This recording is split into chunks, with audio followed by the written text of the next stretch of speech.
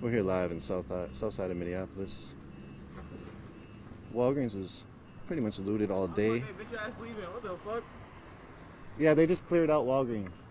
They came in there and cleared out. What happened? There was about 4 police cars, about 10-15 police officers came, cleared out Walgreens. Walgreens has been looted and cleared all the way out. Some of the locals were like, this is our only pharmacy, so that sucks. But again, rage is palpable right here. The anger in Minneapolis, as seen throughout the world right now. People are looking for protests, people are looking for justice, for accountability. Ooh, somebody hurt themselves going in. People are looking for some kind of semblance of, as I said, justice or accountability. When it comes to George Floyd was killed yesterday, 2 days ago, 3 days ago, on Memorial Day. And on Memorial Day, Derek Chauvin, a Minneapolis police officer from the 3rd Precinct, kneeled on George Floyd, who was in his 40s, while he was detaining him for an alleged forgery of a check worth $20. While that detainment was happening, he put a knee on George's neck, killing him. The knee drove into his neck for over 8 minutes. George Floyd said, "I can't breathe," at least 11 times. If anybody remembers Eric Garner in New York, that's just one of the lead-ups to this consistent reality that we see here in America of police terror. We're gonna bring you down to the 3rd Precinct. Right now we're on Lake and 31st. You saw some boarded up buildings. You saw TCF Bank. You saw McDonald's. You saw some other local installations. Rioting has gone on. Looting has gone on. More importantly, the ideas of some kind of circumvention, some kind of way where people are able to express themselves is unfortunately reached to this point. Even trying to talk to politicians, trying to talk to the police who killed, who might even not have killed, might just be a police officer. The people can't get anywhere. The police do not speak. Politicians offer words and no action. This is all from the community. And essentially what we hear today, after seeing what even the mayor, Jacob Fry, mayor of Minneapolis, said was basically a cold-blooded murder and racially biased murder, a racist attack by Derek Chauvin. Even with him saying that the killer should be charged, we have the due process, as Keith Ellison brings up. We have to wait it out for investigation. How you doing? We have to wait it out for investigation, as Keith Ellison says. Mike Freeman says today that essentially they don't have enough. Mike Freeman is the Hennepin County attorney, the one in charge of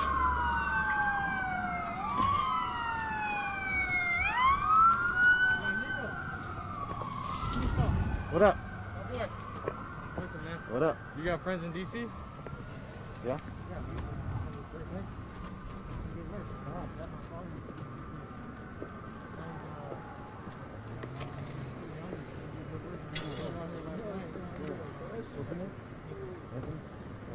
You want to talk at all? I'm live right now. What brings you out here? You know, I just wanted to see it for myself, except I didn't want to just see it for myself, though. You know, like, a lot of people want to see it, but they don't want to listen or participate, you know, and be there for the people that are actually saying stuff, you know? My fault. You got that? Oh, you're good, yep. Yeah, and, you know, it's just crazy. Like, earlier there was a little child, like a small boy, I don't know if you were there. So there's a little kid that spoke into the microphone, and he had one of the guys had everyone take a knee. how he spoke, that stuff was beautiful, man. It seriously moved me. The guy was like, listen, if this doesn't move your heart and it doesn't touch your mind, then you're not human. And that really, you know, like of all the things that's happened today, that's probably like a highlight, because, you know, you have a lot of crazy shit happening, but it's just, it's violent out here. There's a fat fire going on right there, bro. You gotta be safe. Yep. If you read too much of that, it's over. You know what I mean? Yep. Nico, bro. Hey, anything else you want to say? What does justice look like to you in the terms of George Floyd? And George Floyd, in terms of what does justice look? Justice to me is something that exists beyond all of us. It's something that is in the trees. It's in the, you know, it's in nature. It's intrinsic to who we are as human beings. You know, it's something that exists outside of us, and we can experience it by choosing to come into alignment with justice and what is right, or we can choose not to, because we have a choice. That's one of the most beautiful things about being human, is because you can observe these beautiful things in nature, like justice and what's true and what's right, but sometimes it's difficult because you don't know what to do, because you have to make a choice at the end of the day. Some people, they make the wrong choice. You know, they don't come in alignment with what's true, with what's in nature, what is real justice. And for George, I just think it's just another sad example, man, another tragic example of somebody or a group of individuals that got caught up in a system that doesn't support alignment with truth and what's justice and what's right, man. So that's all I gotta say, but I gotta dip. Yep. It was nice meeting you, bro. Yes, Be well. safe. Thanks for your words. Of course, thank you. So you heard, to get back to what I was saying real quick, Mike Freeman is the Hennepin County attorney. He's the one in charge of charging police officers who kill people, civilians. He said that there wasn't enough proof or evidence to warrant charges. That is only going to stoke more flames. That's like, first of all, even on a political thought process, to say that, like, that is incredibly ignorant, in my opinion. It's only going to stoke, as you see, more flames. And so it's really hard to understand where this is going to end up, but we're here now. And with the expropriation all throughout the city, it actually hit both cities. St. Paul had half of Midway expropriated and vandalized. This was a big fire at Metro PCS. It burnt last night, all night. There's huge concrete barricades up the street. Big fire inside the pawn shop.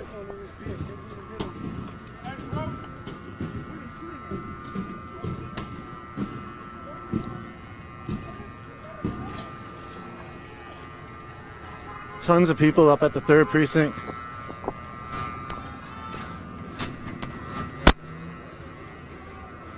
Again, thank you all for joining us. Nico from Unicorn Riot. Thank you for the back end support, Unicorn Riot team.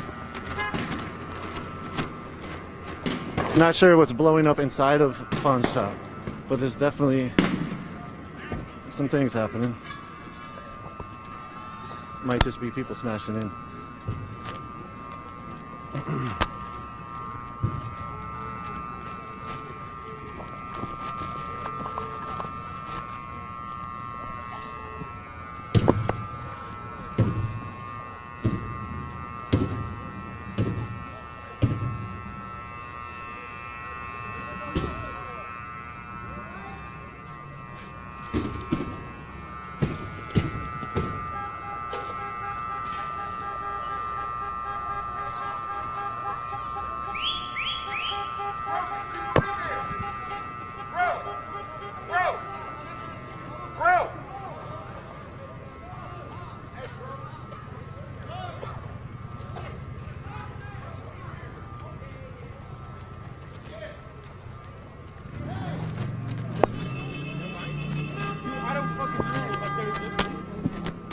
So, supposedly there might be people in here. Somebody's gonna go try to save them, or look and see, possibly. It's really glassy. Hey, say something if y'all feel it. I'm good. Okay? This, Say something if you're in there. don't know if anybody's in here for sure. Here beside the pawn shop. The pawn shop was expropriated the first night, the second night, and now we're here on the third night. Looks like it's now on fire. A lot of things always happen where words get spoken and somebody says somebody was in there, somebody wasn't, somebody got hit, somebody got shot and killed, somebody got killed by a beanbag round. Tons of rumors happen. It's really hard to verify things sometimes. Unless you see them with your own eyes or have some real proof.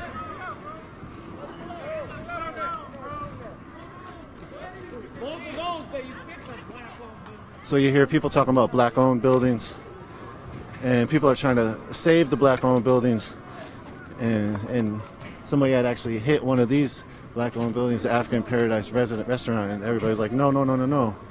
Do not smash black-owned buildings. We saw last night that the Gandhi Mahal wasn't smashed. Moon Palace Books wasn't smashed. You see this.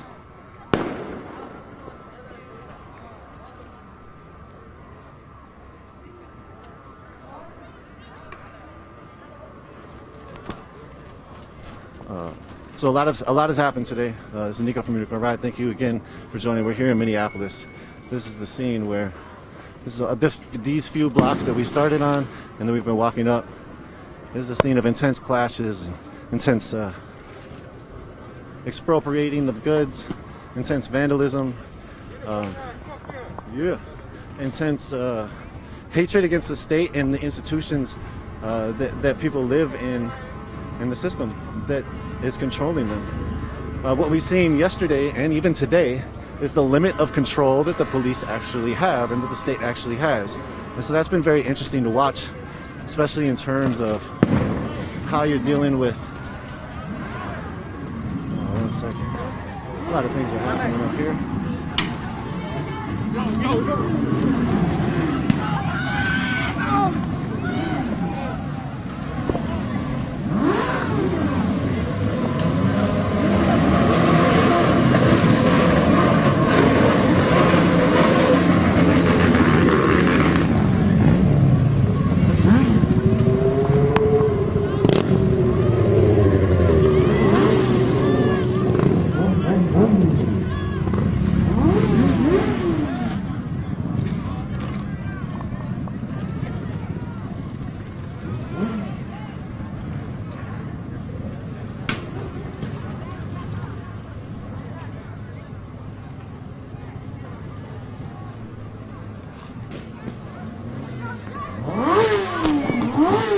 See the charred remains of the AutoZone and the Wendy's.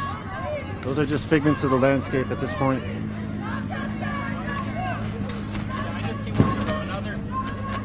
What's up, man? Hey, you all want to talk at all? What brought you all down here? Yeah, what's up, man? You know, we're just trying to get the whole gang, you know, the whole family, bike crew together. You know, support. It's all about support, man, you know, respect. Hey, rest in peace, man. 'Cause that was crazy, man. That's not fair what they did to you, George, man. It's crazy. Thank you. Anybody else want to say anything? What brought you down here? Yeah, my guy right here. I'm just trying to see what's happening, man. This is absolutely insane. And he's single too, ladies. Don't listen to him. Yeah, this is absolutely crazy. Like, I feel bad, absolutely. Like, I understand the situation, but it's definitely getting out of control, and I hope everyone's safe, so. Thank you. Anybody else want to say something? You want to say something? Honestly, peaceful protests have been going on for so long, and after freaking Castile, you know what I'm saying? And they're still out here doing dumb shit, killing people. It's crazy. So that's how it had to, come to, you know what I'm saying? It's weird. It's weird, it's crazy, but honestly it had to happen. It was gonna happen at some point, man. These guys, they don't want to do any action with like firing bad cops or seeing like cops that are doing like bad decisions, shit that's not legal, you know what I'm saying, unlawful, and they're supposed to be backing up the law and shit. Honestly, I really think the system is really just built against black people, man. Like this, cause you don't really see them doing this shit to white people all the time. This shit's crazy. Like, this is more common with black people, so it's just, it had to happen, yo. That's all. Yeah. Anything else you want to say? That's all. Appreciate it. Hey, how you doing, my guy? Thank you all. Where's this at? Unicorn Riot. I don't have a card on me right now, but it's going to be on Unicorn Riot. It's live right now, actually, on Facebook, YouTube, Twitter, and we have a website called unicornriot.ninja. Yeah, check it out. Yep, .ninja. Hey, stay Good to meet safe, you. everyone. Stay safe. Hey, just because you out here, stay safe. Coronavirus. Yes. With no mask, eh? Thank you all for tuning in again. You heard it from those folks who rolled in on their bike, trying to bring their whole biker gang. The last person who spoke, I feel like sort of summed up what's happening. Peaceful protests have been happening for so long; they have gotten nowhere. The rage is palpable. How do you not understand this for so many people? It's like, it's the. Hey, what's up? You want to say anything? No, sorry. It's all good.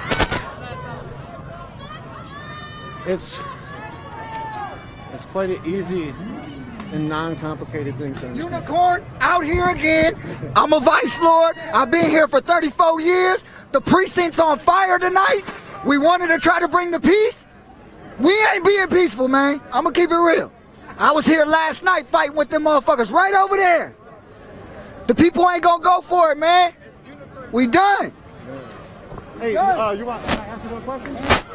All right. So when it comes to street gangs, vice lords, other such gangs, Man, we all together. Crips, Bloods, Vice Lords, Latin Kings. We all together. Whites, blacks, Mexicans, everybody. thank you. We all together. You heard the man. That's actually a reality. We've seen it consistently through the Jamar Clark protests, where different sets, different street organizations got together. You see it in here. It looks like somebody. Oh, the police are shooting at people, and so people are putting their knees up, kneeling on the pavement. There's so much intricacies of what's happening here, but it again just boils down to anti-blackism. Police having all the power, police being created from the presence of slave catchers and protectors of property to now valuing $20 forged check over somebody's life.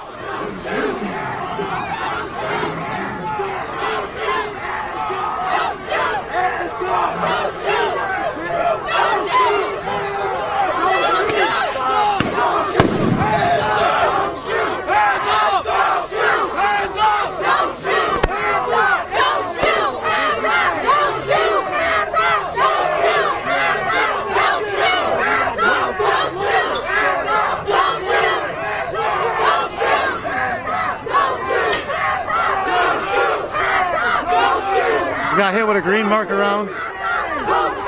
Woo! Somebody had bad aim with that firework.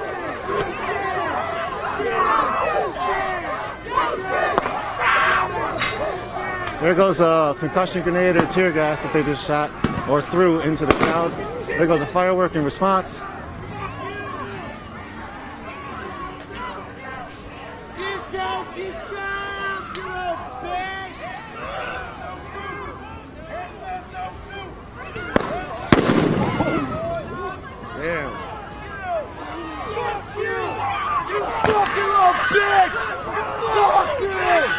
And you say these are less lethal, eh?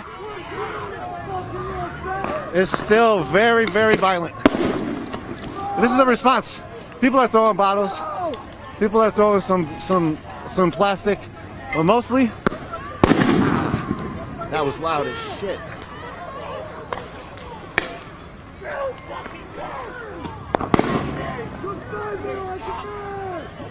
The fireworks at the cops blowing up at their feet.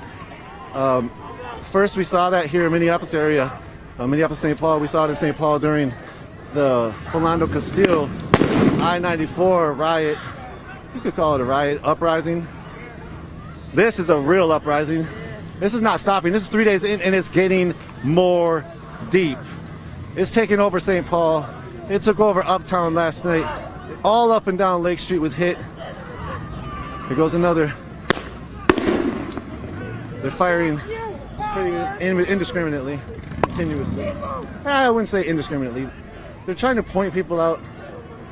The people who are throwing the concussion grenades and other such things are definitely throwing them indiscriminately. Sometimes at the feet of press, sometimes where just a crowd of people is.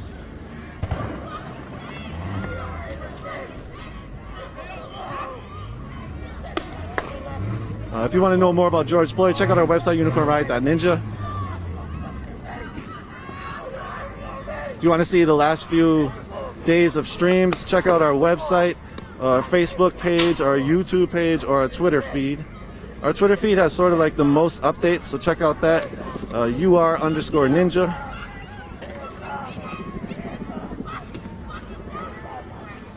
Sorry about the focus. I had to look at something real quick. Again, thank you all for the support, everybody out there watching. This is quite a scene out here, and to document it it feels quite historic in so many ways, because we have not seen this type. This is 2020 now. Welcome to 2020. Welcome to 2020.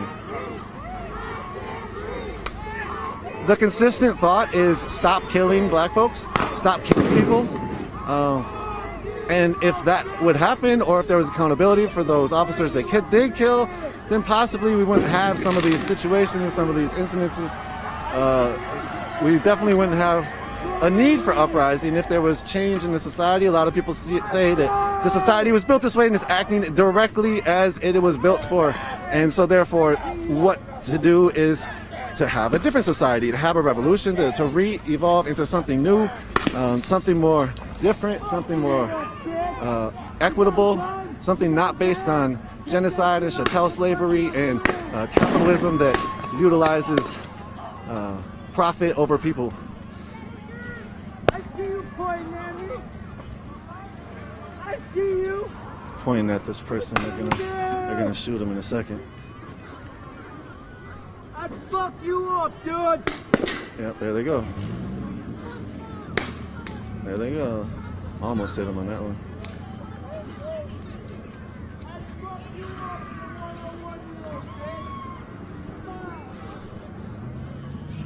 Let's go. Come on. There's a lot of injuries around here. I don't know what happened to that person, but they're definitely injured. Oh, you gotta shoot at people to be big and tough? Okay, so this is the 3rd precinct, which is Fortress up. They're definitely using tear gas. I did hear a rumor that they ran out of tear gas, so it sucks to be out here. This has turned into one massive, basically a justice for George Floyd parking lot. It looks like they have a medical tent up there. They have some supplies. They have a lot going on up here. The community is looking out for itself up here. The community is helping itself in every which way. It's amazing to see. We've seen Holy Trinity Lutheran Church open their doors for support health-wise, for support supplies-wise, for masks, medical aid. And so that's a very intricate part of this as well. The people are really seeing that part of this institution that we are living under, that is not fair for all, is not actually even looking out for them. As seen in the coronavirus pandemic, it's quite blaring, quite clear of what society we are living in. And you continually hear that from people. And so it's a very peculiar time to where you wonder if there will be, some kind of pertinent change, or you wonder like what will result of this? What was resulting in the 60s when cities were burning, when it's only known as a nonviolent movement, but there was violence, and did the violence get the Civil Rights Act? Would the government have listened had the people not rioted? There's a lot of soliloquies around riots, it's the voiceless and every such thing. When it comes to just reality in general, it's going to be interesting how this plays out. It's going to be interesting what changes. Minneapolis is a very, if you want to say, like a quasi-progressive place.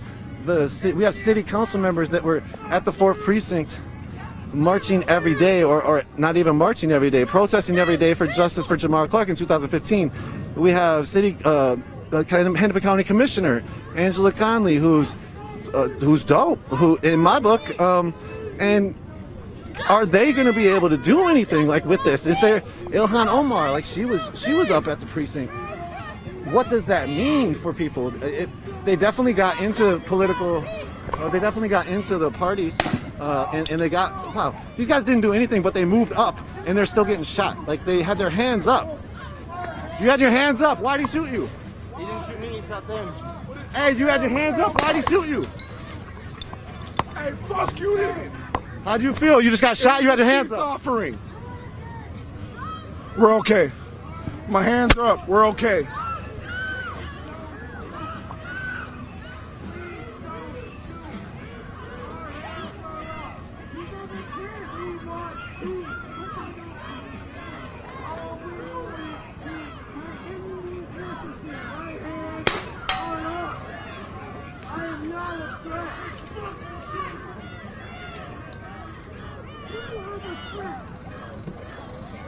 Please don't shoot.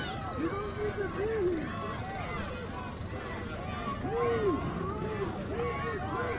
So what they're shooting is usually marker rounds or 40 millimeter marker rounds that are green, blue, and orange.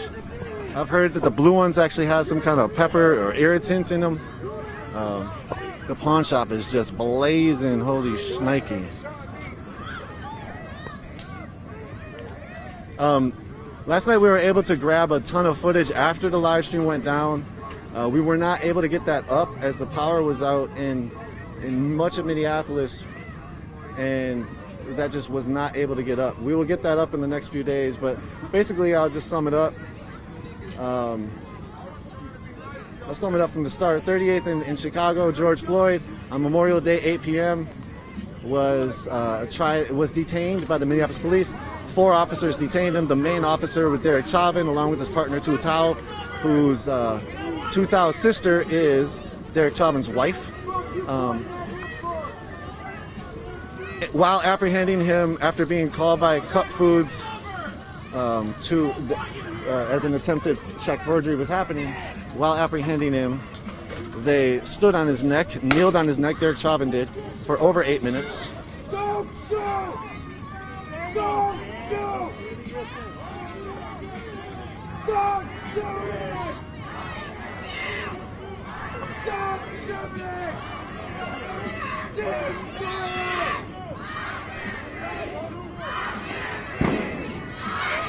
Sorry, every time I zoom in, it's just not being able to be clear. That sucks.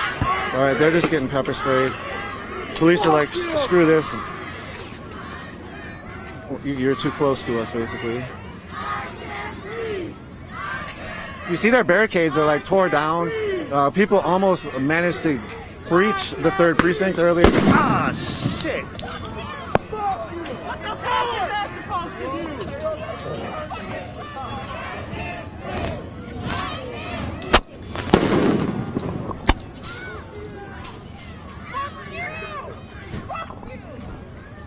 Fuck you!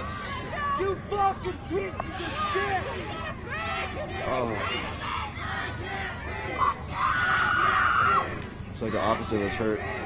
Oh, shit. I think all of us got hurt up here, too. Holy shit.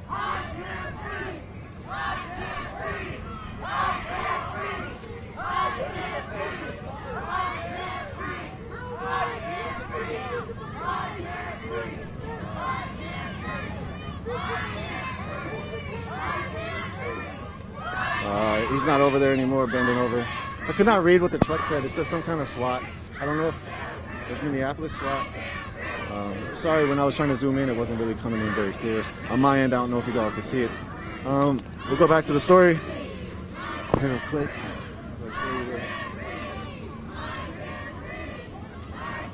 Safari Land. First, okay, so George Floyd gets killed. Oh, okay. Cup Foods calls the police. The police come. Derek Chauvin, Tu Thao, and 2 other police officers. They haven't even officially named any of them, but they haven't officially named the other 2 either. They all apprehended George Floyd. There's different videos that have shown basically that what the police said in their 12 p.m. or 12 a.m. press conference was totally false. I think those are fireworks inside that building going up. Maybe not. Maybe it's just the smolderings of some other part of the wood or something.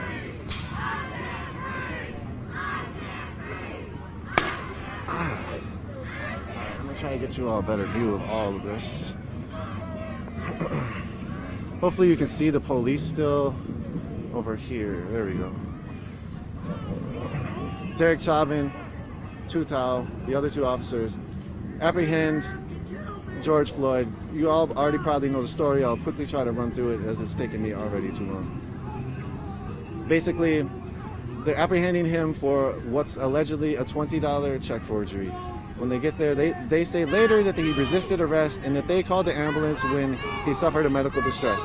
That was totally proven false. In the videos that were released, one person was a citizen, they released a video. Another person's a citizen, they released a video. And then Dragon Walk Restaurant ended up releasing some of their surveillance camera video. It did not look like he resisted arrest, and he definitely was killed by the police and not suffering a medical distress, and that's what caused them to call the ambulance. So essentially, when you look at how the police responded directly with their narrative that was super false, you wonder if John Elder, the public information officer of Minneapolis Police, will be fired. You wonder if there will be any repercussions for any of this, or if they will change any of how they operate or protocols or standards and procedures when they come with these police reports that is only the police narrative that is then reverberated by the news, the corporate news, and then what people understand originally is George Floyd was resisting arrest, and he was doing drugs and whatever else. He was check forging, so therefore it was okay if the police killed him because he was fighting back. But no, in reality, that's totally not the case. And essentially, even if he was fighting back, he was still unarmed. He was still handcuffed at the time he was killed. Why are you killing the man? Especially, another thing is the coronavirus pandemic time. The police are not supposed to be taking anybody into jail if they are such petty misdemeanors or such misdemeanors. Check forgery for $20 does not warrant a jail trip during the pandemic. And so there's so much wrong with what happened. The 3rd precinct, there's so much wrong with the 3rd precinct, the Minneapolis police in general. The lasers totally stopped this police from firing. And then the other officer was like, no, stop. Look at the people with the laser. And now they're signing at us, like, we ain't got it.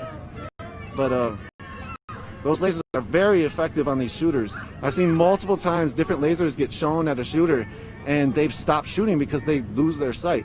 The police use different types of lasers in the ways of lights, flashlights and other such things to try to stop cameras from recording them, and they use the light to make people, not be able to see what's happening. So anyways, the police response and the police narrative right away to the killing of George Floyd was incredibly inept and incredibly a symbol of the system that was built for this. And so you could see right away, I think 6 a.m. the next morning, 6 a.m., 7 a.m., something like that, Jacob Fry, the mayor of Minneapolis, came out and made a bold statement and said the officers should be fired, should be can't remember specifically if he said they should be prosecuted right away, but I felt like he did. I felt like he said he was very emotional, and he felt like it was a black issue. It was a black and white issue where white supremacy was at the reign. The police are basically operating under a white supremacist regime and utilizing that power to then kill with impunity. And he wasn't trying to have it happen with impunity. We heard yesterday that Keith Ellison, the Attorney General, tried to say that he should wait for due process. We heard today Mike Freeman, Hennepin County Attorney, who is in charge of prosecuting the police, said that there might not be enough evidence to charge. So it is the response from the power structure here in Minneapolis is how we've got to this point. This is how we've got to this point. First of all, the police kill with impunity, and second of all, the way that they're operating this whole narrative and this whole system is so demeaning to all these people out here, and that's why they're out here. And so that's just my quick synopsis of what's happening. These last couple of days have been sort of uprising in response to all of that, and from that, this is where we're at. There's a lot of different rumors going around, like The AutoZone person was a cop. The Umbrella AutoZone guy was a cop, but from my understanding, it's totally not true. There's rumors that people got killed by flashbangs. From my understanding, that has not happened. People have been seriously injured, yes.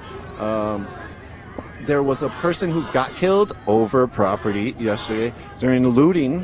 When the person was expropriating some goods from a pawn shop, the pawn shop owner shot and killed him, from my understanding. Last night when we rolled around after the live stream went down and got some more footage, we saw many places up and down that were smashed all the way up. And at Chicago Lake had going on there. There was 5 people standing with guns, Chicago Lake Liquor. And so Chicago Lake is 8 blocks up from Cup Foods and from the vigil site from where George Floyd was killed. This is all within a 30-40 block radius on the south side of Minneapolis. 38th and Chicago's 38th Street is historically a strong black community. It's also been strongly policed. The people who police it is this precinct, the 3rd precinct. The 3rd precinct has an interesting story as well. I think I can't specifically. I should have went and looked it up before I try to speak on this, but my memory, I'll just let it serve and let you all do the research if you want more. But essentially, this precinct is new. You see the building; it's not old, and this precinct was built with many millions of dollars of. And what was the expense of? What came at the expense of this precinct being built was 5 schools. They tried to shut down, I think, 6 schools, and I think 1 was saved. But from my understanding, from my memory, there was multiple schools that were closed, schools that were closed to house a new police precinct of these shooters right now, shooting at the community where it is not able to have schools. So you see the power dynamic. You see why people are throwing shit. You see why people are burning shit up. That's just my interpretation.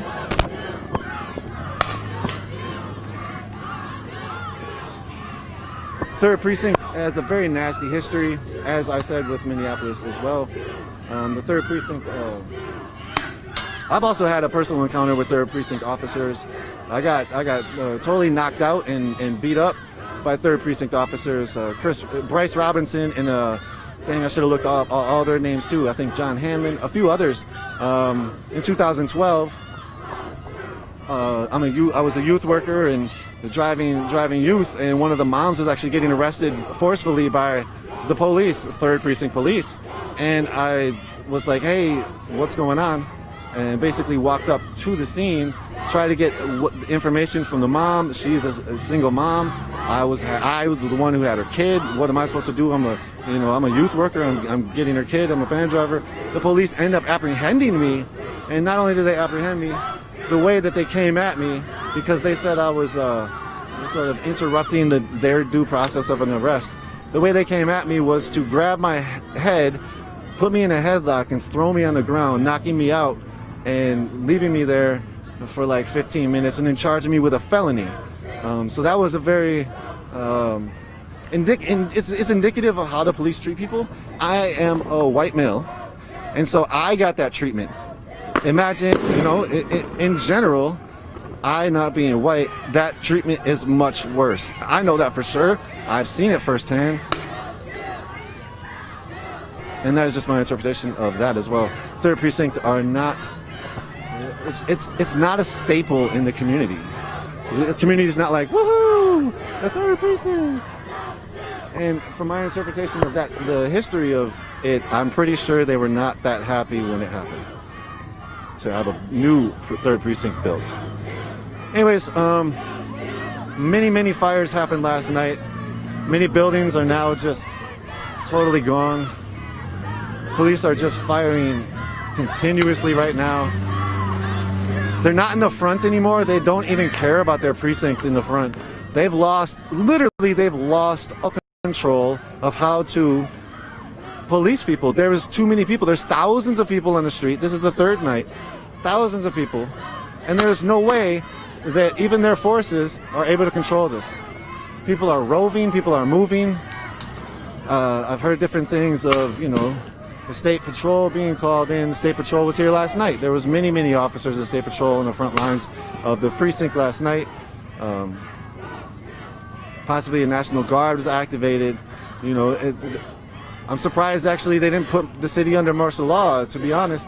But then at the same time, you start to look at it like they don't have that control. Like I don't think they have the ability at this point. This is a genuine uprising. This is thousands of people.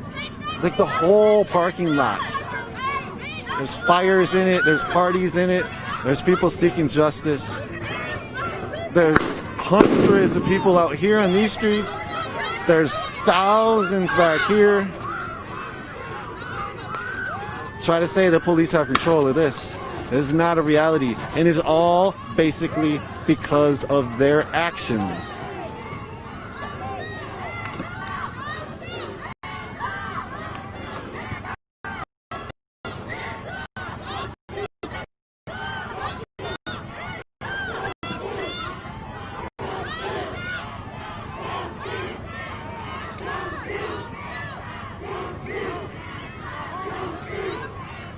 Yeah. The way that these officers are pointing these weapons as well, like they're going for heads. They're not pointing it. You're not supposed to be going point blank like we saw earlier. We saw point blank shots. You know, it's just not something that's cool. We're gonna move around a little bit and show you some of the rest of the scene as they shoot around us. People are using the cover of the Target parking lot to throw rocks. Other people are standing here.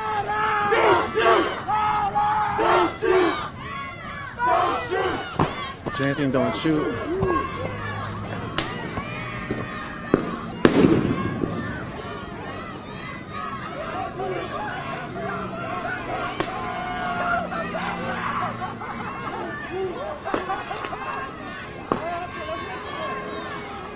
That's tear gas, that first one. They're putting buckets and cones on it.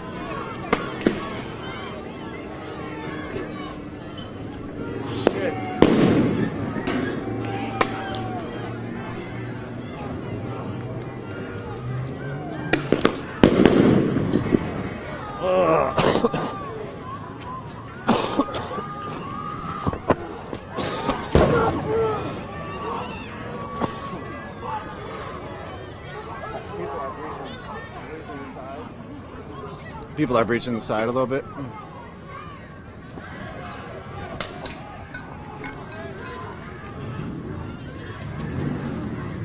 do we get here? Motherfuckers! How do we get here? Kill them all again!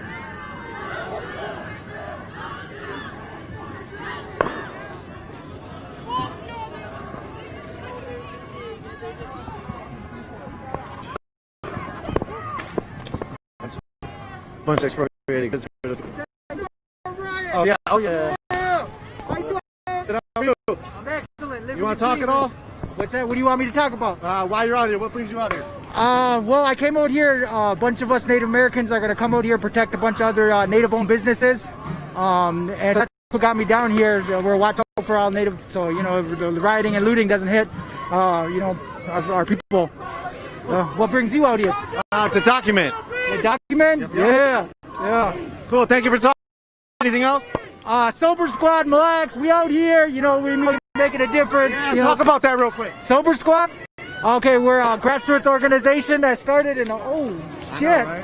There it goes. Woo! If you feel comfortable still talking, you can. Yeah, no, we're a grassroots organization that out here advocating and changing social norms about, my eyes. Yeah, it's tear gas. Yeah, so changing social norms out here and try to help people live a different way of life, you know, and to help support and, you know, so I'm just out here spectating and this is probably a moment in history, so, you know, I gotta come be, shit. All right. Thank you for talking. Yep. Oh, shit. God damn.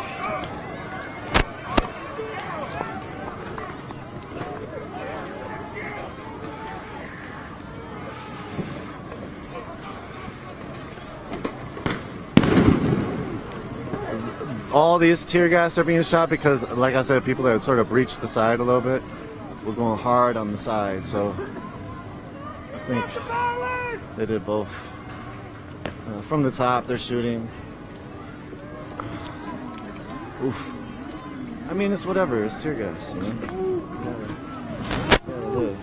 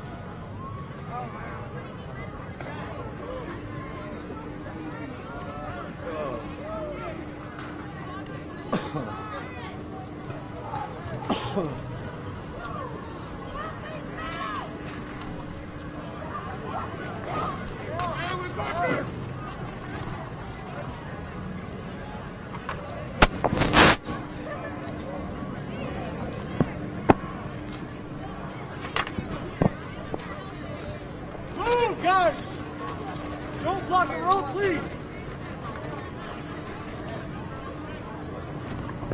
They're allowing traffic to go through. They're allowing local traffic to go through. Hey, what up? How you doing? Good.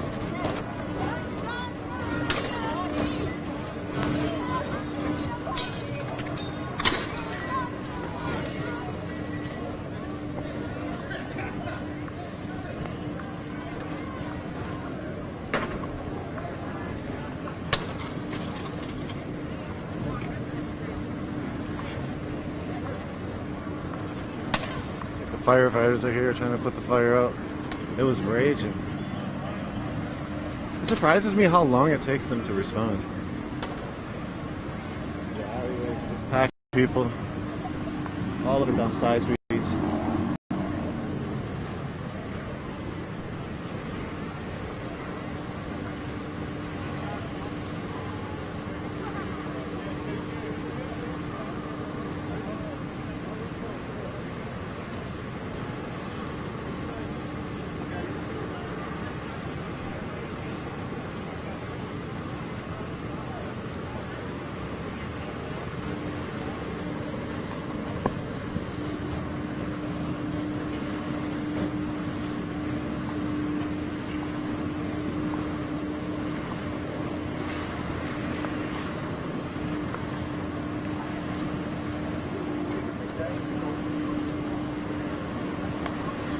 That's the look of defeat, seems.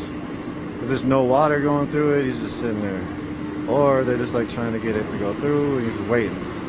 One of the two.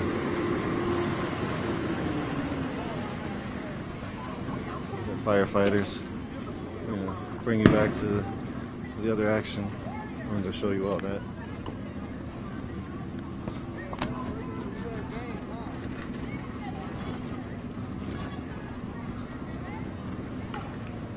Kind of news media. Haven't seen much news media in the trenches.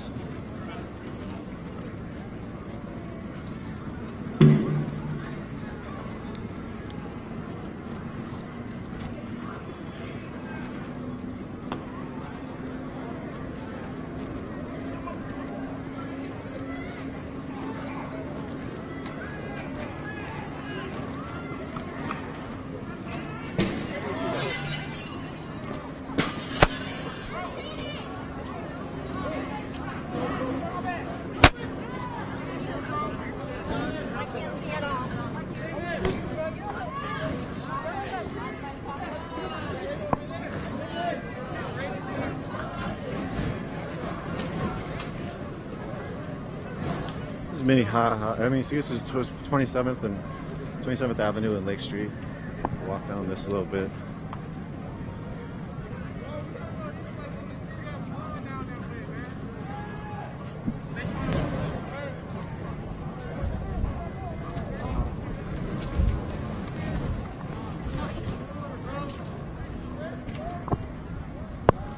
I hear people saying this is war. So much people have lost the thought of nonviolence. So much people think that that's probably a fallacy. And these people that are saying that is youth. Like 90% of the people are youth. I don't know where you at, my phone. Some of them might be opportunists, just jumping in when they can. If it's opportunists, you have to understand the systems of inequality within capitalism as well that will create the opportunity to even have that thought to be an opportunist because you need something. Well, actually, I shouldn't put them both in the same thing. Sometimes there's opportunists, and then sometimes there's folks who just need something, and so this would be their opportunity to get some shit that they need. Because, especially during the coronavirus pandemic, the economic situation was already pretty wild, pretty unequal. After the pandemic started, it just got worse and worse. And who's gonna get, who's gonna win at the end? It's not gonna be the people. Unless the people react in such ways where they can force a win. I think that's what the community is sort of coming to. Is what I've heard last night, multiple times by multiple people. If you want to check out our streams, check out Facebook, check out YouTube, check out Twitter. This is the old Wendy's. Everything is a little dark now. None of these lights work in this spot. Did the crane fall? Looks like the crane finally did fall. People were talking about the crane falling last night, and then it moved a little bit in the video that we saw, and it wasn't moving, and then people were worried about it. Thank you all for all the worries. Well, we were around it, but it looks like it's gone now. Looks like it fell. Last night when I was here, and that building in the background is on fire, I was here till about 7 in the morning. If you go to Facebook, you see a video of an interview that we did with a person named Daniel Davenport, I believe. Can't specifically remember.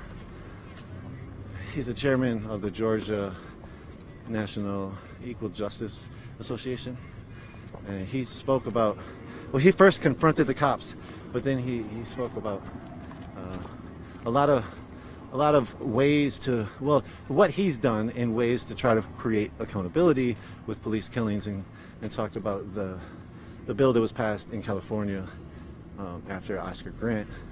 So this is the crane. The crane has fallen, and this is where it fell. It like just fell straight down.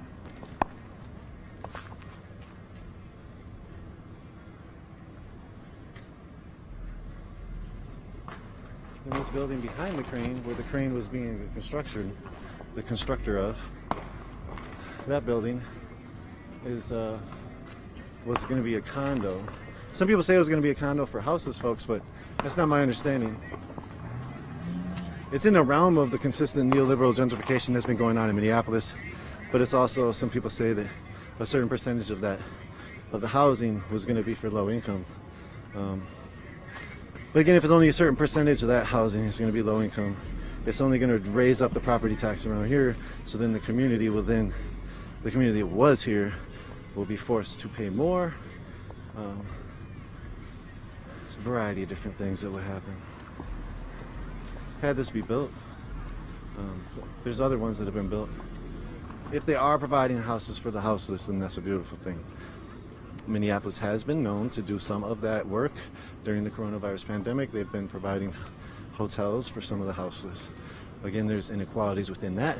There's thousands of houseless folks, but there's only hundreds of people in the hotels. So how do you get to be privileged enough to be in that position where you are getting housed? So it's a lot to work with in society and the world in general. That's seven Sigma or something like that. It's a building. I think it's a factory. It's just tons of traffic, With the quarantine, the traffic was really low, and then the quarantine sort of stopped with the stay-at-home order sort of being lifted.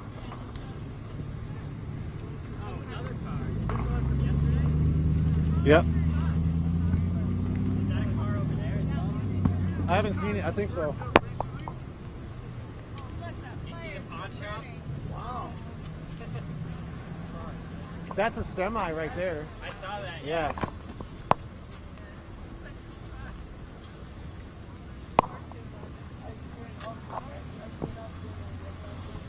As I was saying, with the quarantine sort of being lifted in a lot of ways, people started to get out. People were sort of sick of it, you could see. Unfortunately, it seems like a lot of social distancing is not happening. Not everybody's still masked up. So, gotta be careful out here. I probably haven't done the best myself, not having gloves. But there's been a lot of hand sanitizer out here. That's been a really cool thing. This is a semi.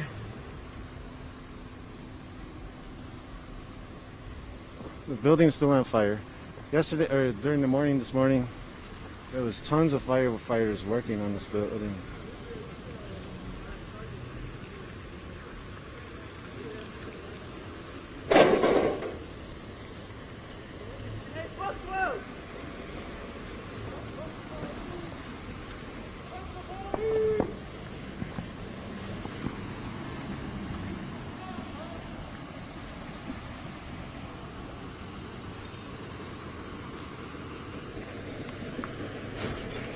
Power cords all around here, glass. It's dangerous.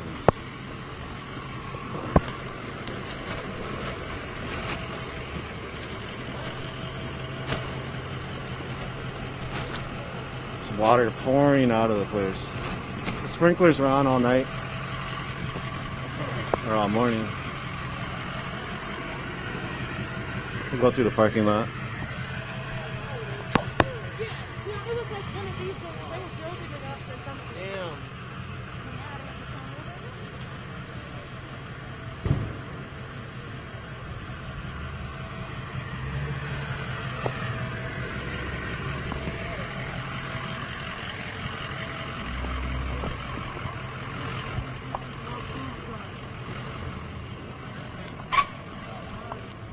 What I heard a lot today was, or yesterday even, when everything was burning, was that the police let everything burn in our city, is what people were saying.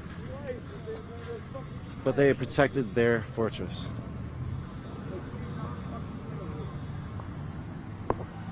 Which again shows what people are battling in society, living day to day.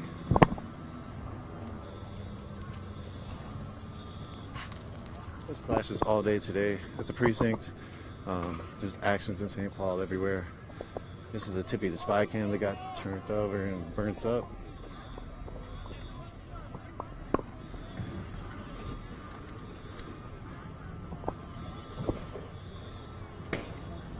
Foods right now is getting expropriated. People are smashing out the camera.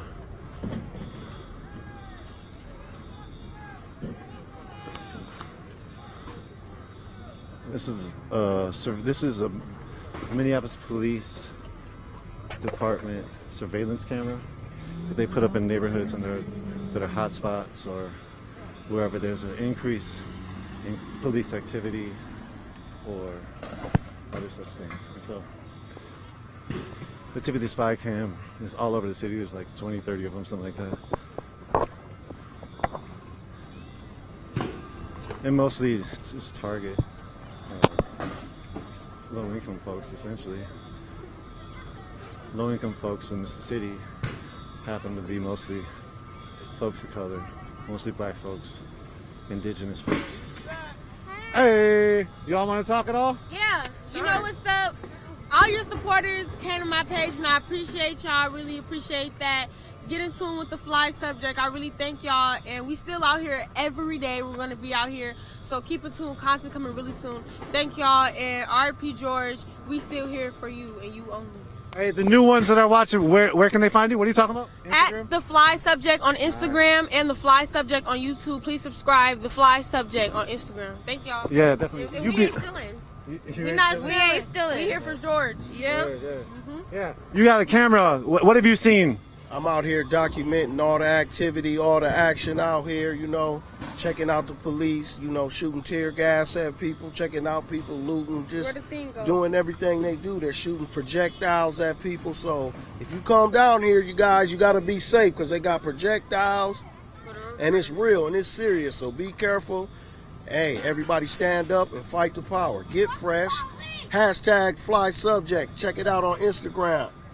All right, so.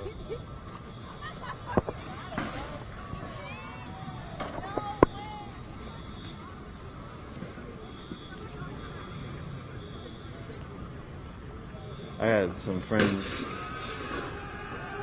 talk about how those folks were rapping on the stream yesterday, and I was like, we're here for the folks. We're here for the community.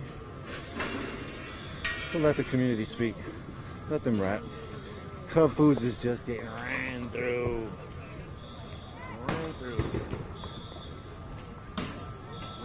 There's gonna be nothing left of Cub Foods. It might be burnt tonight as well.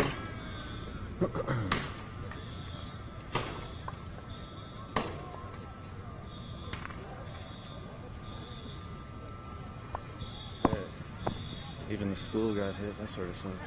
All these businesses looks like they're just getting hit. There's some new ones. We'll try to see if they got hit too. This looks like a wood fire.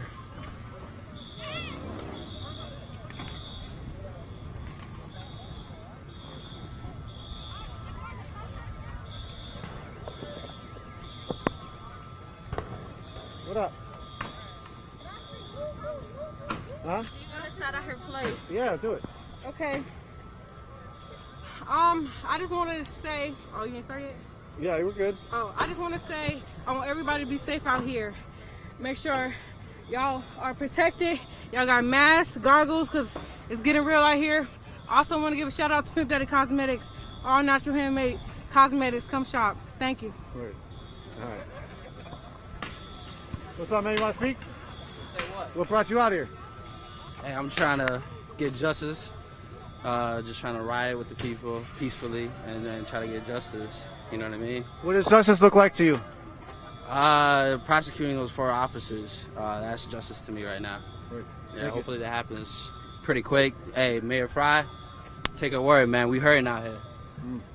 You want to say anything? Man, I just came out to see what was going on. You know, there's a lot of hurt, there's a lot of destruction, there's a lot of anger in the air, you know, and you can definitely feel it. It's unfortunate that it had to come to this, but, you know, when you have injustice taking place on this, the scale that it is, it's about time, it's just a matter of time before this explodes and, the powder keg gets ignited. So it's unfortunate, but, like I said, I just came out here to see what's going on, so. Yeah. Thank you. Yeah, no problem.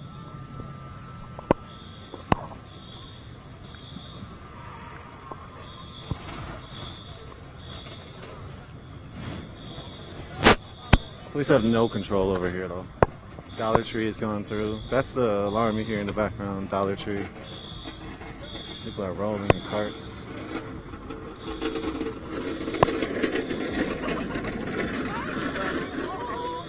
Oh, good call. What up?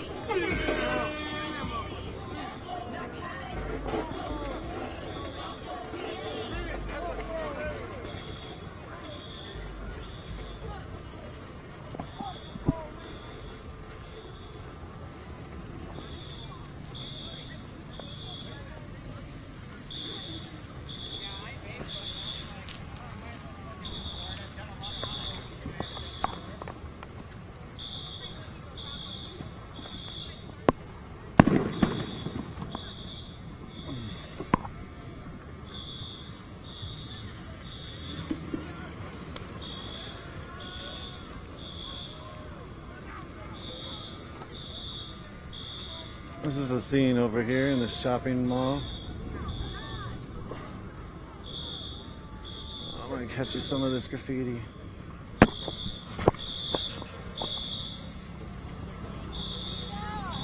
What up? Hey, what's up? You got the bike? How you doing, love? Good, good. How are you?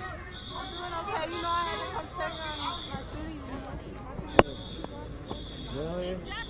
You wanna talk it off?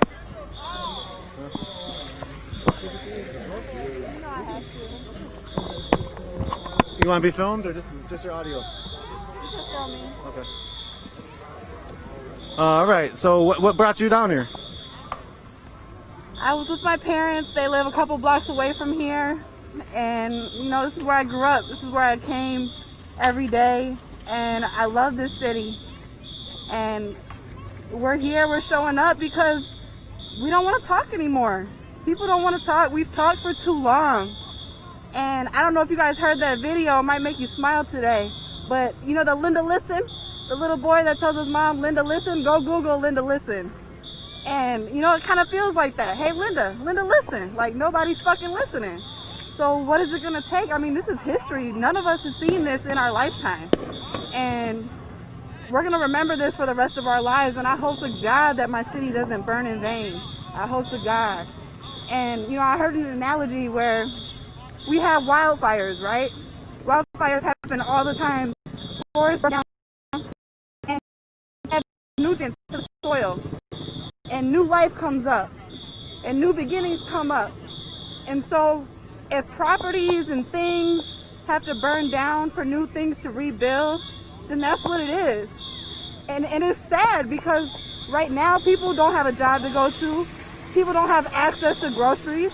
It's blatantly wrong, and it's sad that it takes social media and camera phones for people to really see the truth. Like, this shit's been happening for forever. Long before I've been alive, long before any of us have been alive.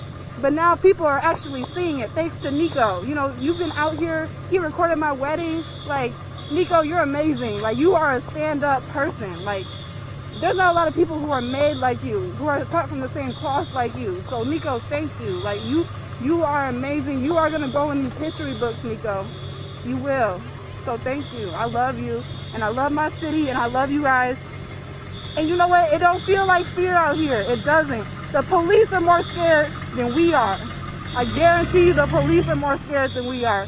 And I feel bad for the good cops. Honestly, I do. I can't imagine how they feel right now. But you know what? Fuck them for protecting the precinct. Why aren't they protecting our grocery stores? Why are they? I went to MTS. This is MTS right here. Fucked up. Them kids cannot go to school. I went to that fucking school. But you know what? Things have to happen sometimes for change. Sometimes it has to get worse before it gets better. But that's all I want to say. I know I feel some type of way. I can't imagine how it feels for a black man, a black mom. And I'm sorry. I'm sorry to George Floyd's family. You know, I'm sorry that this shit is happening to Philando's family. Like, I'm surprised this shit didn't happen when this happened, you know, for Phil. Because that shit was way worse. That video footage was way worse. In my opinion, to see all them gunshots, like, that shit was fuck. Either one is horrible, but fuck. Like, what is it going to take? I'm rambling now, so. That's fine. One question. Yeah. You made the good analogy about when wildfires happen, new growth happens. You hope the city doesn't burn in vain. What does that look like to you where you would think that the city didn't burn in vain? How do we get to that point? Well, to start with, the police wouldn't be scared like little bitches behind the fucking barricades trying to protect their dumbass building. They'd let the city burn that dumbass building down. They'd prosecute the fucking police. They'd go and take them out of the goddamn house and murder him and stop using our tax dollars to protect him. It's fucking ridiculous. It's just heartbreaking. That's just a couple things. I mean, it needs to be reformed from the bottom up. Like, it can't just be no little Band-Aid fucking fix. It can't just be one prosecution. It's gonna have to be more. Thank you. Anything else you want to say? Thank you, Nico. Thank you, Unicorn Riot. Go donate. Thank you. Appreciate you. I'm sorry. Woo. Got most of me. I gotta take a breath now. You be safe. If you need anything, I'm a call away. Thank you. You have my phone number? Yep. Okay. Peace.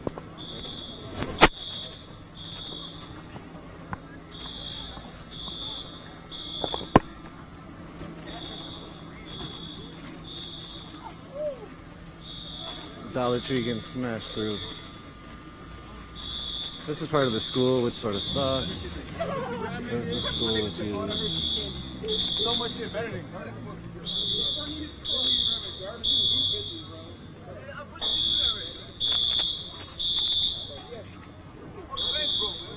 Niggas is not playing.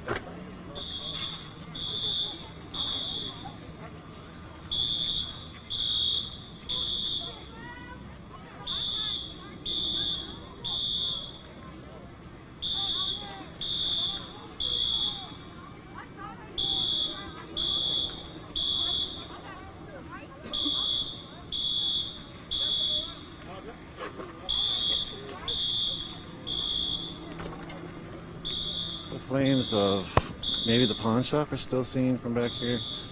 So they're still battling that.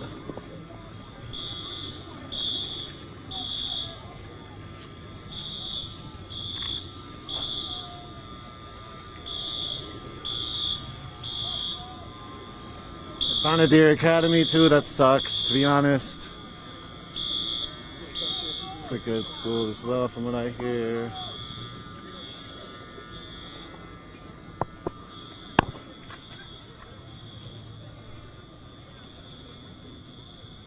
No church in the wild.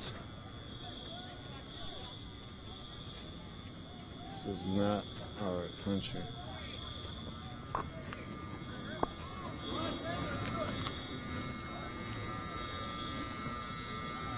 MTS.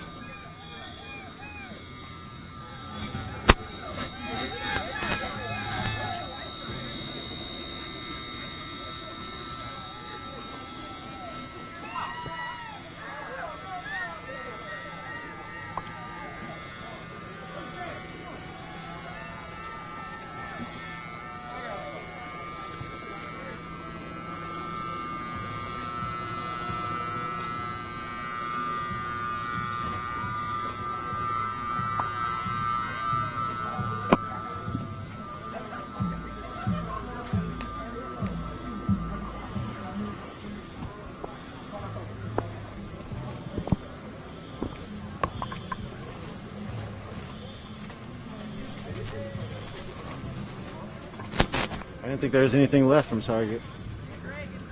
Seems like there's a bunch.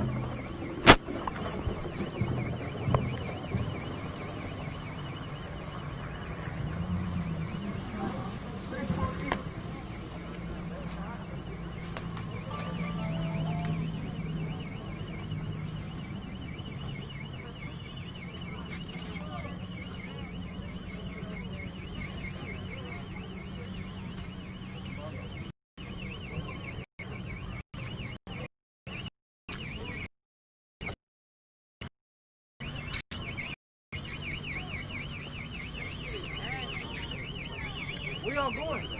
Where Michael?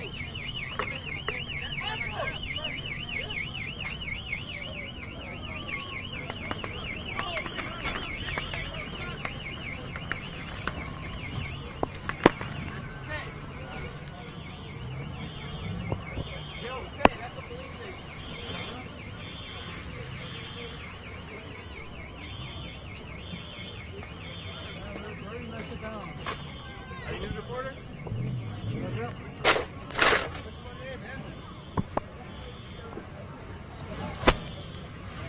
Cats out here really saying their real names.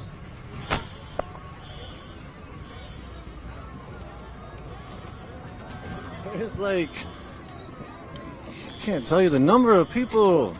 I've never seen anything like this in Minneapolis. I've never seen anything like this. And my documentation of social movements and other such things. I think I was saying last night I saw like 10,000, 15,000 people in Hamburg. Holy shit. It's like a fire inside of that precinct. Parking lot or something.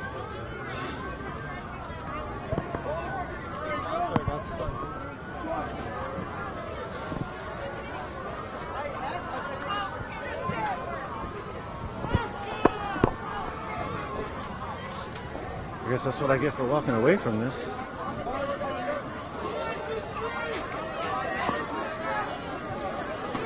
Holy shit. Looks like the police retreated. That's Tippy the spy cam on fire.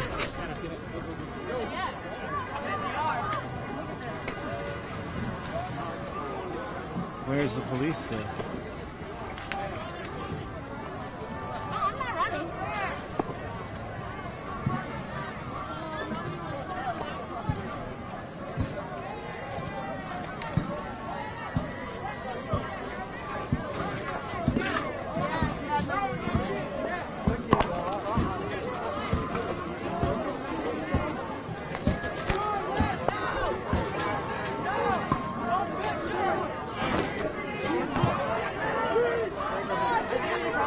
I can't breathe! I can't breathe!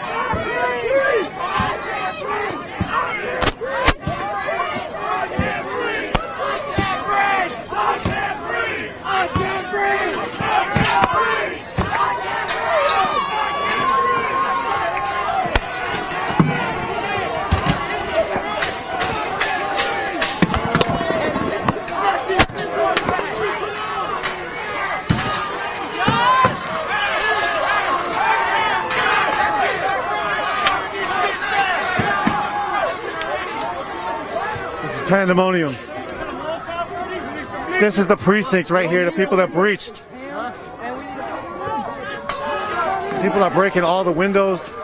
People are in the parking lot area, burning the Tippy the spy cams. I think people that breached into the precinct. Wow. Wow.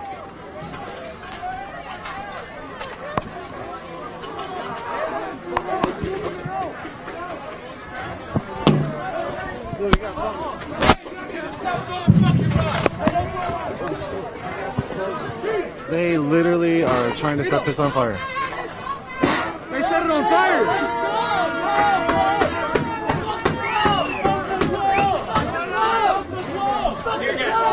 Tear gas. Oh, it's tear gas, it's not fire. People breached the precinct. Doesn't smell like tear gas. People are coming out with riot gear.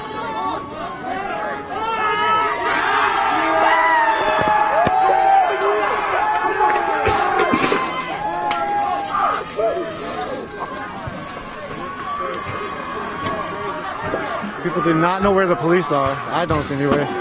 Doesn't seem like people do. But the police have seemed to have either evacuated or just allowing this to happen, and will come out and start blasting fools. We'll try to get a little quicker view, let people get in a little further.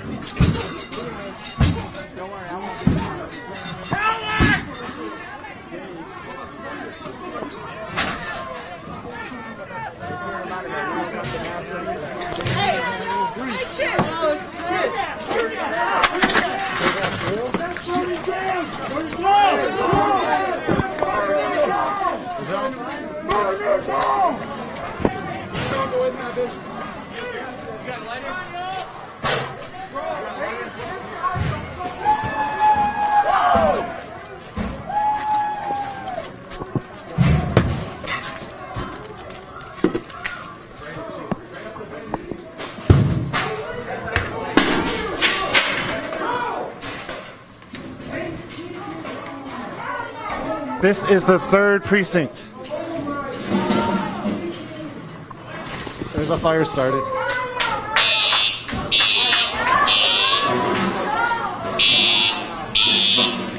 And the sprinklers are coming on in that room.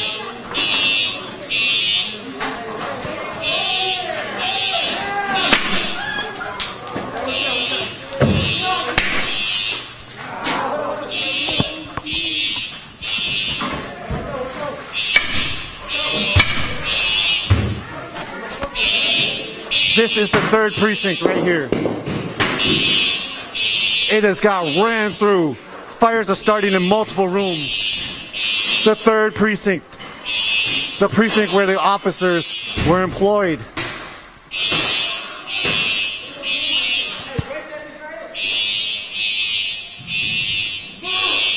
Again, this is for George Floyd, murdered by Minneapolis police officers from the 3rd precinct. This is what they were drinking on their breaks.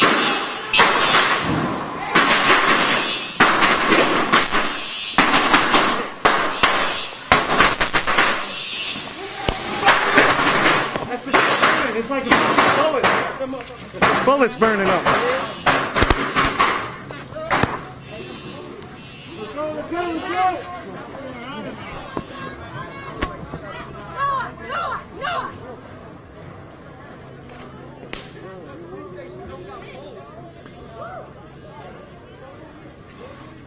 Oof.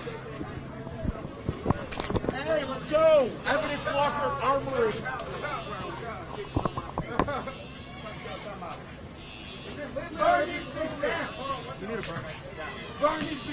It's literally about to happen.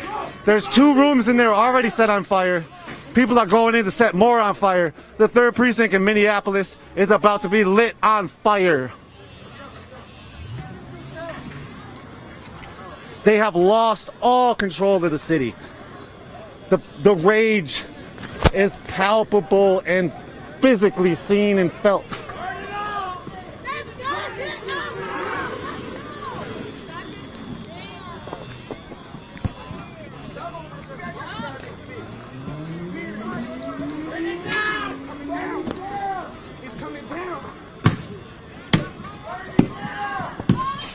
There were sprinklers going off in the rooms where the fires were inside. And then there was bullets being shot all around from the fire. People are now going through some of the equipment that they're finding. The door seems shut right now because they're trying to keep the fire in. Oh no, they just weren't able to keep it going.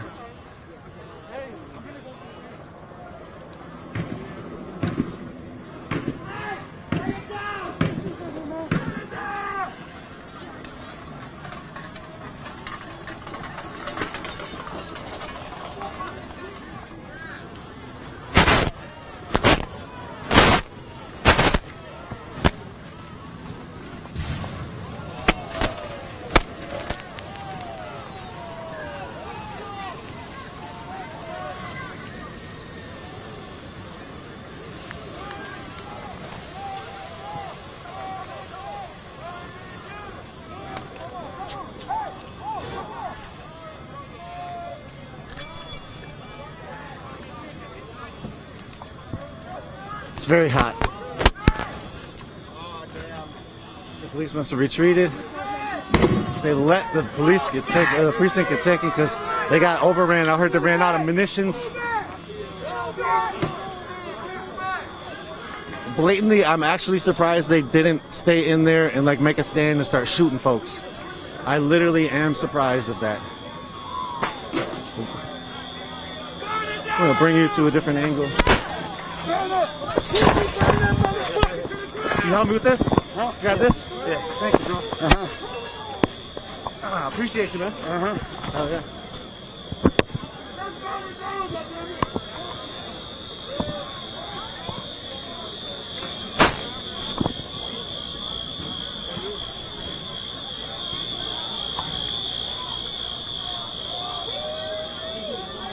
Thousands of people in the streets.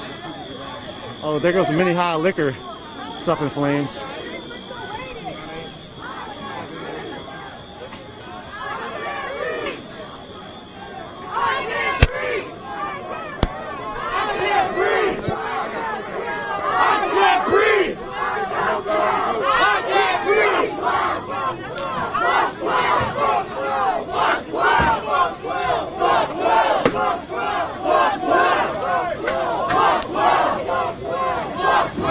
Fuck 12!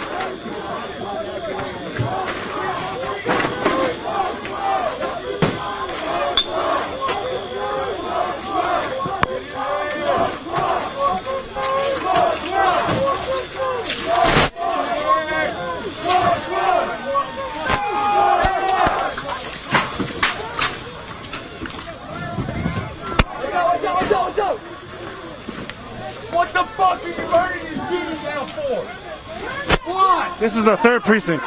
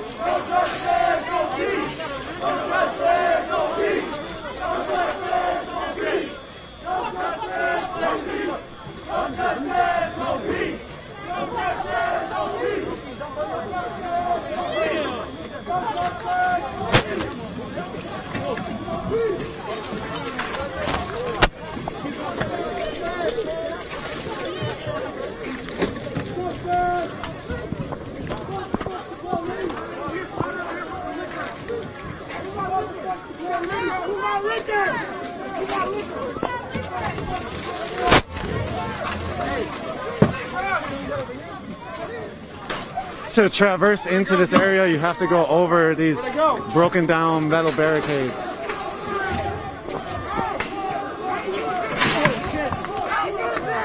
You alright, man? Yeah, I'm alright. Thank you, though. Yeah. I gotta do. Thanks, bro.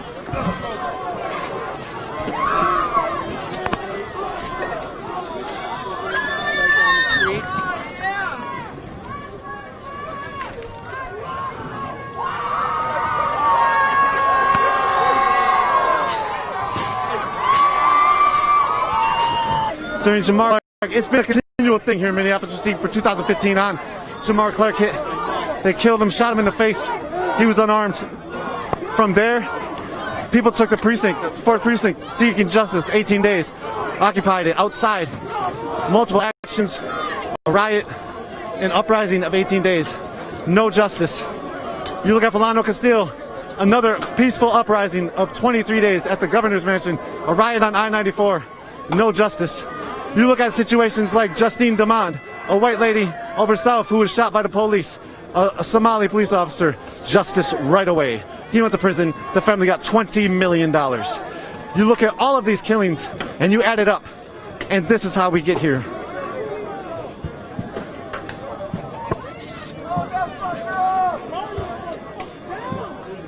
Had they gone the extra step from firing and actually charging the officers, this may not have happened. Yet people are a little bit more out for more than that, it seems. The rage is different this time. The youth are leading this. There is no organized protest leader that's running how to do and how not to do.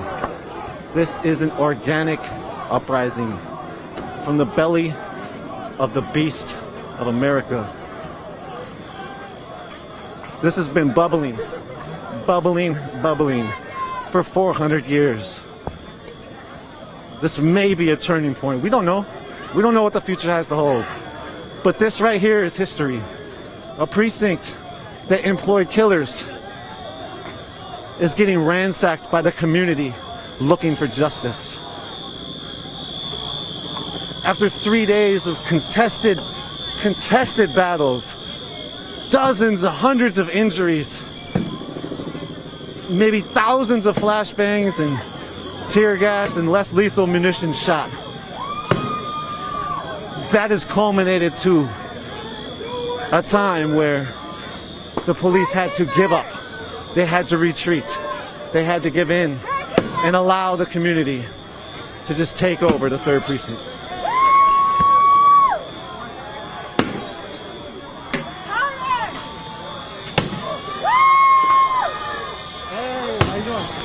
Did you go inside yet?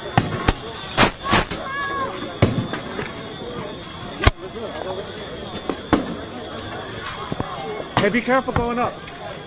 Yeah, over here. Because it's the only way to get in. fucked up tonight. We don't play. We don't play. Yeah, I can go down there and help you if you want. Nigga, come on. Hey, Red.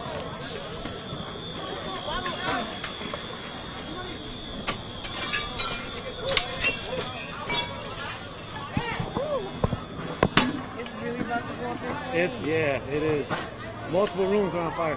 But yet the sprinkler came on early. I don't know where they retreated to. It's a great question. I walked around the other block and then all of a sudden I'm like, holy shit. Good question. Yeah.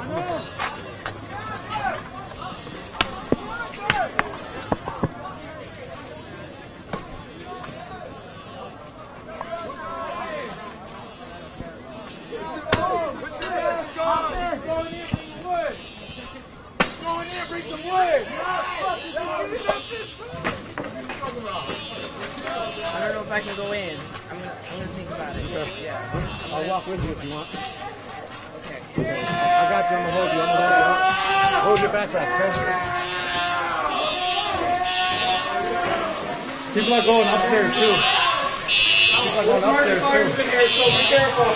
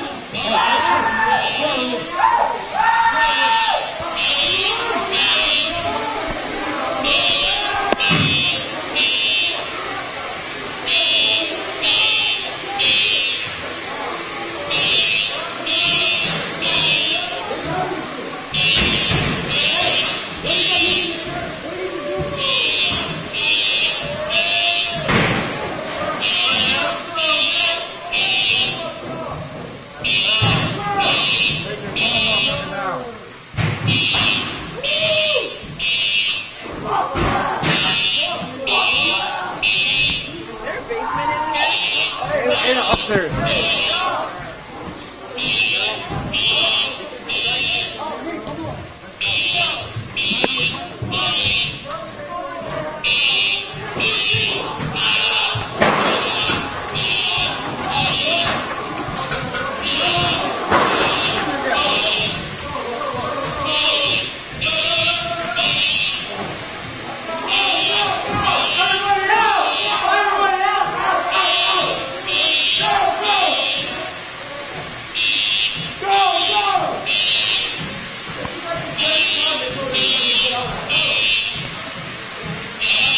My shoes are soaked. Hey, tell them to get out. They gotta get out. Hey, why? Pandemonium outside, people running everywhere.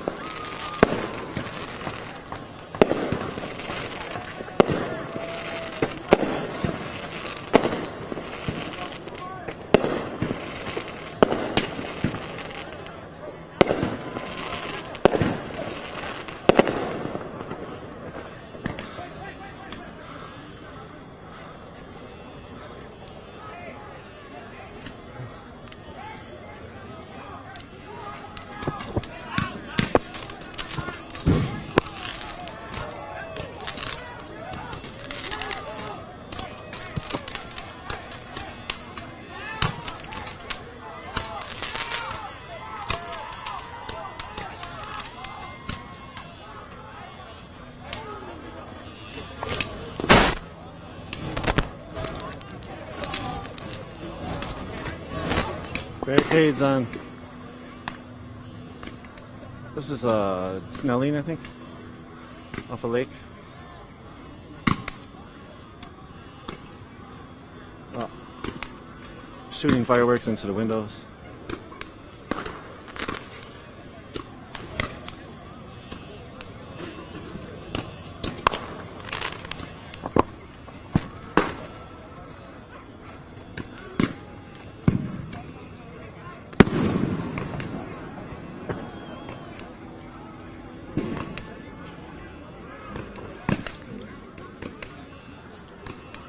All right, catch my breath real quick.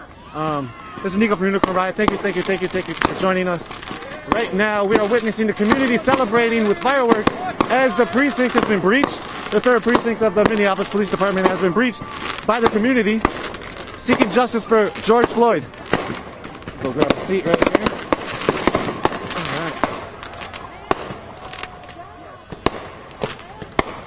What you see on flames is 2 surveillance cameras that the police have put up in their parking lot.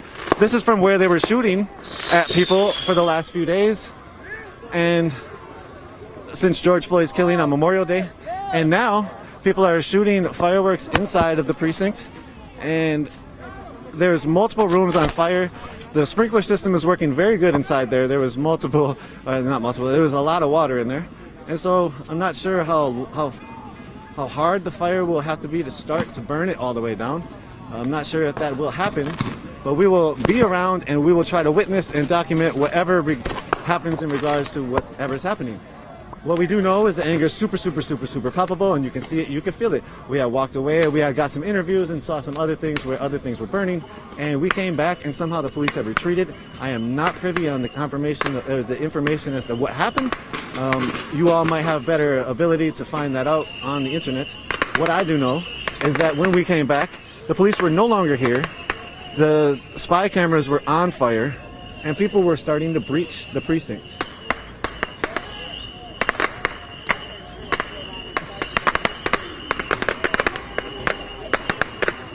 We went into the precinct a little bit right away, and there was, I sort of wanted to leave out because I wasn't sure where the bullets were going to fly. You could tell that there were some kind of bullets that were exploding in one of the rooms. I'm not really sure which room, so I'm trying to be a little safe, so I got out.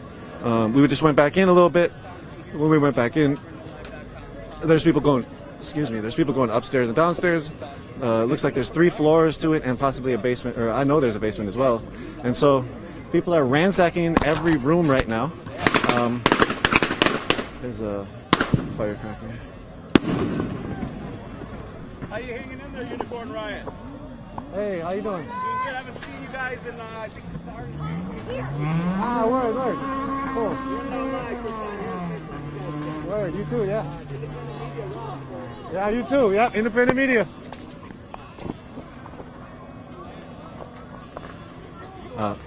And yes.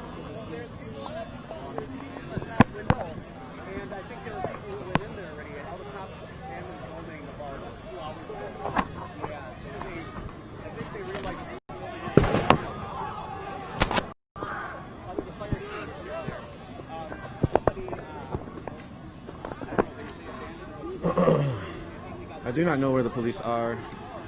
It doesn't seem like, I don't know. What we do know is what's happening.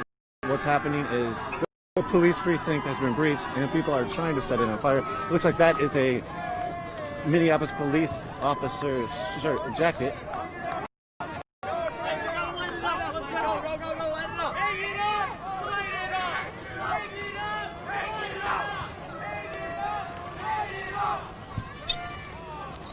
Let's go! Yeah! Fuck 12! Yeah! Let's go! Big fire!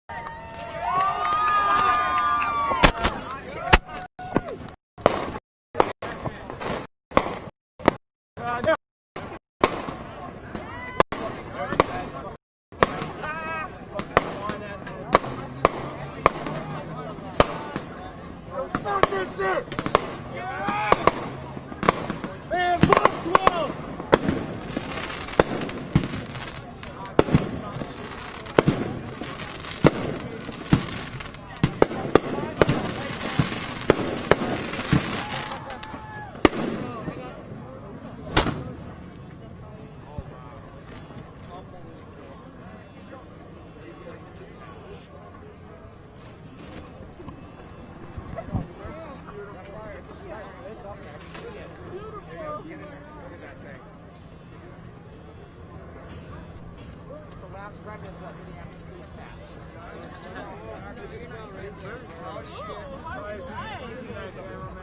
It's just a burning down right here. Worth it for the cause.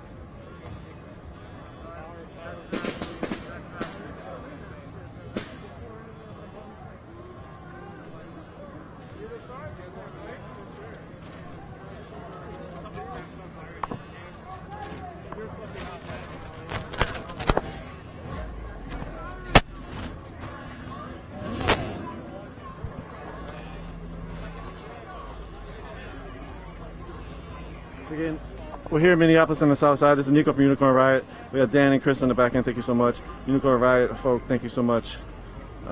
Supporters, thank you so much for allowing us to be out here, to be in your living room. 3rd precinct, and it is a festive, actually, a festive atmosphere. Again, there was a lot of trepidation. People were very fearful to go in. People were very scared. Yet the first moves just did it without fear, and were able to breach through the precinct and sure into what or people definitely got through.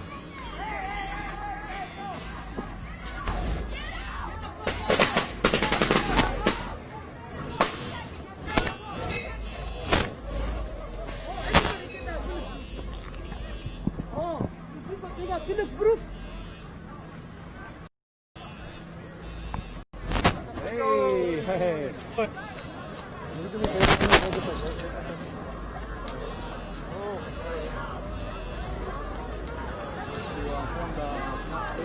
No, I missed that.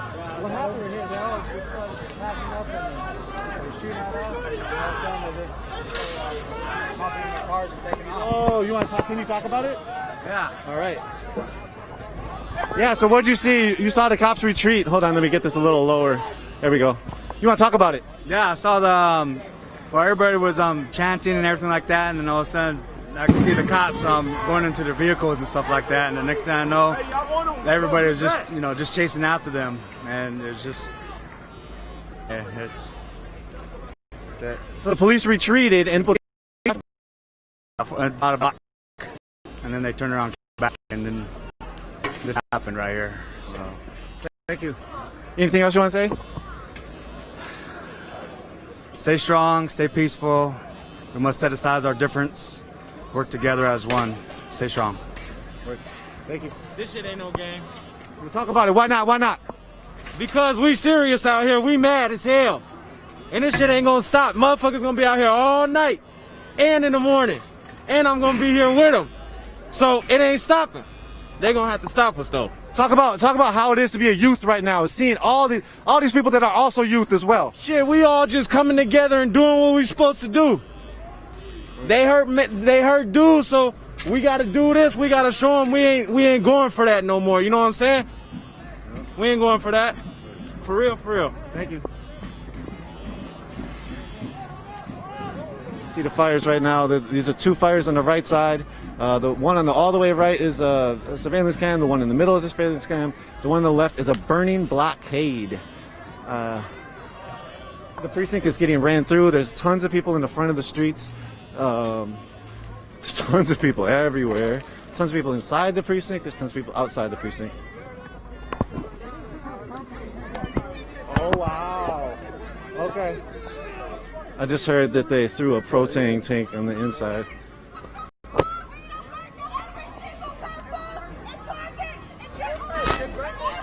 Yeah, I did. Yep.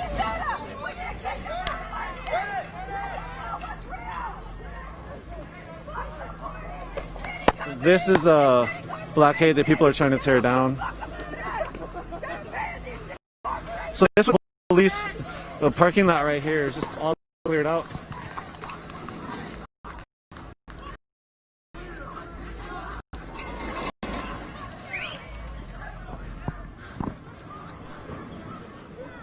So there's concrete and then there's fence on the top, and people were trying to breach that to make it equal or to make it available for people to go through, but it doesn't look like they were able to. A bunch of glasses continuing to be broke.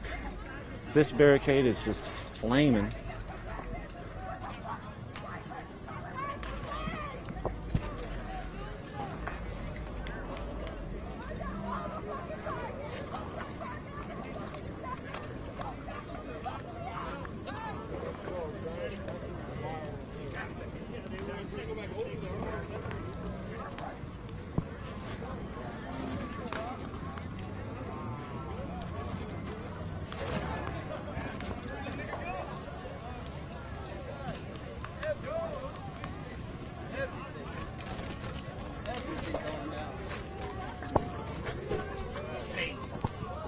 You want to talk about what you see at all?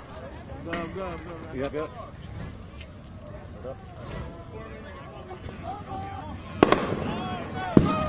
Tons of cats armed out here.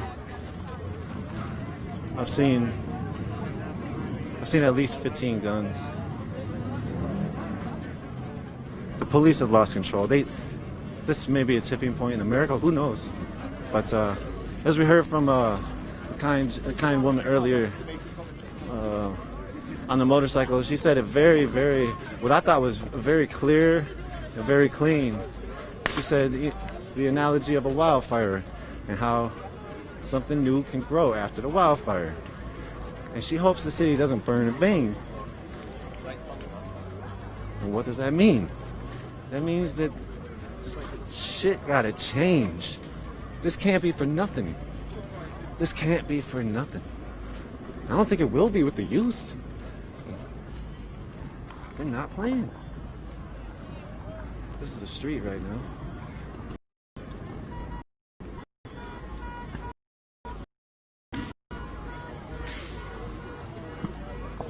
Pandemonium out here.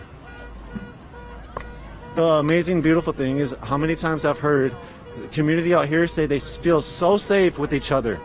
They're finding a new world. They're building it right here in front of our eyes. See, burn this bitch down, tag up on the precinct.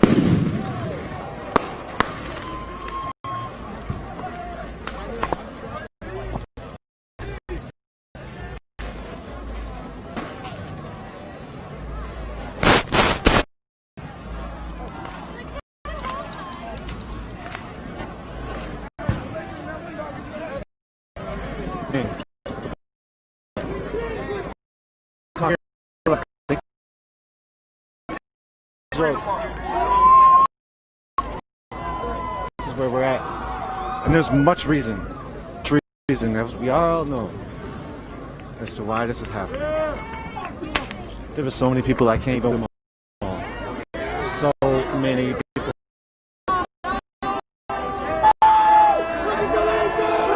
Blue laser.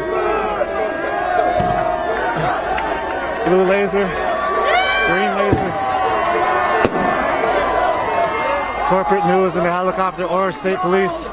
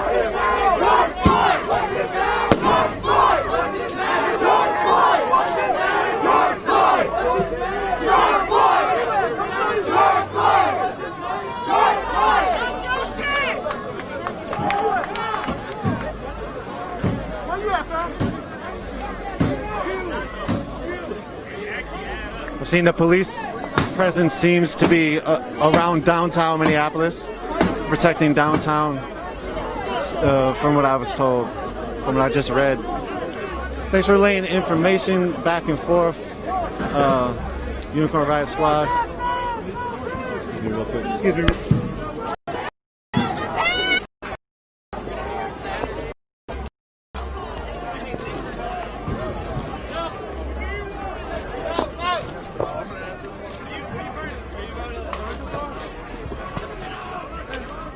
No face though, no face. Let me get that. Let me get that.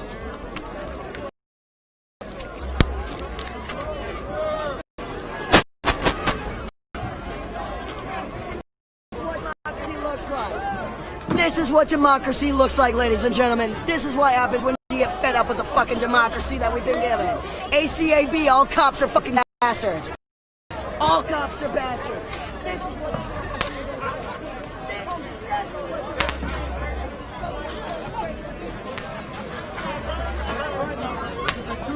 There's more of us than them. That's what you need to understand. The people need to understand that. The people have won. There's more of us than there will ever be of them. Get that shit up there. Yo, what you gonna do with that gun? More people. I'm gonna say fuck it. I'm gonna eat everything like I ate the shots last night, and I'm gonna throw shit. I'm gonna do whatever I need to protect my people. I like that. Give me that. I like that. I like that.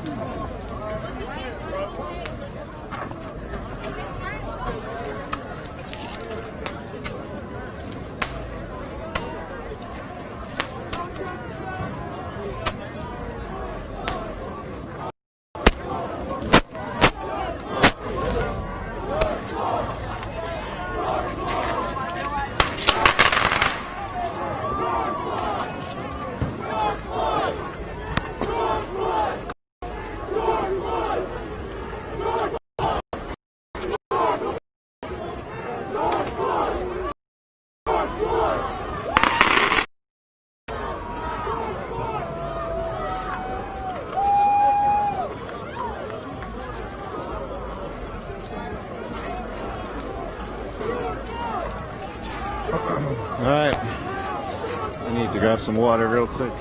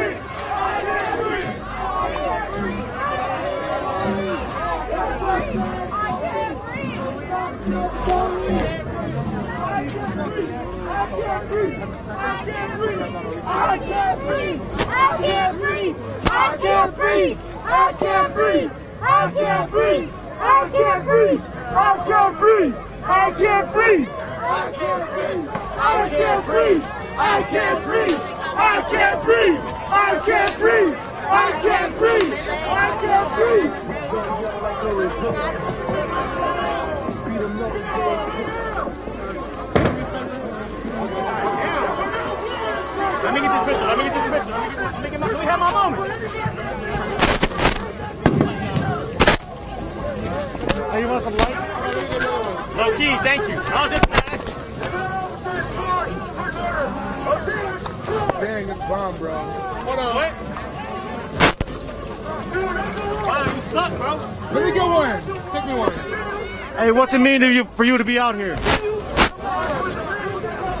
Just being black, man.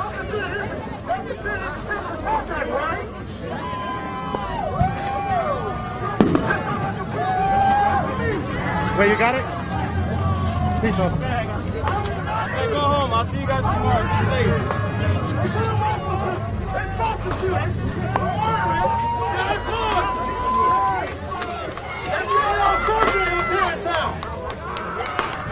They said Al Sharpton was here in town. What is Al Sharpton going to do for us? This is for George Floyd! George Floyd! George Floyd! He just said, I heard Al Sharpton is in town. What's he going to do for us?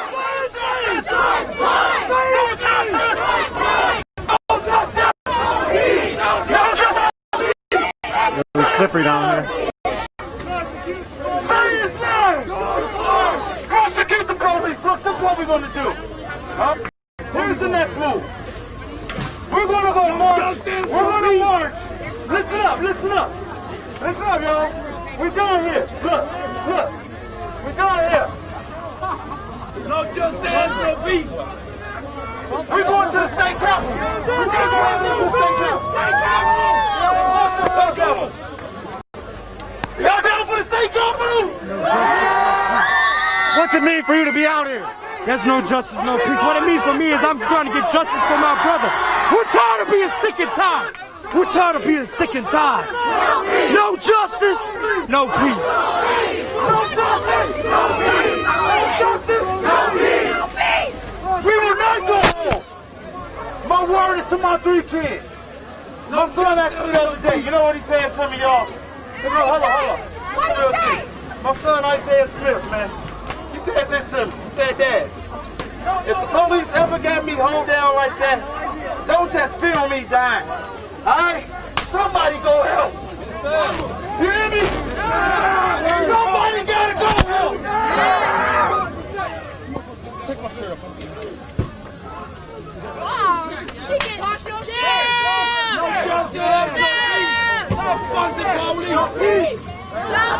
Police almost got away with shooting me. Police almost got me. I ain't dead. Police ain't shit, man. What we're gonna do is we're gonna start to mobilize. We're gonna do things accordingly to justice. You feel me? We're gonna do this according to justice. Alright? We're trying to Amy Corbin right now. She fucked up Super Tuesday. Right? Amy Corbin fucked up Super Tuesday. I don't know how many y'all are right now. But, you know, this is what she did.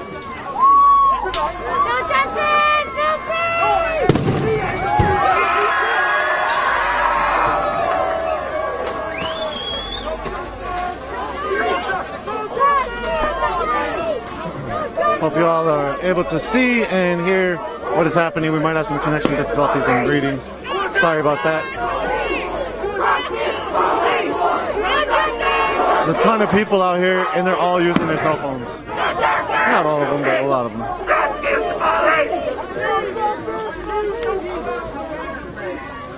Right here is the front of the precinct. This is the 3rd precinct in Minneapolis Police Department. The police have left the precinct and retreated. The people have taken it over and have started to try to burn it down. They ransacked through the middle of it. And at this point, they are congregating in the front, in the side, and inside. There's thousands of people out in the street, mostly behind me. Fuck politicians! What we need Hey, yo, fuck Derek Chauvin. Fuck the Minneapolis Police Department. Fuck 12.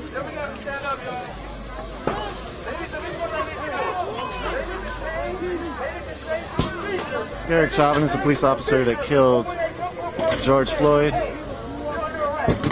Tons of bottles now being thrown.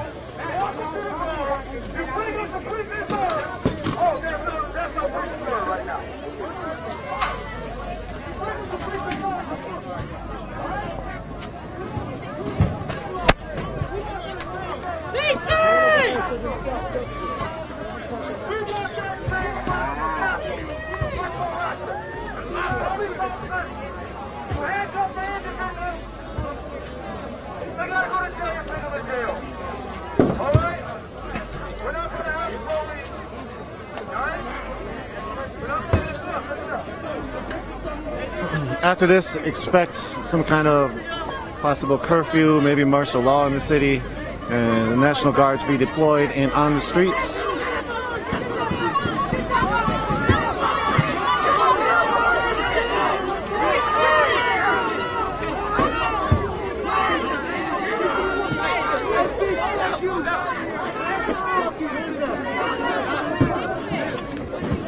There was an altercation with some person. I'm not sure what happened or why. I did hear in the background as well about 8 shots being fired. Bullet shots, gunshots. I'm not sure where from. Sounded like in the way of the precinct or behind.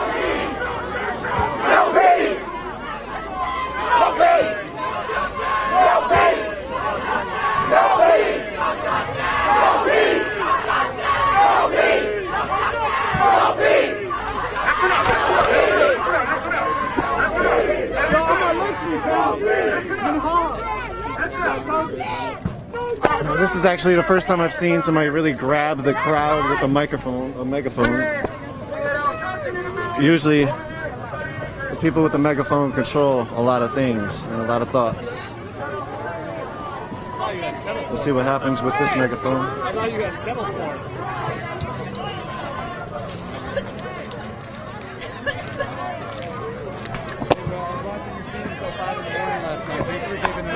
Thank you. Man. My name is Nico. What's your name? I'm Eric. Nice to meet you, man. Thank you. Thank you so much for this. Thanks, man. I appreciate that.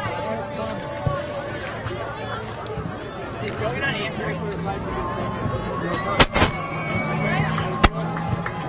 to You can be without camera?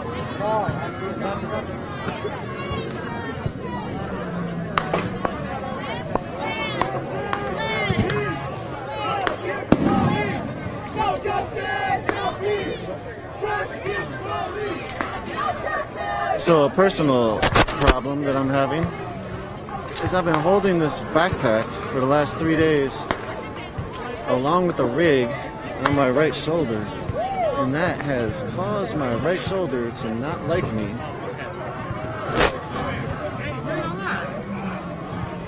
Especially right after the quarantine time, when I wasn't getting out as much. Oh man. Damn. There goes the tobacco store.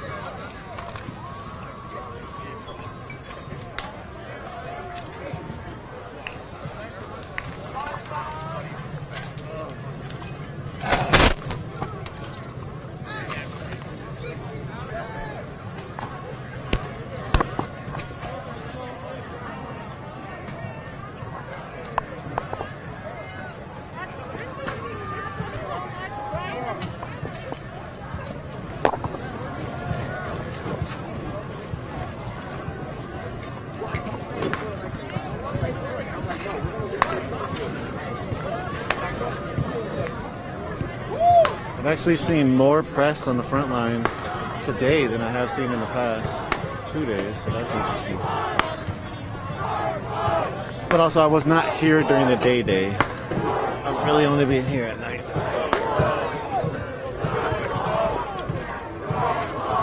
Sorry, I'm trying to situate this backpack. Bear with me.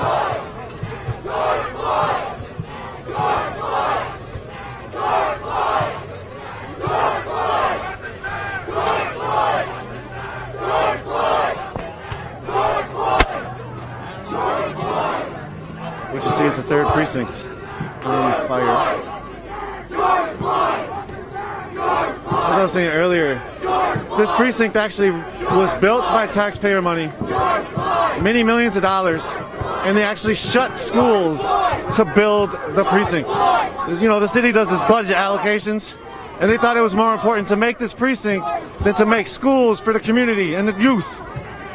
That's one of the elements of the reality of the system that we're living with. and the reality of the anger and the problem, and just.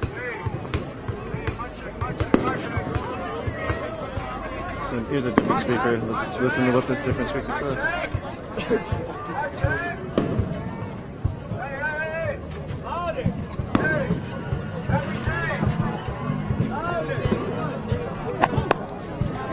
People are running. It's just a sideshow. They're just burning rubber, from my understanding.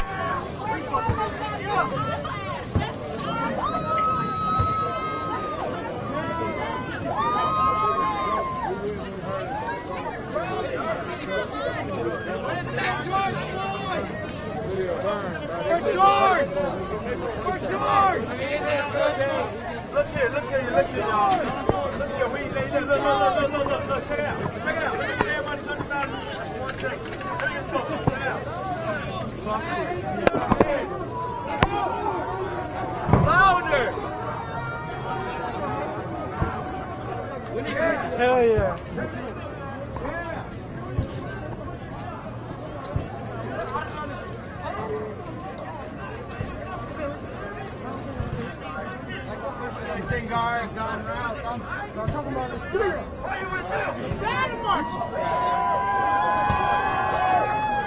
The man said you're either with us or you're with them.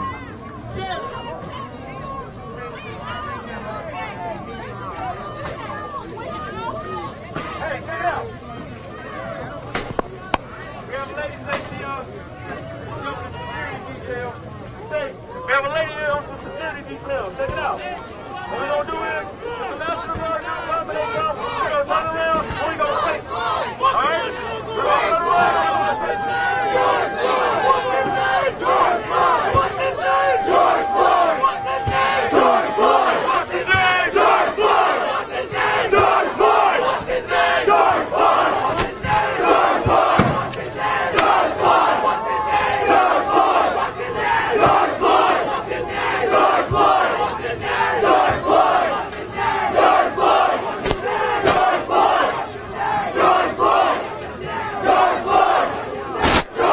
Floyd! What's his name? George Floyd! What's his name? George Floyd! What's his name? George Floyd! What's his name? George Floyd! What's his name? George Floyd! George Floyd! So I'm seeing that our website might have went down. We've been getting a lot of hits on our website. We've fixed that. Our website is up. If you know our website, if you don't, unicornride.ninja. We are a nonprofit educational media organization, decentralized with members across the United States as well as in South Africa. We report on international issues in Greece, South Africa, Brazil, Europe, a few other places out through the world, as well as mostly in Minneapolis, Denver, St. Paul, Philadelphia, DC, Boston.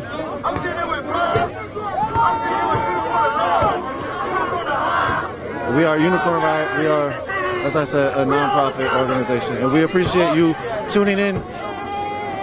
We are viewer supported, and we wouldn't be able to do what we do without you all support. We have a 5-year fundraising campaign going on. Wow! People are now on top of the roof.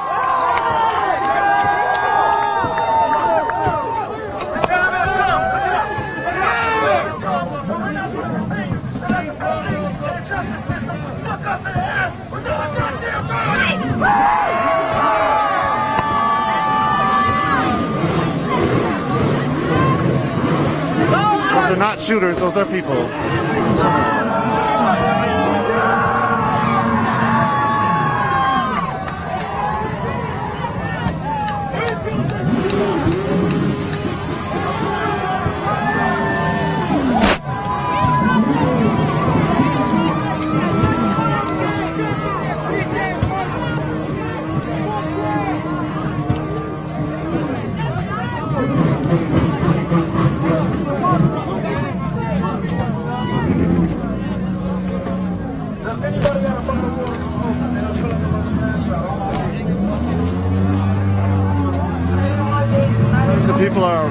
that person with their motorcycle that's burning rubber.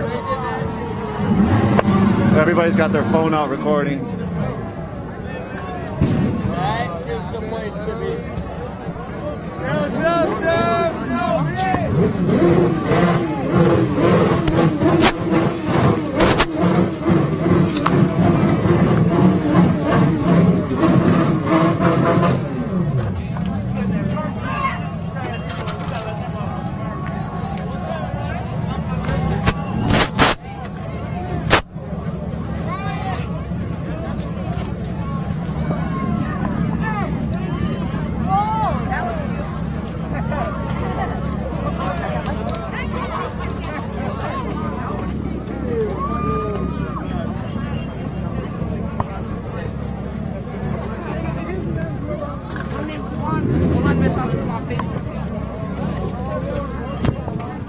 Something that's never happened in America, as far as I know. We are witnessing right now, live here in Minneapolis. I think I was saying Unicorn Riot is 5 years in, documenting and bringing context to social and environmental struggles, as well as talking about alternatives that people can create outside of capitalism. People can create a new world. We don't have to live in this world. A lot of people have a lot of ideas, and we try to spotlight some of them as much as we can. We're a very small organization, and so we are very viewer supported. So over these 5 years, we've been supported by you all, the community, and we couldn't do it without you all. So thank you, thank you. After this, we are actually going to need some new equipment. We have gone through some damage these last couple days, and from this damage, we will have to grab some new stuff. But we are already able to do that from the support of you all. So that is so. We are so thankful. We love you for that. And if you enjoy our coverage, our media, our context that we bring, the documentaries that we make, the reports that we have, continue to follow us. We are 5 years in, as I said. We have a 5-year anniversary. We have ability to give folks a 5-year anniversary t-shirt along with that ability. What's up, my niggas? Hey, what's up? What you go? Hey, you know, hey, I'm on the news. Hey, bro, what they did to fucking George Floyd was foul, my nigga. We out here every day. I'm not even from Minnesota. I'm riding right now. You feel me? Fuck all them fuck ass niggas, man. Fuck them cops. Tell them cops come outside. We outside. Southside, we outside every day, baby. $89. What's up, baby? Unicorn Riot. Hey, how you doing? I've been watching you. Hi. Black Lives Matter. Black Lives Matter. Yeah. What do you feel about right now? I feel the intense energy of the crowd. I feel pumped. I'm looking for justice. We're looking no peace until there's justice. This is a turning point, man. It's got to be. What do you hope to find out the end of the turning?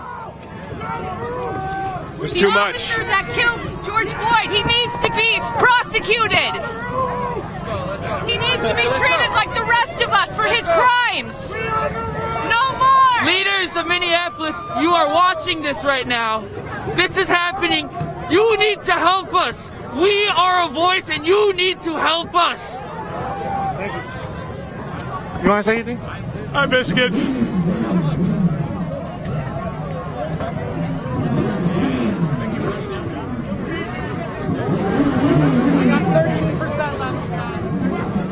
It's a Minneapolis police helmet. Don't look out, camera. They broke the gas lines inside the building, so the building's ready to blow, and they also got oxygen tanks set in there. So they're going to try blowing up the building with the gas lines broke in the back. Thank you.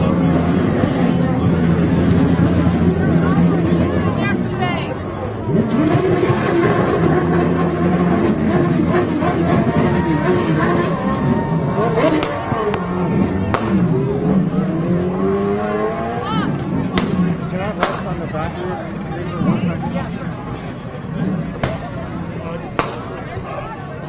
Thank you so much. Oh no, wait, you Max? Yeah. Yo, much respect. I love your work. Oh, thanks. I love your work. Really do. Much respect.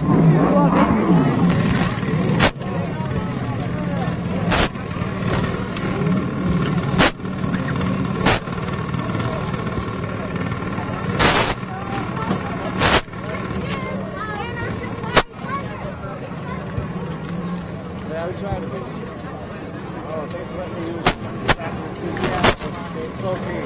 Thank you. Good to meet you, man. Yeah, it's great what's happening to you too. Yeah, you want to talk? You want to talk about what you're feeling right now? Hey man, the city's fed up, man. It's some injustice going on, you know. You just gotta get it fixed, you know. I think he's got some better ideas. Right here. Do you feel like talking? Talking? Can't do it. Okay, yeah. Hey, we can talk without the visual. You can talk into the mic. Hey, that's it. Yeah, go ahead. Come on, give us some This work. stuff is not okay. This needs to end. This needs to end.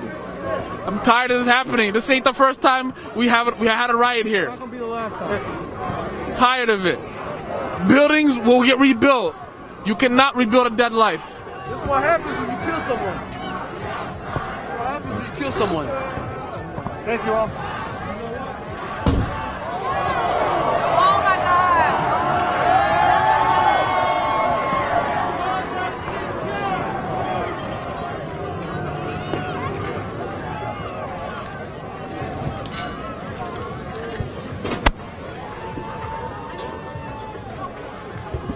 I needed to sit on the back of, or I asked to sit on the back of somebody's motorcycle for a second, and it happened to be the person who created Minnesota Reformer. Yeah, please. You want to be on camera or no? It don't matter. It don't matter? Yeah. Can you okay with the light being on? We're just trying to get justice for George Floyd, man. The person y'all killed, that was my homeboy, man. The shit fucked up right now, man. We want justice, man. That's all we want is justice. They still ain't arrested the people yet. It's fucked up, man. Can you talk about George? He was a cool dude. I always say love you to everybody, love to anybody in the world, didn't care who you was. It's messed up, but we want justice. Do you feel like his life was worth a possible forged check? No, it wasn't. It wasn't at all. It wasn't at all. How you feeling about the response to your friend being killed? They should have just arrested the officer. That's just need to be served. Thank you for talking.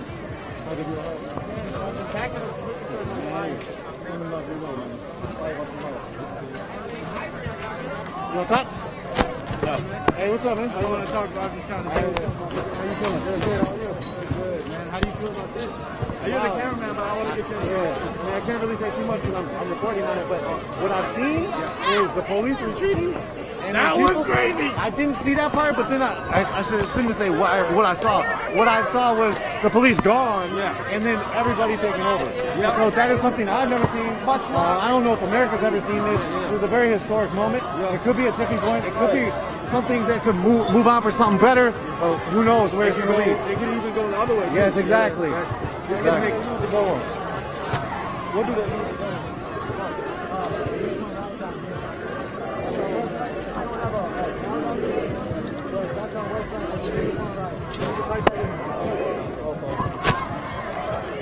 Yeah, that's awful though. So yeah, this is something we've never seen before. We were debating before today, just in terms of like how is this worse than Ferguson? And this has officially put it over Ferguson in terms of which one had more of a monumental outcome. You know what I'm saying? And spectacle, especially spectacle. This is nothing. I don't think we've ever seen some shit like this before. And yeah, it's kind of crazy.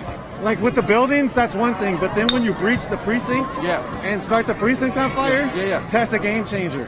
That's a game changer, and like you said earlier, the cops running away, that was something I didn't see it. What did you witness?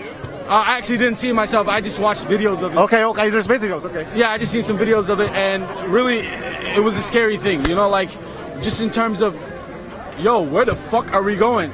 It's scary only because you don't know which way it's going to go at the end of this. You know what I'm saying? I don't mean to say it's scary in terms of police protect us. Not in that regards. It's just like, what the fuck is the outcome of this? Sorry, I don't know if I'm... You can cuss all day. Okay, cool. Yeah, so that's just kind of my opinion on it. But I just want to make it clear for everybody that spectacle seems to be, based on history, what we've seen from history, as the only way to get people's attention. So don't look at some of these people as, what do you call it, just looters and rioters. These are people who want to get change done in their communities, right?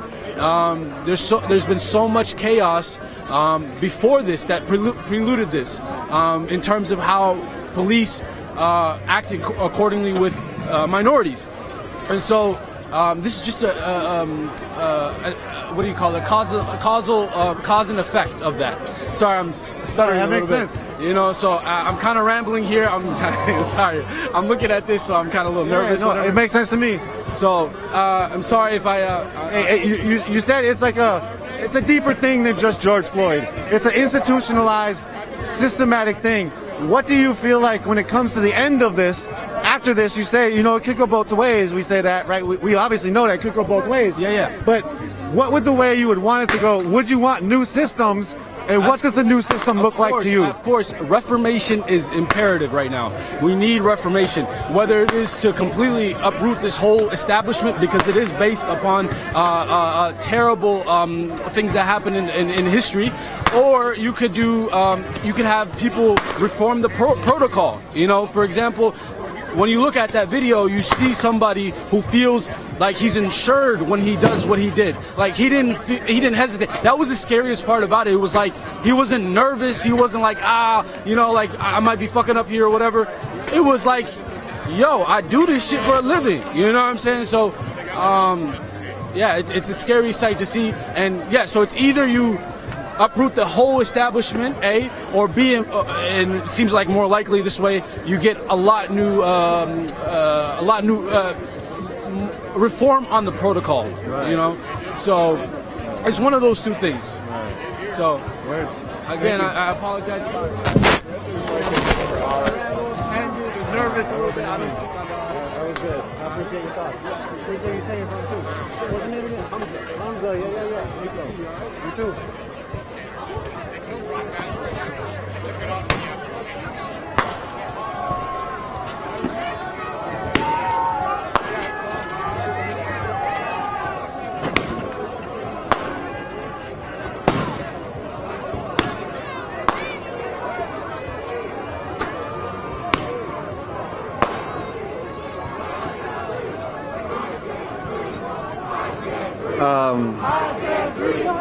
All right, so we know this is a real thing. We know how counterinsurgency works. We know how the state works. The state is developing a response to this.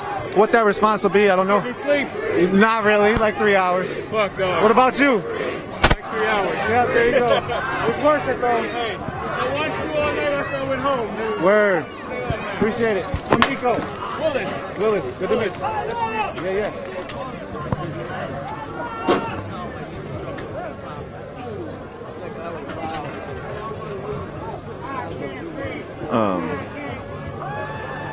So we know that the military is going to be staging somewhere. If the National Guard has been called in, they're going to be staging, and they're going to create a staging area.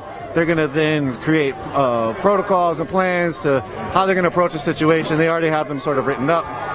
And essentially, they finally got the street sign down. They've been working on that for like 20 minutes with like 30 people. They finally pulled it down. That's pretty classic.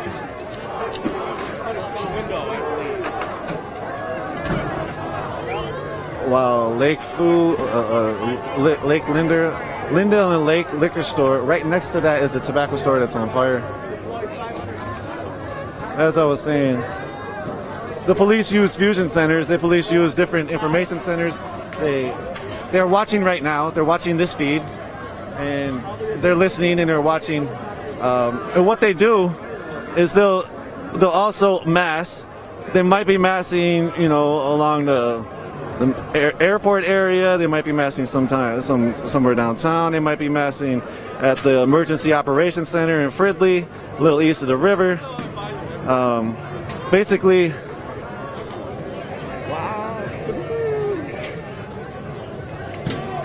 you want to talk at all? You want to talk on camera? Yeah. All right. So what you're witnessing tonight is lack of police accountability. That's really what set this whole thing off.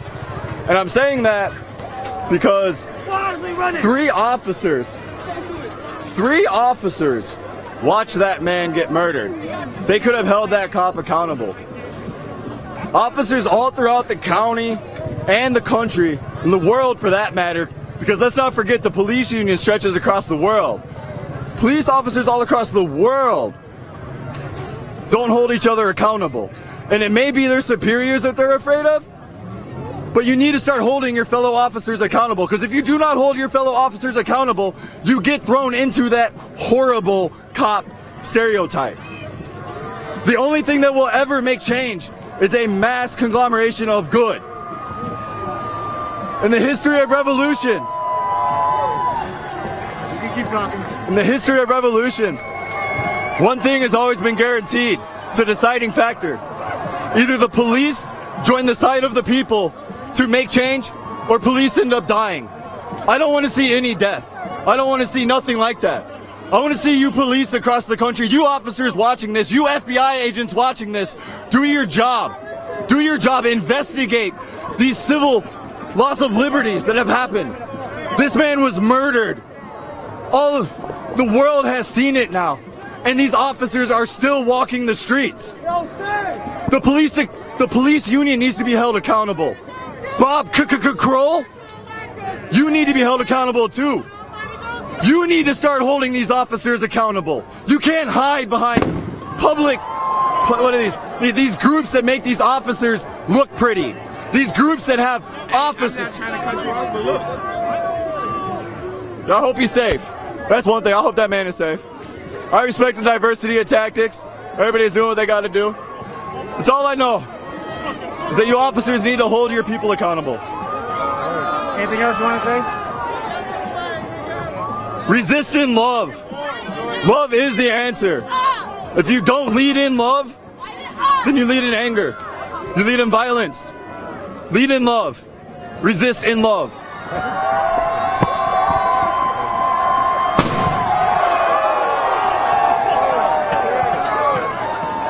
Dang, I missed him come down. He came up and then he must have slid all the way down.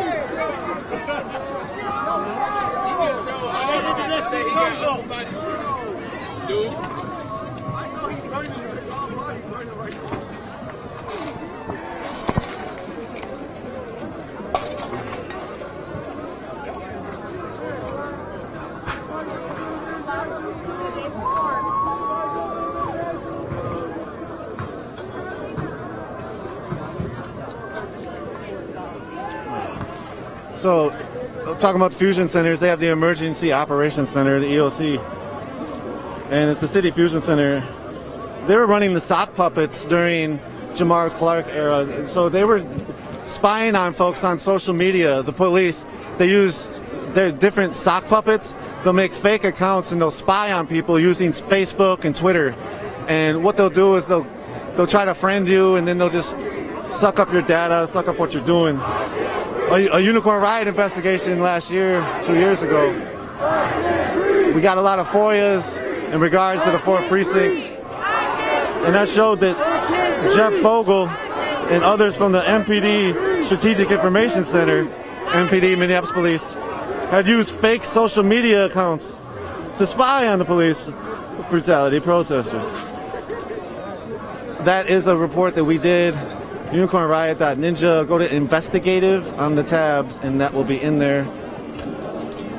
We also found out that the St. Paul police were doing a similar thing, but not with sock puppets. They were just sucking up anybody's data who put anything on the internet having to do with actions and protests during the Philando Castile movement after Philando was killed near St. Paul. That's also up on Unicorn Riot. We got hundreds of emails from the St. Paul police showing basically how they manipulate and use information.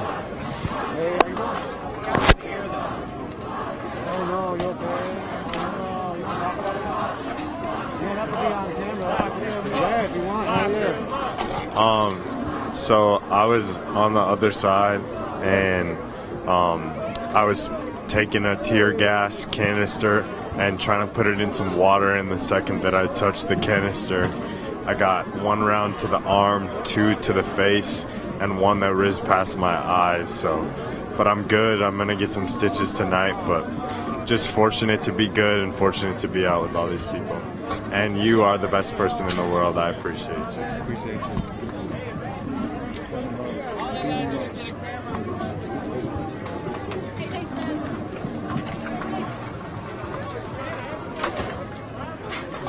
How you doing? You want to talk at all? Yeah, good. good. What's this feel like right now? Let's see here. As a black man, you know, I have mixed emotions. I believe in nonviolence, but at the same time, how far has that gotten us in this nation? For 300 plus years, I've seen just hatred and hatred and hatred, and just watching an innocent man get killed when it could have been me over a bad check or a forged anything, you know, it made me cry. What am I supposed to do as a black man when I'm helpless like that? What are we supposed to do? And to see all these people of all races, colors, sexualities to come out and support people that they don't even know, a stranger that became a martyr for this city is beautiful. And sometimes you gotta burn shit down to rebuild, you know? I guess I don't even know. There's so many mixed emotions going on right now. Sadness is one of them, anger, you know, happiness too, because just like people are together. So we didn't break, you know. We're here together, and we're here to do something. What will happen? I don't know. But all I know is that a revolution is coming, and it starts with the people. It starts with our generation. It starts with people doing shit and being here, and not just talking about it, but taking action. And, you know, that's what we're doing. It was hard for me just to sit on my couch or watch this. I was like, I felt bad for myself. I was like, what am I doing? I talk all this shit. I say, you know, I'm a social activist. But what am I doing to actually be active to change society? You know, my name's Dolce, guys. I make music. Follow me, D-U-L-C-H-E. Thank you. And to everyone, to people that are not people of color, that are standing with people of color, thank you. We love you. Yeah. I got something to say. This whole thing is disturbing. Not only that, it's hurtful. George was my people. That was a family friend. I've known him for years. You see all this violence? It's because of pain. All we want is peace. We ain't gonna get no peace. We gotta deal with the police. We're scared of the police and we shouldn't be. I'm sorry, I'm losing my voice because I've been doing this the past 3 days. I'm not going to stop until this ends. And make sure this gets all over television. Please. Thank you so much. Talk about what kind of a person George was. Hold on, I would like George was an amazing, outgoing person. I've never known him to break the law. Never. George always had, he's good people. People always had something good to say about him. I loved him with all my heart, I'm not gonna lie to you. So it's fucking me up. It's real life fucking me up. Like I said, we're not going to stop. Everybody come together as one. That's all we got is us. Thank you so much. Sending love, sorry for your loss. Thank you. What do you got here? Got a police bill. I ain't into interviews. Who's that strap there?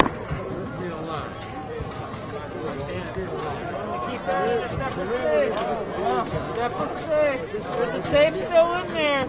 It's locked. That means that they don't have their belts on. They're not all loaded on patrol. They went home to sleep good. That's wrong. Fuck yeah. Hell yeah. Keep that shit. You want to talk about what you're feeling? I'm out here to take photos for to document what's going on here. I was wondering, is it cool if I give a shout out? Yeah. Hey, what's up to my homies back in the dub? Too bad you guys can't be out here, but I'm the man and I did it. Thank you. I think it'd be really important. You want to be on camera? This man here, he's a vet. And, definitely talk to him. Storm. Right now. Hey, what's up? Are you down to talk? I'm down to talk. I was just told that possibly You down to talk? Yeah. One thing I know, this shit been going on for 400 years. This shit been going on since the 50s, 60s, 70s. My daddies, my grandfathers, and everybody else. I got kids out here. I got 2 boys. You can't keep doing this shit. We can't keep doing people protests. Motherfuckers got to stand up. Nobody gives a fuck about. You just can't keep doing the same thing. You get the same results. You got shit got to change some way, somehow. And if it got to come to that shit, it is what it is. Thank you. Yep. Check this out for the veterans that's out there. As we go through this, and it's a COVID thing. Now listen, in the Twin Cities right here, if they hadn't have fired the cop or the cops that was in this investigation, and with everything being open and back up, it would be much worse than this. To me, this is garbage. We're tearing up. Just earlier today, there was a meat factory that was cut off. So food's gonna be cut off and shortened because of the COVID. Now we're out here tearing shit up because of I'm not going there. We know what it is. But there's so many other things going on that adds to this that I'm just happy that shit ain't really exploded. I don't like it. This is not how we protest and gain what we want or what we say we want. So I'm not with it. But just being the vet, fight the power, y'all, in the real way. Love. I'm all black. Appreciate it.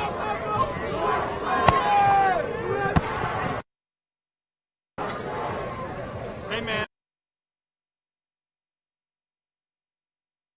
On camera, nice to meet you, man. Yep. Thank you. You want to say anything? Huh? You want to say anything? No, not on camera, no. Can you make sure this is straight for me?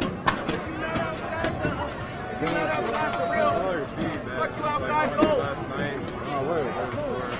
Appreciate that. I'm a teacher. Oh, yeah? Where at? Oh, okay, cool.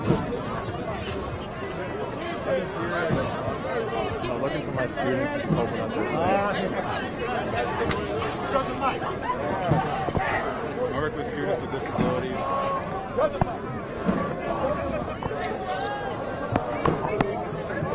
Wow. It's somebody's birthday. That's cool.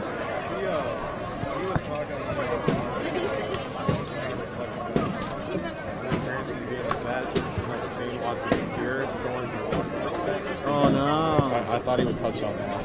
Oh, okay. I should have pushed him. We should have pushed him on it, but. Well, thanks for. Give me the details. Keep up the teaching me.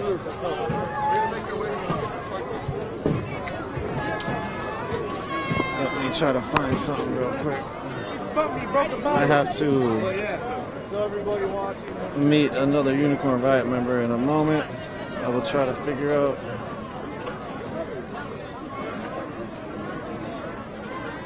You see me bust that shit up?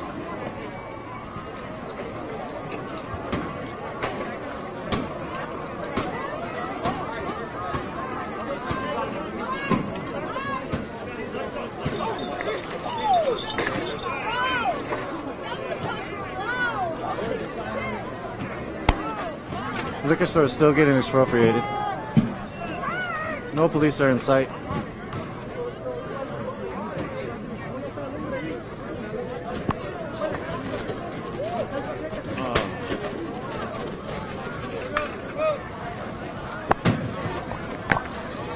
Can I use this to sit down for a second? Thank you.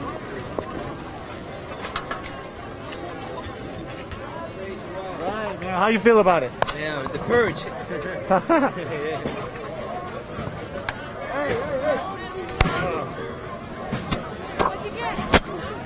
Each little moment sitting down feels so good.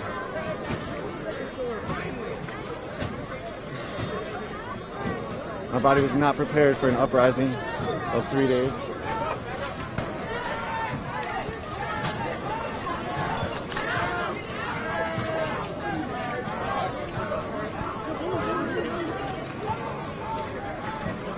This liquor store has been expropriated numerous times. I didn't even know they had any liquor left.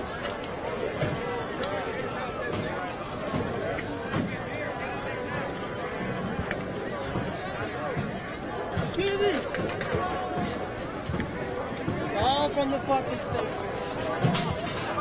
It doesn't look like my signal's working.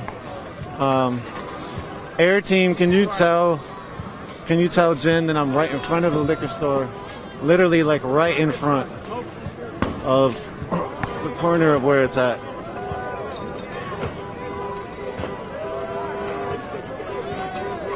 I'm not getting the signal on my phone.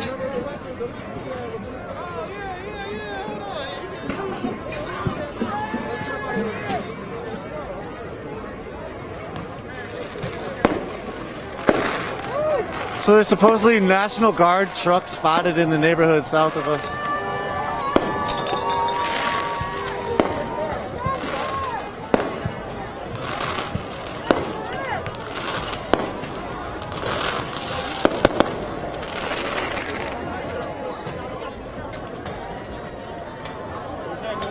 You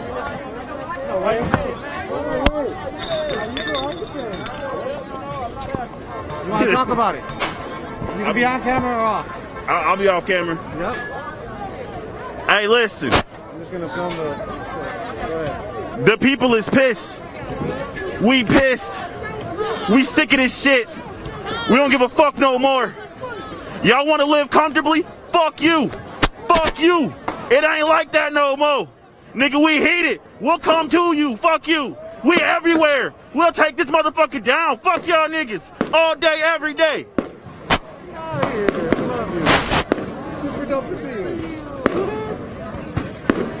You want to keep pushing people. Y'all want to keep making people look like they motherfucking animals and shit. Well, here's it. It's gonna keep happening. It's gonna keep happening. Motherfuckers know. Niggas not playing no more. Niggas not playing no more. It's some real shit. It's been some real shit. Y'all took it as a joke. Nigga, who playing now? Who laughing now? Key, not me, nigga. What's up? Nigga, we burning this bitch down, nigga. I grew up around here, nigga. Fuck this building. Fuck this building, nigga. I used to come get tacos around this bitch, nigga. Fuck them tacos, nigga. Fuck that shit. Fuck it all.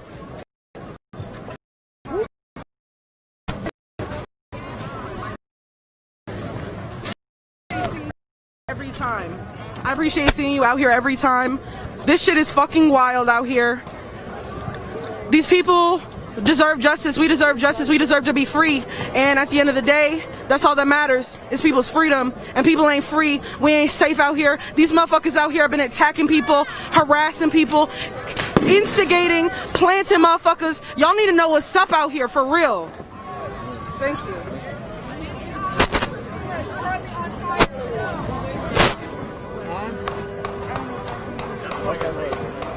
Great to see you. Really be safe out here.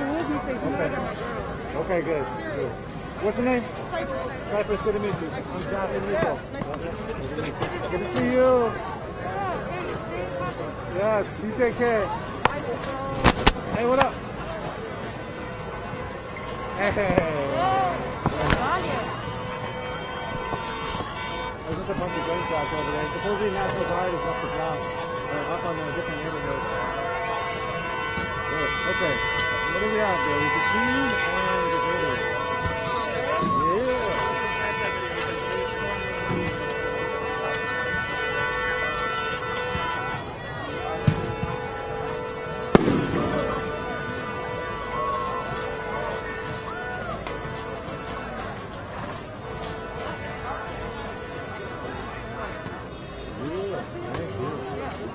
How are you? Yeah, I'm good. Yeah, how are you doing? My shoulder is killing me. Yeah? You wanna take off the thing for a second and do a little recap on the camera? Yeah. Let me put the lens cap back on.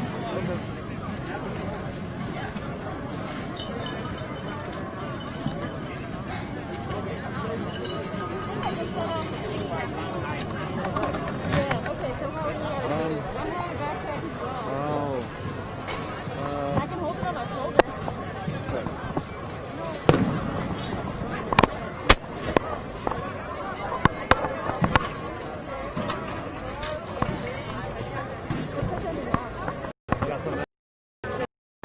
Oh, this is fun, isn't it?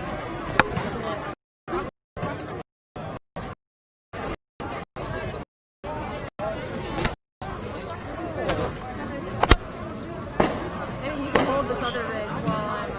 Okay. Not that heavy.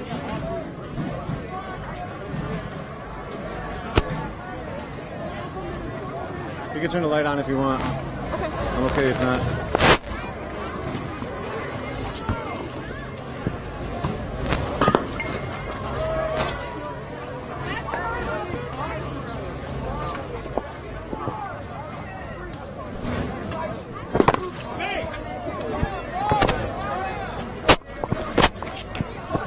Sweet, so now Jen has the rig.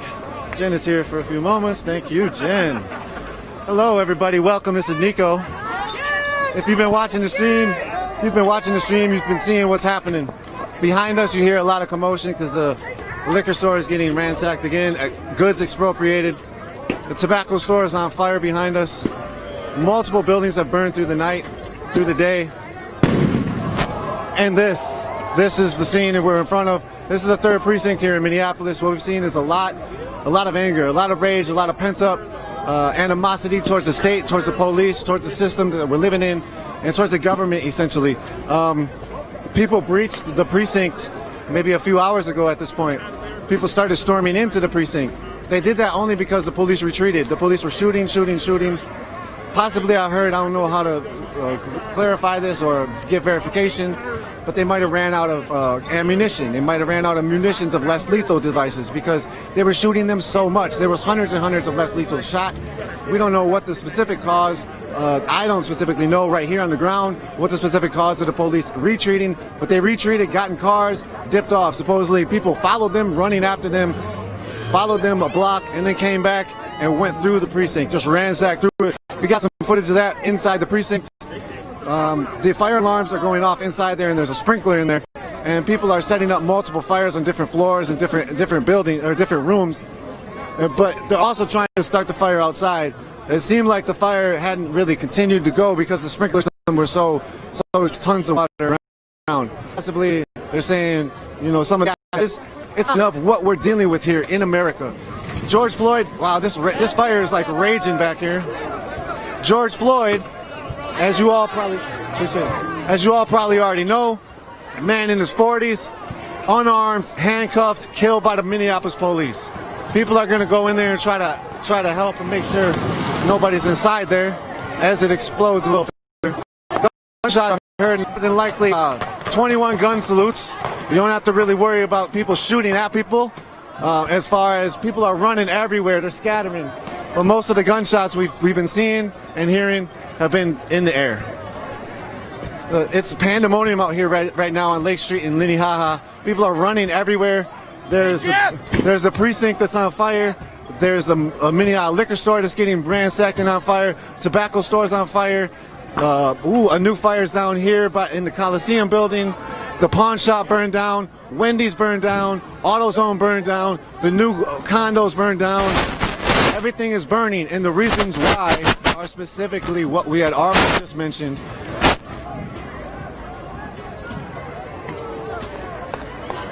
And more gunshots you can hear. And so basically this again is the anger, it's the palpable animosity again towards the police, towards the government, towards the state, and towards how these systems are run, built off of genocide, built off of chattel slavery, and who's in charge and who runs the systems. That's the key of what's happening here.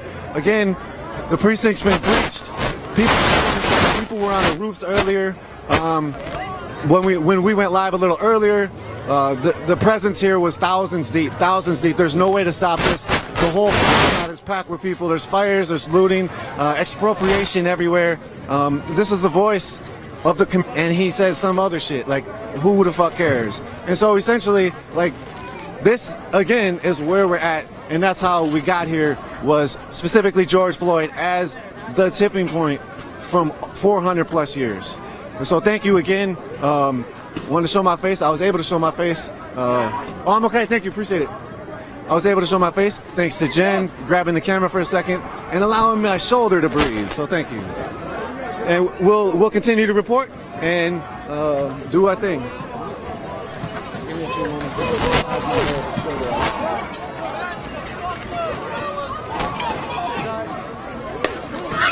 Hey, you're good. You're good, man. You're good. Yeah, you're good.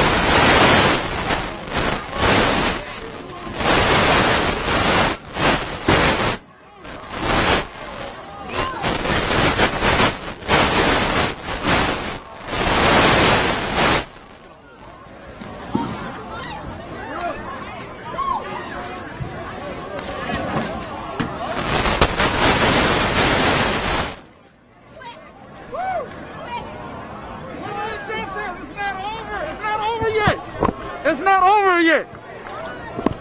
We can't be asking for freedom and justice no more. We gotta go get it. How's it feel being out here right now? Oh, it feels good, but it's not yet. Not yet. We haven't done nothing yet. We haven't accomplished nothing yet. What do you hope to accomplish? We want to write the Reconstitution. We need a new law for all blacks. We tired of being treated like this all the time. It's not even about me no more. It's about my kids. Appreciate your time. Anything else you want to say? Fuck the police.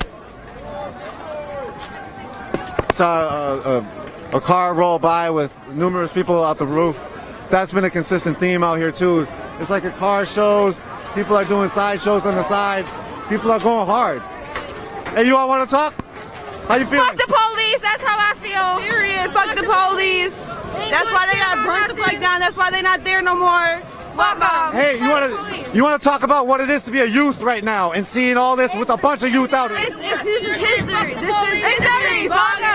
This is history. What did you? Yeah, this is history. Mom, I gotta go. It's a disgrace to be young and being like this. What have to do with this? What news channel is this? Unicorn Riot. Oh shit! Follow me on Instagram, Red Riot. That's where I am, son. You're a family member. How do you feel about this right now? I feel great. I feel real great because they shot a black man. No, they killed him. But this is YouTube.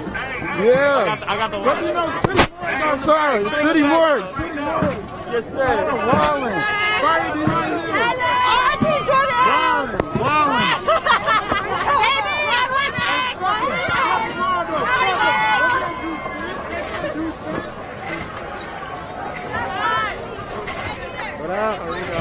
Hey, how are you? You want to talk? Yes, sir. I just feel like we could have handled this better. Hold on 1 second. Okay. Tonight is insane. When I tell you I have seen so much stuff, this is worse than even yesterday. They have literally blown up. I wouldn't even say blown up, but this police station is on fire, okay? This liquor store is blown up. They are tearing down these bus stations. They're doing it all. You know what I mean? We are literally posted at the police station exactly where they were standing. We are exactly where they were standing. We are taking a stand. You know, I might not approve of the violence, but I will stand for my people tonight. I am standing for my people tonight. We are hurting. This is years and years of hurt.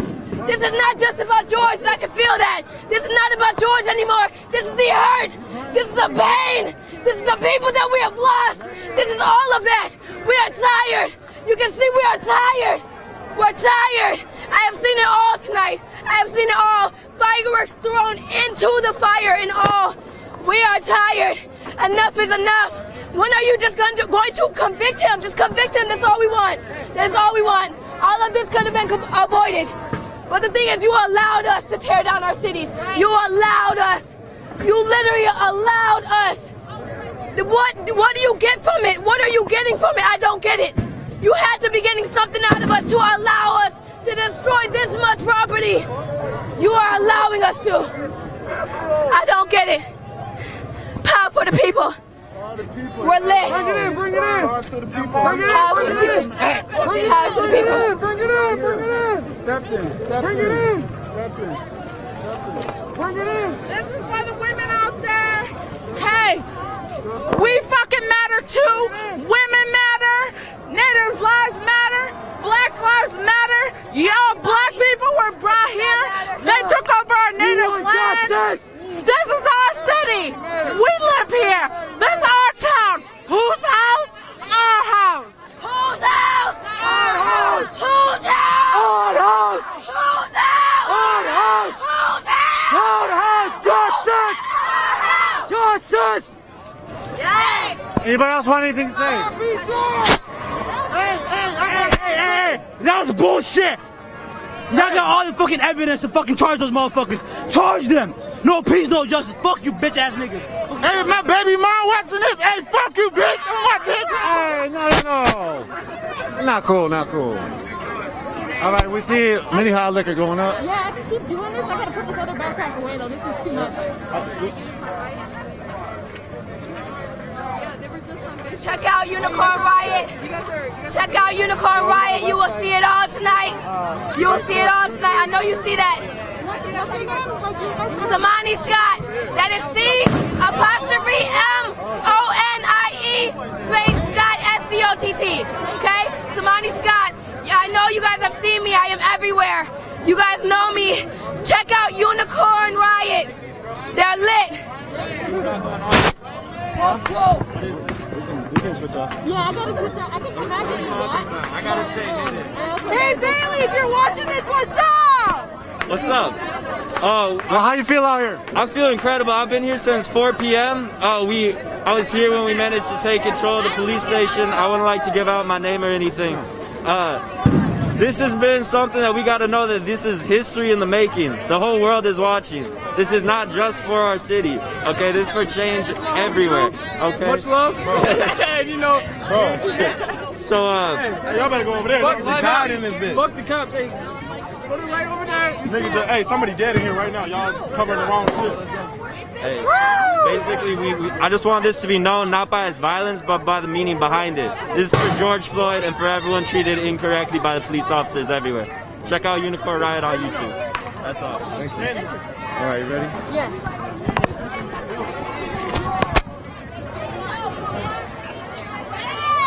Can you grab it? Wait. Can you hold put that back on the shoulder and then hold this for 1 second? I came into the wrong side. There we go.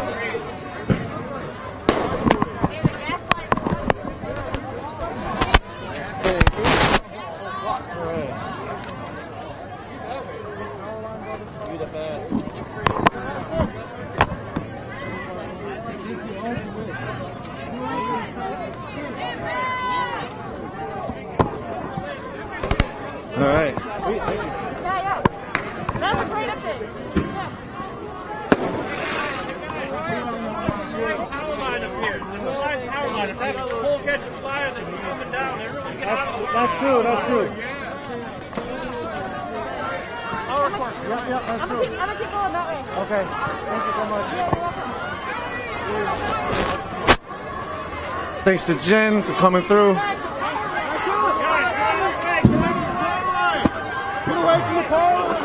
People are moving from the power lines. They haven't snapped yet.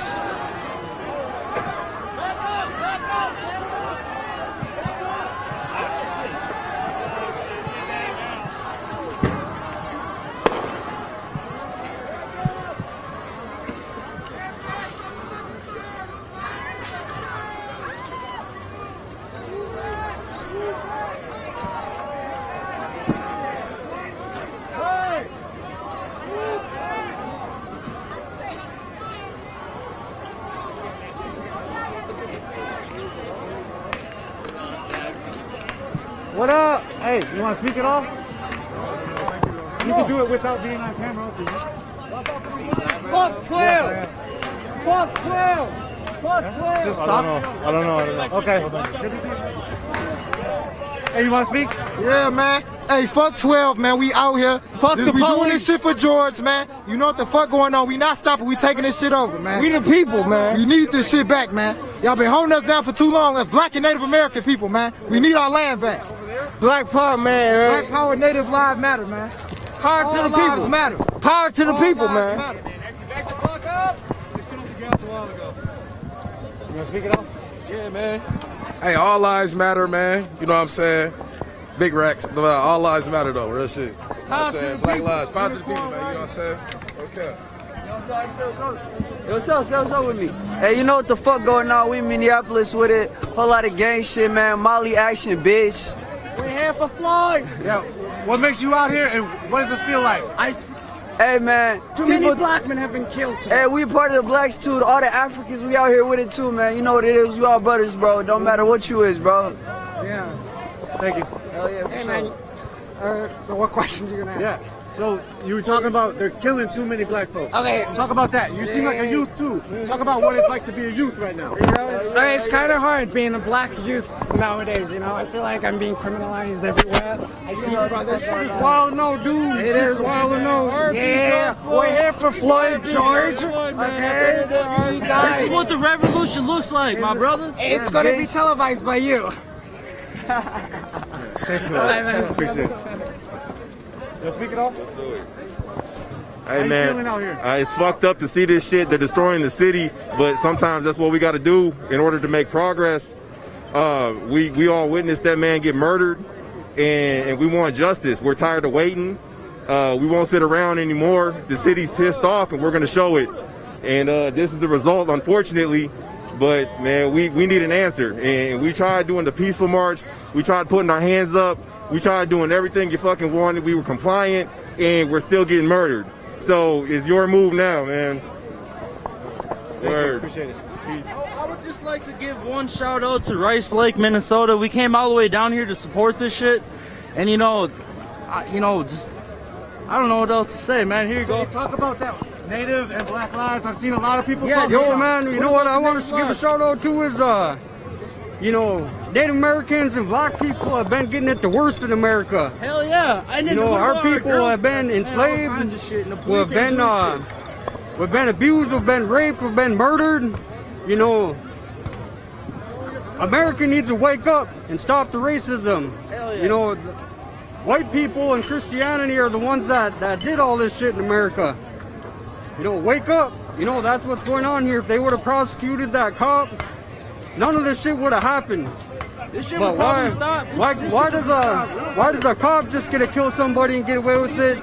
But if it's anybody else, they'd have him in jail. Like ASAP, and then they got a numerous amount of cops surrounding this cop's house, protecting him. This man held this black man on the ground for 11 minutes straight, and he was saying that, "Don't kill me, officer, don't kill me." Even when he was out, he still held him down. And other cops that sat there, they did nothing. And this is what's become of it. America needs to wake up and realize to get rid of the racism. We're all one people, we're all one nation. Our Native American Navajo saved us back in Vietnam. Our African American brothers, we all fight in the same war, we all bleed the same blood. Right. Wake up, America. You want to speak it off? You want to speak it off? I'm good. Everybody back up! Back up! Back up!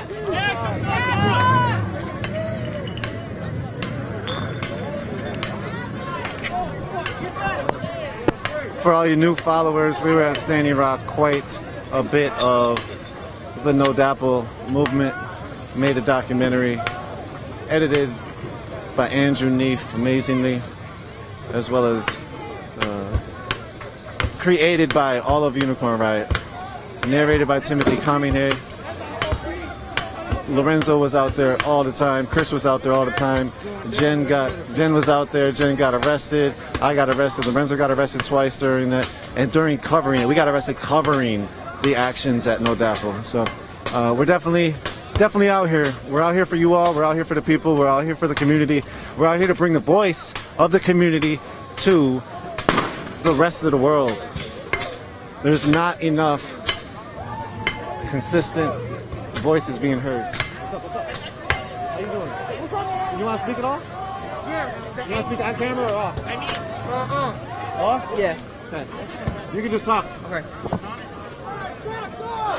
This is really amazing. We've never seen anything like this. There's so many people out here. There's so many young people out here. We are fed up, and this has been years and years and centuries of hatred and evil and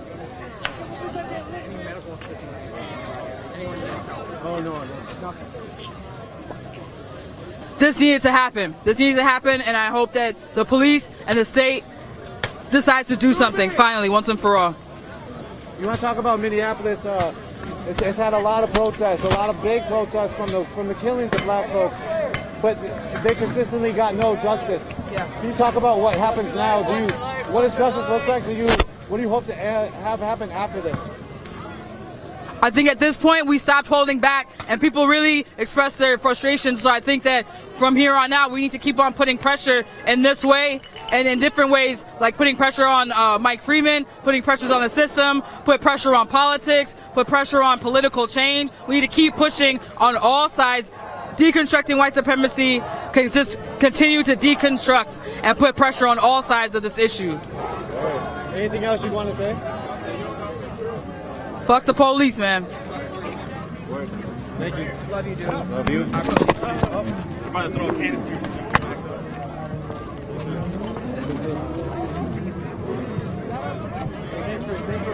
yeah, man. Oh, what? Hey, son. Oh, yeah. Listen to KRSM radio here locally in Minneapolis. Shout out. Yes. Homies. Yeah. Shout out Dolphin Squad. What up? I know y'all watching right now. This is the homie J-Man. Fuck the police. You got anything to say? Stop killing us. You got anything to say, Savon? All I gotta say is this stuff has had to happen. I may not condone everything that's going on, but it's all for the greater good at the end of the day. What do you hope that happens after this? Shit, I just hope people realize that this shit isn't to be taken so lightly, and it probably wouldn't even have to get this bad. It just shit's bogus. Anything else you want to say? Anybody? Shout out to my fans. Thank you. Yeah, for sure. Thank you. I'm Nico. All right. Peace, bro. Thanks.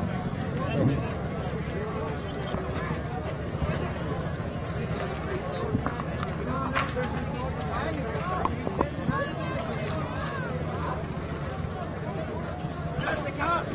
The guard on the motorcycle. They are the cops. Give me a second. I have to drink some Gatorade.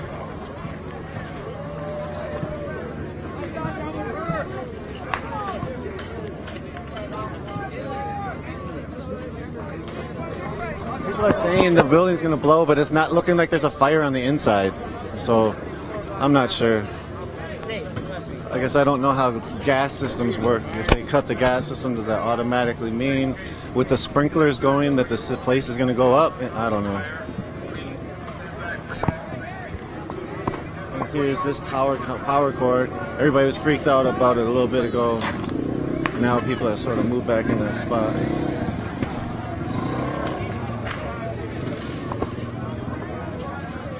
Oh shit, Arby's is up in flames.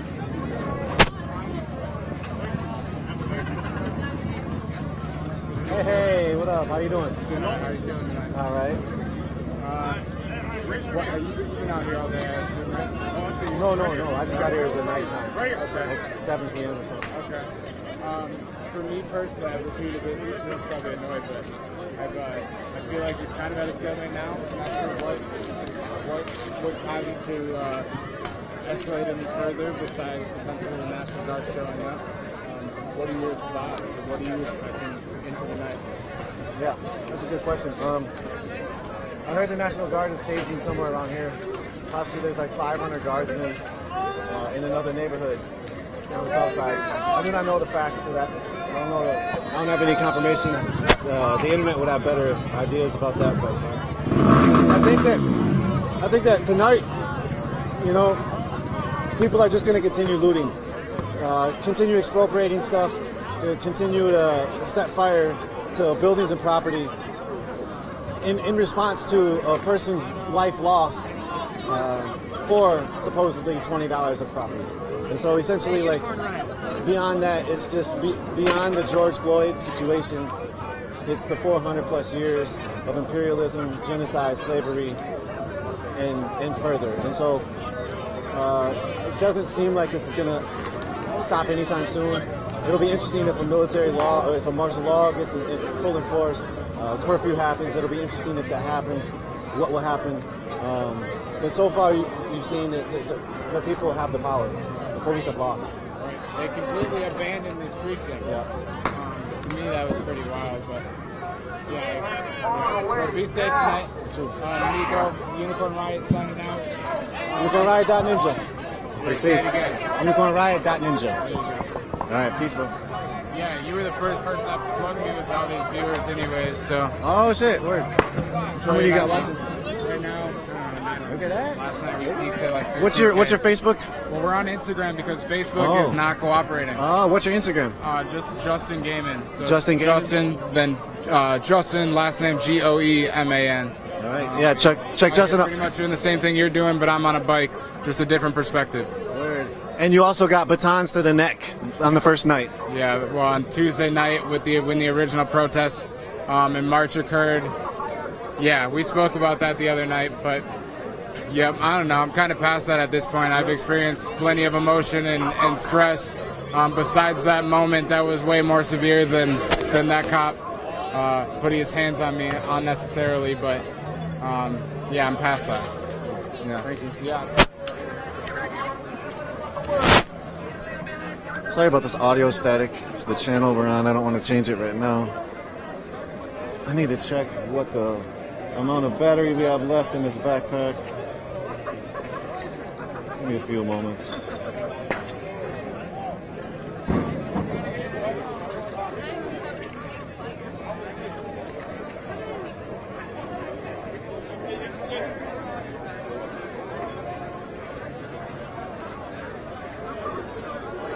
All right, let's go down the street a little bit. We'll check out Arby's.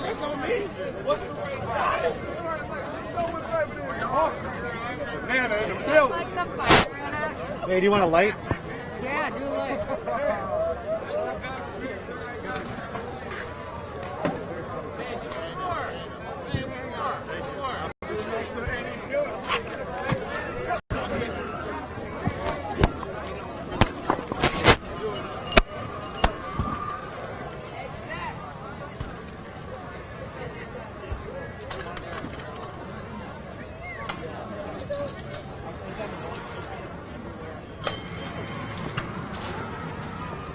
Thousands of people out. Thousands of people out.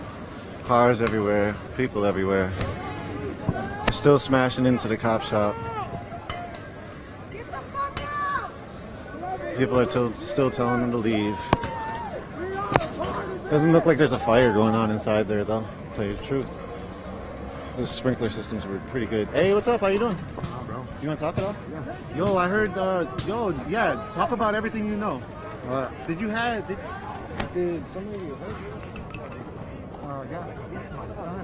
Hold on. Talk about it if you want. Okay. Yeah. Talk about who you are too. And Paul. Okay, my name is Gabriel Black Elk. I am the brother of Paul Castaway, who was killed by police in Denver, Colorado. I just want to report that one of my sons was running away from the cops shooting, and he got shot. We don't know by what. We don't know, what hit his leg, but we know that he's got stitches. It cut through his skin. It cut through his muscle all the way down to the tendon. So our son, he's home right now, but he's okay. He's okay. And we're here right now in Minneapolis. We're at the precinct right now where people are expressing their anger. They're expressing their frustration about what's going on here in Minneapolis. The police department is getting away with murder. So when they do that, this is what the kind of stuff happens in this kind of, situations when police brutality. Yeah, hey, shout out Unicorn, man. My bad, bro. That's all right. Hey, I didn't know it was Unicorn though, but look, hey, shout out,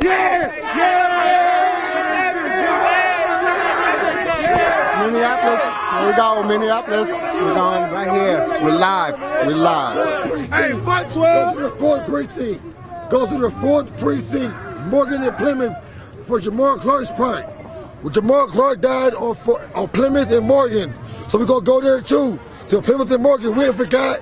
We're going to tear all this shit down. Plymouth and Morgan. Let's go. 4th precinct. Justice for Jamar. Justice for George Floyd. Justice for Philando Castile. Justice for Tamar Rice. Judge Bland. Trayvon Martin. We want justice. Speak up. Yeah. Justice, man. Hey, shout out Unicorn Riot, man. Hey, shout out Unicorn Riot, man. Black Lives Matter, man. We fuck with y'all. Everybody go to the 4th. Okay, and that's what's going on down here in Minneapolis. We're down here in solidarity for George Floyd, who was killed here in Minneapolis. And we stand in solidarity with the rest of the justice families that are here and across the country. We're here. Yeah, you want to talk about, police terror has affected your family, affected your brother, took out your brother, police stayed in Denver. Can you talk about how you've been dealing with that as a family, how you've been also creating a support network, a community around the pain? Okay. I find my healing around protesting like this. This is where I find my healing. A lot of people find their healing somewhere else, but this is where mine is it being in the front line, fighting for my brother, fighting on behalf of other people that are killed by police. So we're just off people. We're pissed off families that are trying to deal with this. And when something like this happens, this is what happens. This is what happens. You talk about the wake that it leaves behind with the family after the police kill somebody, real quick. It's changes people forever. It changes the moms, it changes the dads, you know, the brothers and sisters. It changes the family forever.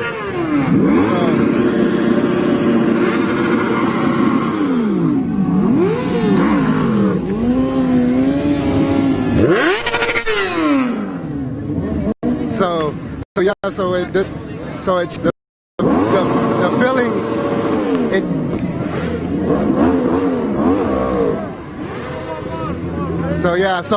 it changes, you know, when a family goes through a crisis where someone has lost their life to police brutality, you know, it changes families forever. It changes them forever. It changed me forever. You know, I forever hate the cops. I know I'm sorry for some of you people that think that there's good cops, but I'm sorry, man. I hate them too. I hate them too. Anything else? Hey, just want to give a shout out to all the people that are under the hashtag of I Can't Breathe. Where I Can't Breathe is justice for Andrew Kearse, justice for Michael Barrera, justice for Eric Garner, and justice for George Floyd. All of them said I can't breathe and they were killed by the police. Fuck 12. Justice for Andrew Kearse, justice for Michael Barrera, justice for Eric Garner, and justice for George Floyd. All people who said I can't breathe. There's probably more too, but thank you. You heard from Gabriel. Gabriel is Paul Castaway's brother. Again, Paul Castaway was killed in Denver by the police, shot to death as he held a knife to his own body. You're right. So they do got the fire going on here in the precinct? Huh? Unicorn riot.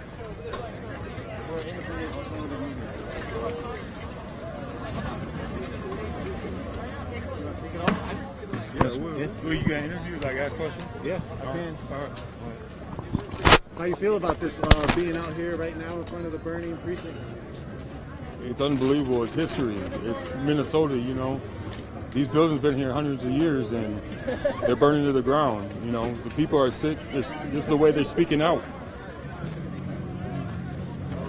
What does it mean to you to be here right now in this moment? I mean, it's history, like I said. You know, it's sad to say, you know, a tragedy like this has to happen, but you see nothing but unity. It's us versus them. It don't matter the race, it don't matter the color. Everybody's on one side, you know. The people that ain't, there's the only people that have problems, you know. When it comes to George Floyd, did you watch the video? I did. How did you feel about that? Man, it's tragedy, you know. Being a black male myself, you know, I just couldn't imagine being in that situation. He did everything possible to let them know he was hurting, you know. He said they were gonna kill him, and they did. You know, it's unbelievable. Yeah. So the 4 officers got fired. Is that enough for you? No, absolutely not. What do you want from that? I want him prosecuted to the fullest. One second. When it comes to some of the last words, just being out here feeling this feeling, what do you hope for the future? I hope, you know, after all this, I hope everybody comes together and they remember this as a moment of unity, a moment where we can all come together and fight the same fight, you know. There's no problems between anybody out here. Everybody coming as one. And I mean, they took over the cop shop, you know. That's the biggest gang in the world, police. And they still couldn't beat unity. They called, you know, the National Guard in, 200 state troopers in. They still couldn't stop the people. The people are speaking right now. This is how they're speaking. It's unfortunate, you know, it has to come to this, but we sick of being targets. And that's what we are every day. Thank you. Appreciate it. Thank you. Appreciate it. Anybody want to speak over here? No, but keep up the good work. I remember you from 2015 at 4th Precinct. So Well, good to see you again. You too, man. All right, all right. How do I see the video? How do I see the video? On YouTube for Unicorn Riot, Facebook for Unicorn Riot, Twitter, UR_ninja. Okay. All right. Thank you. Yep. Thanks for your coverage and live stream. I appreciate that. Thank you. Thank you. You like to speak? You can either talk or I can ask you questions. How you feel? Go ahead with the questions. Okay. So, what do you feel about being out here right now? This is for my ancestors, and this is for everyone in Minnesota. This is for everyone who claims to be an American and have the right to express ourselves freely. If you truly believe in freedom, then you have no problem aligning yourselves with us right now. When it comes to the police and the system of control and the structures of power in society, what do you feel like can be bettered? And what do you feel like you hope for the future? Oh, we could have more fires. Yeah, I'm thinking Fort Snelling next.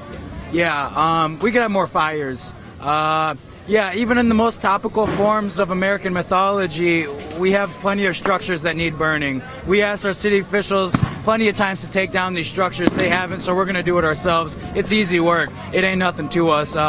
We built this country, and we will burn it down. I am a descendant of Native Americans and Afro-Cubans, so we built this country. We will burn this down if we so choose. The dogs need to answer to their masters. Anything else you want to say? No, everyone stay safe out here. This is justified. If you look at me and you see a colored man on unemployment, just know I worked proudly. I was proud of my trade. I lost my job during this, and I'm standing up for our rights. So come meet me outside if you got a thing to say. Come on.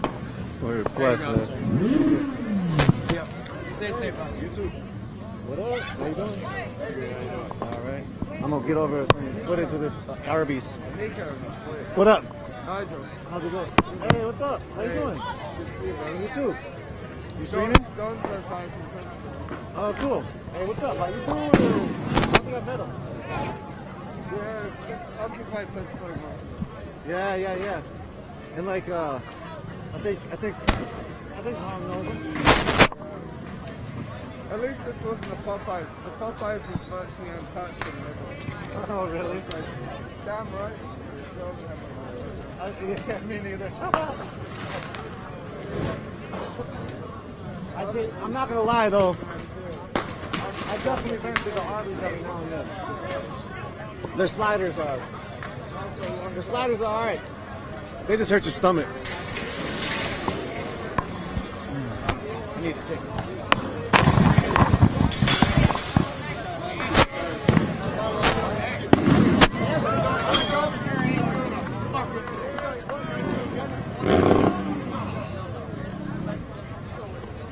This is the Arby's here on Lake Street and Lake Street and Snelling. There was a battle here on Lake and Snelling the first night. The police had pushed everybody down the block here, shot so many rounds of tear gas, so much rounds of marker rounds, so much less lethal munitions. That basically, then the police took this street on the left of us. Then people moved up to here, and while it was raining, they used this bus shelter. This bus shelter was used as a venture point to have a battle against the police. Hence the battle on Snelling and Lake.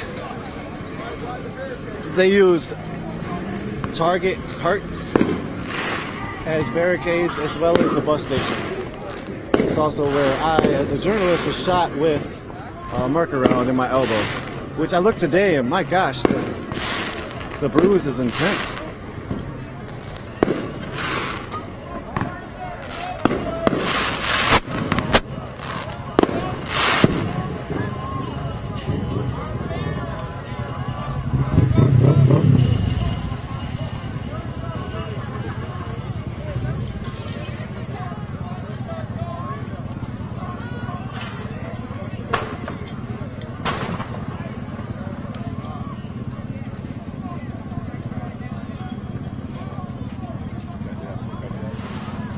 Yeah.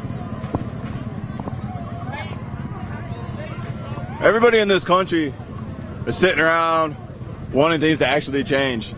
They're actually wanting something to happen, and everybody's walking around not knowing exactly what to do.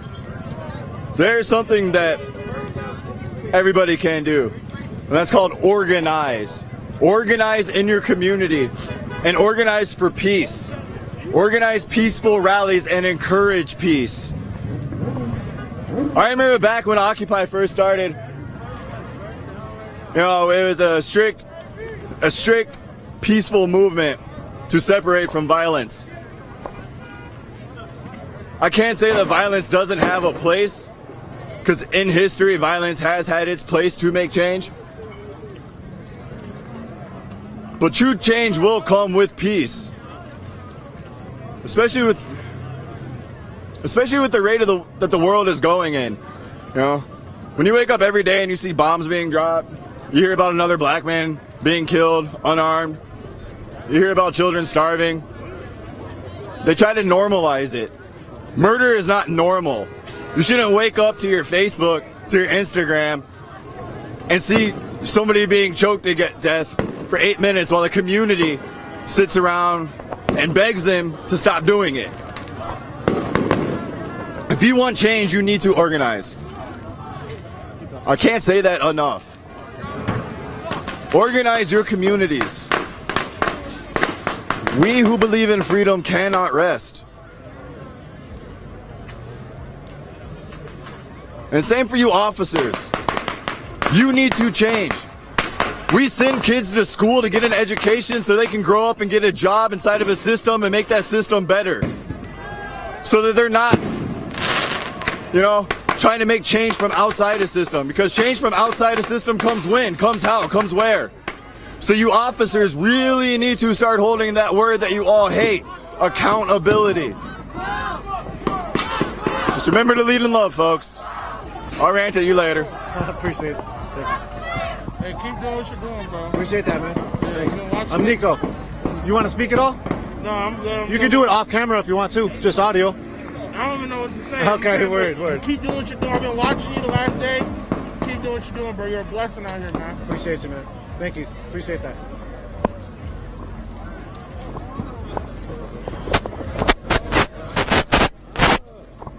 Audio feedback, sorry.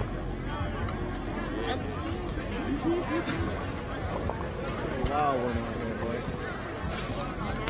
I didn't really think I'd see this.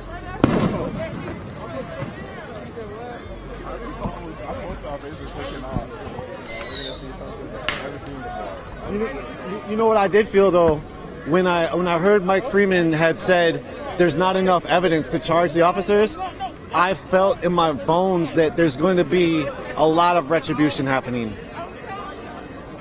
Yeah, so grab it.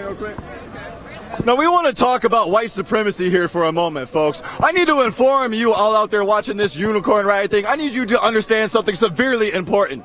Our police union president is an ex-quote-unquote white supremacist motorcycle fucking gang president. And that's a fucking fact. He's an ex-white supremacist. How do you have an ex-white supremacist in charge of all these police? Please tell me that. And you want to tell me, okay, and for all you anti-fascists out there, we've been worried about fascism taking hold in America for how long now? And now we have literally unarmed black men such as Ahmaud Arbery, such as George Floyd, in what, a month getting killed? You don't think there's police gangs out there that are full of white nationals? You need to start waking up.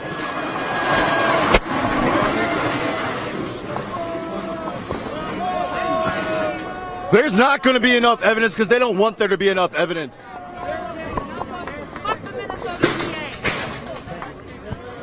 Mike Freeman, how can you say that there is not enough evidence to charge that man? If any of us were on videotape doing anything, that counts as evidence. That counts as evidence. How, Mike Freeman? How? How, FBI? FBI, this is to you. You really need to do some internal digging. The government has flat out stated that white nationalism is one of the biggest threats to America, worse than ISIS. If you don't think you have white nationalists in your police departments, you need to dig fucking deeper. And I mean that. I mean that so that we all get home safe. I hope you seriously take my words to heart. Nobody will fault. Yeah, here, you want to talk? Hey, no peace. Hey, listen, man. Hey, the police is out here right now amongst us. They went and took off their uniforms, and now they out here in regular clothes. I just seen some walk through here. Y'all not paying attention. You know know what I'm saying? They took off all that shit, and now they got on regular fucking clothes, and they out here looking at everybody. If you don't got a mask on, put a mask on. Not for coronavirus, but for facial recognition. Because they on that type of time, man. They on that type of time. You see, when we all come together, blacks, whites, Mexicans, Native Americans, Chinese, with everybody, we come together, this is what happened. It's about time. This shit we gonna be able to tell our grandkids, like, yo, we burnt this shit down. They gotta feel us. All that protesting, marching, Martin Luther King bullshit, that shit is dead. Now we gotta feel us now. They gotta feel us now, period. Look at all this, look at this. Once in a lifetime shit, man. We burnt down a police station. We ran the police off. The police was up here, we ran them off. It's about time, man. Everybody stand up, man. We here, man. Minneapolis 2020. This shit is in history. We gonna make history books with this shit, man. Period. And don't fight each other. This is us versus them. Hands down. Period.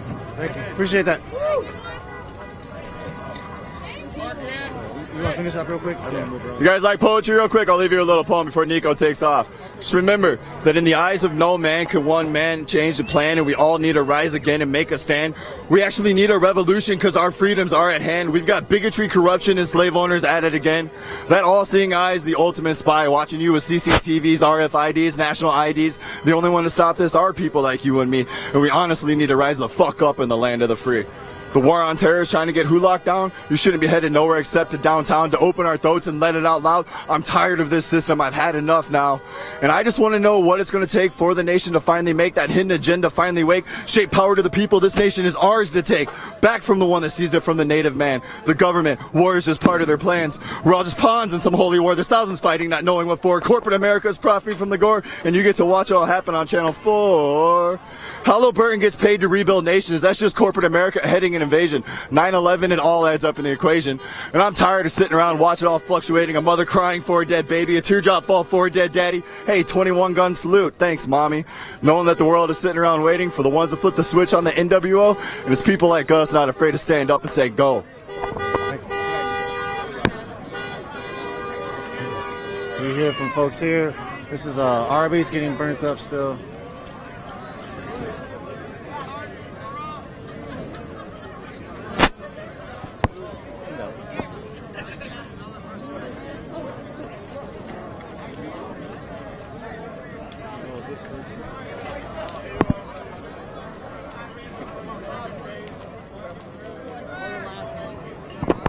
Do a switch off real quick again. I think I have this in my ear.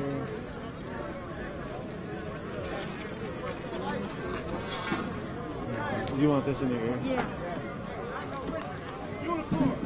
If coronavirus is real, we should all be in the fucking street dead right now. That's just a fucking joke. I don't know about a joke, but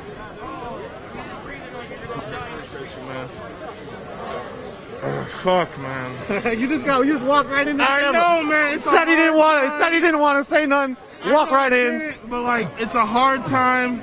I appreciate you. I appreciate you, and I appreciate people standing for justice in this city. It's been a hard time. We're grieving. You can't blame people for how they react to what you do to them. And I just pray blessings on us, man, that we get through this hard time and that justice is found. I appreciate you, Unicorn, man. Stay safe out here. Thank you.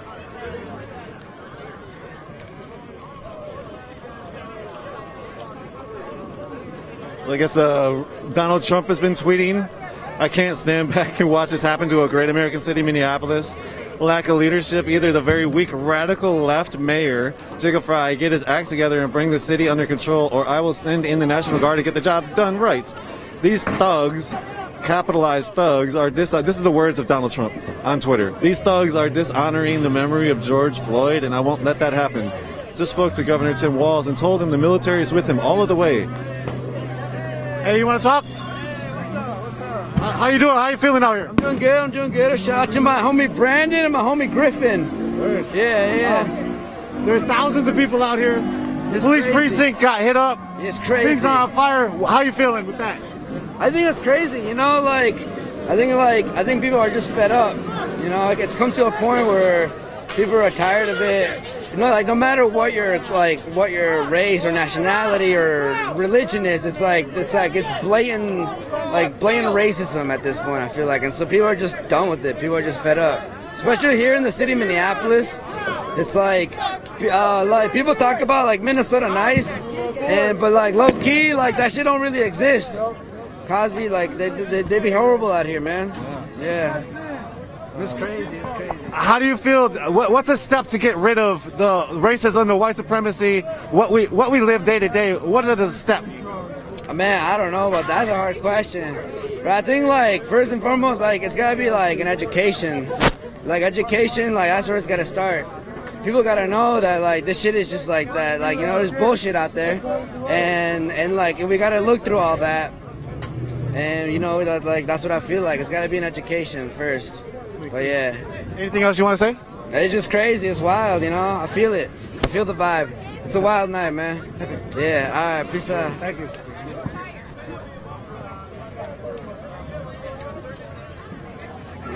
The last bit of Donald Trump's tweet was any difficulty, and we will assume control. But when the looting starts, the shooting starts. Thank you. That is wow. Obama, during the Ferguson era, sort of used the same thugs words. You know, after Ferguson and Baltimore, unfortunately, a lot of people talk about radical Democrats or radical left in the political world.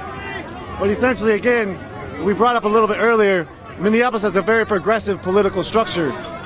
But yet, it has some of the very biggest gaps, the biggest opportunity gaps, the biggest availability gaps, the biggest structural gaps, some of the most racism. That's why it's called the New North, the new Jim Crow North. And so, not the New North, the new Jim Crow North, the Jim Crow North. So when it comes down to a lot of what we see, hey, when you want to talk about it, how you feel? Fuck the police. I swear, even though we fucking Mexican as fuck. As fuck. Hey, talk about y'all are youth. What does it feel like to be youth out here? It's bad, bro. Well, fuck white people, bro. They bad as fuck, bro. Like, bro. Not We trying to browns come and up to y'all, blacks but like, united, bro. Blacks and browns united, bro. What the fuck? This is America. It's made by fucking all kinds of colors, bro. I don't know what the fuck down there, bro. right, what the fuck they want? Thank you. That's what they get for being up dirt. Shorty.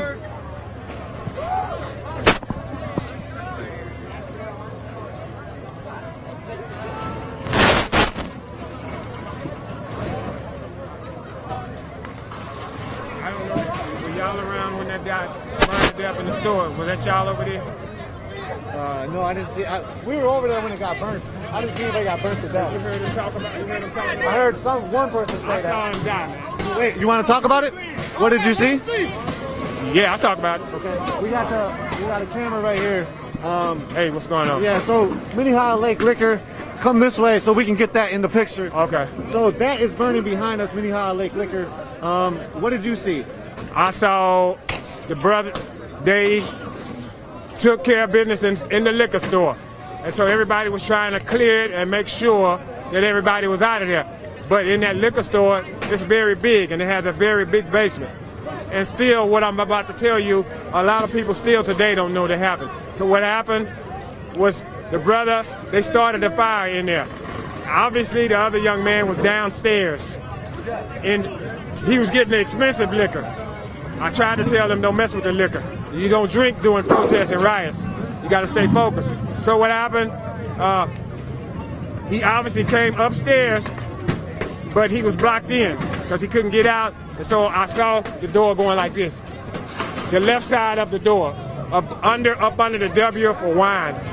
And he couldn't get out. So when the guys came hollering and asking everybody for help, so everybody started throwing water bottles in there. And because the fire had got engulfed, it was too much. So they tried to do something.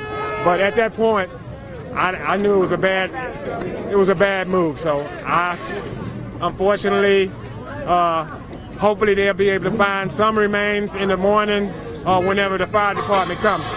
But yeah, I saw a young man burn to death. And you saw him burning? Well, I saw him pushing the door like that. and then the fire started getting bigger and bigger and bigger, growing. And next thing you know, the door stopped pushing. And now they had an axe, and they were trying to chop the door down. They were trying to push the door down, but the fire got too much for him. So I know that he was behind that door, and I saw the fire grow. And it was growing, and it was growing. So I know that the man passed away. I know for a fact. Thanks for sharing it with us. Oh, yes, sir. This is Brother Rashid Ali. Yeah, anything else you want to say? I think that they got the attention of the law enforcement, the police, but it's going to cost a lot of people. They're going to have to travel forever and ever, 30 minutes, 40 minutes now just to get an Arby's or just to get a Target. And this is not the only Target that they took down in Minnesota today. So I'm 62. This is how the young people do it. I have to respect that, and they have to get the attention. And they're very aggressive, and I got to give them their props. I'm not disappointed.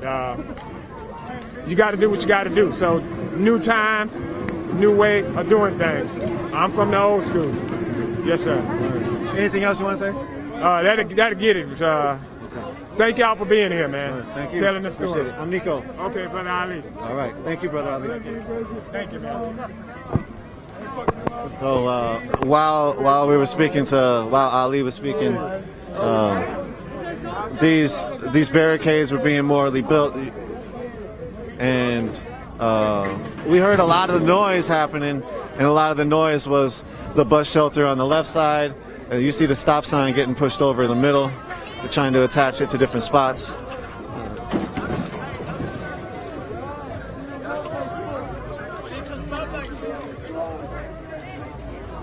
You want to speak at all?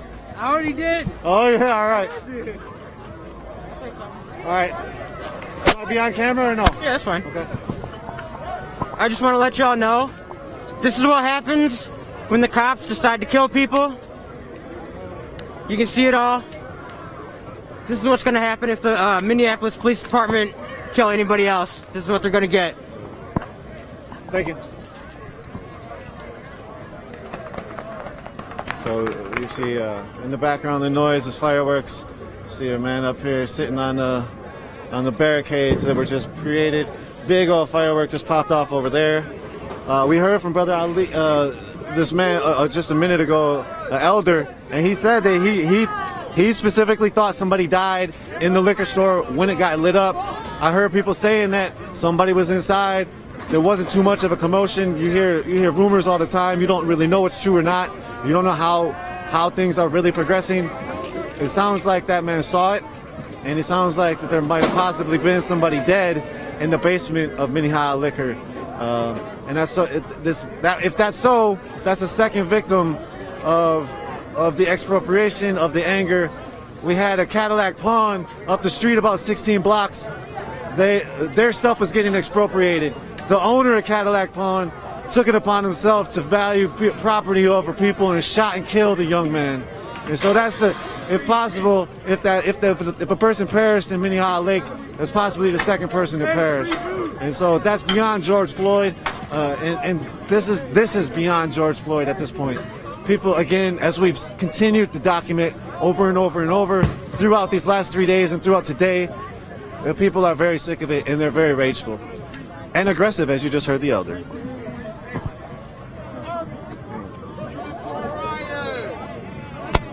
want to speak at all? Hell yeah. Go ahead. How's it feel being out here? It feels great. I mean, look all around you. We definitely won. And I mean, justice hasn't been served yet, but we definitely making a point. There's how many of us out here? And there's only so many cops. They can only do so much. We just want justice. What does justice look like to you? We want that nigga in a cell or locked up. It don't matter. Hell yeah, we want him in a cell, prosecuted, and treated the same as they would treat us if we did the same thing.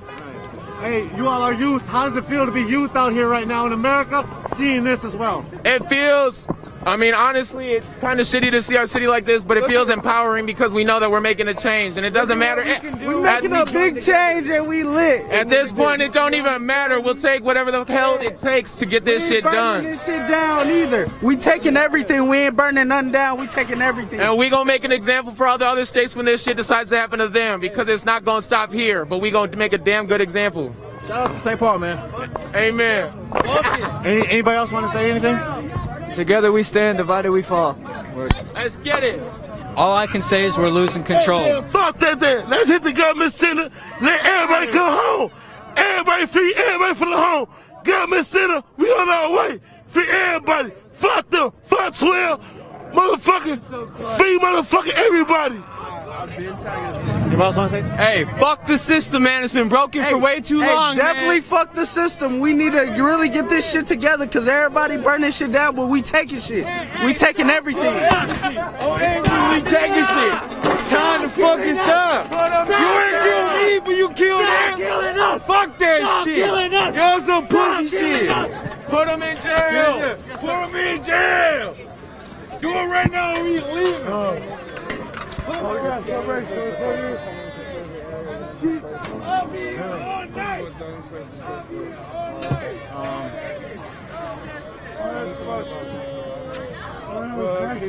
People are saying that the reason that there's no police in sight. That might be right. I want to go full Kent State. Oh no, not the Arby's. Yeah, Arby's is gone. You ain't getting no more sliders tomorrow over here, homie.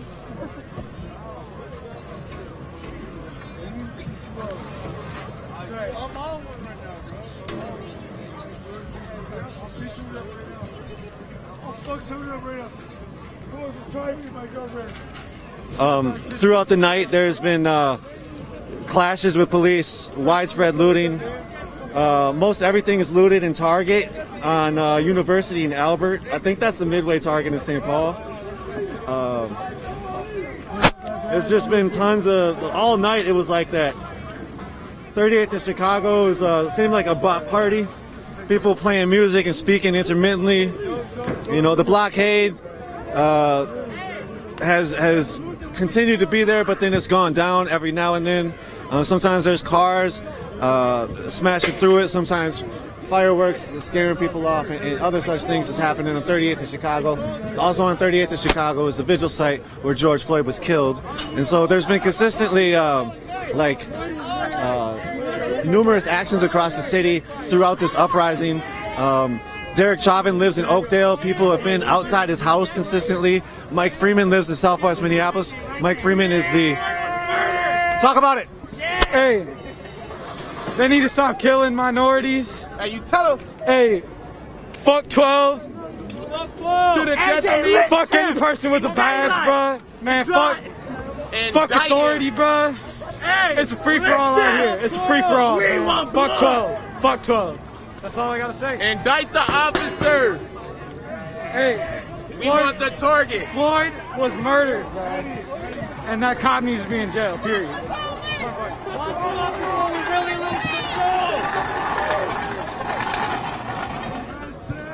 More barricades coming in. This is a street light. We're not gonna stop.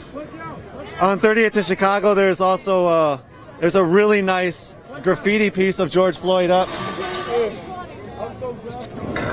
So go check that out on 30th in Chicago. That's graffiti in front of Cup Foods. He was killed in front of Cup Foods.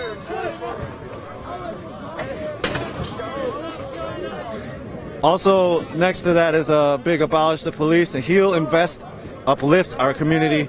If go check out all of the, what's up? How you feeling out here? Why are you holding the mannequin? Because I figured out who my best friends were. That was a weird thing to say. All right. Present. All right. We'll move around from the man. We getting that shot, sorry for his. Yeah. Yeah, we been so.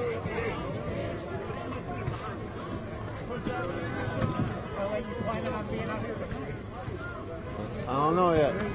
Yeah, we'll see. I hear it. Thank you. Hey, you got a shirt? No, I don't.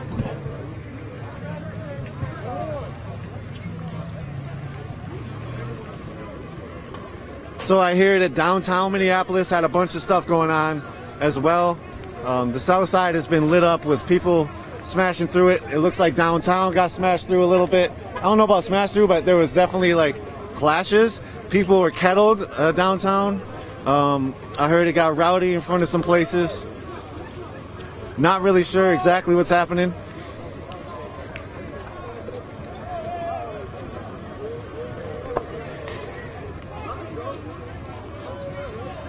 Possibly like Gay 90s and Poorhouse were the places downtown. That's Arby's burning in the distance. So you see, there's people all across the streets on the right side of us, the left side of us, behind us, in front of us. People are everywhere. There's thousands in the streets. They gave out the precinct at about 7, so about 3 hours people have taken over the precinct. It is not on fire all the way yet. We've seen different fires that come up, has started inside of it, but it's still not all the way on fire. People have been scared of the gas leak, gas lines being cut. That's, I guess, even was listed on the scanner that the gas lines were cut, but still there's no specific burning that we can see from outside.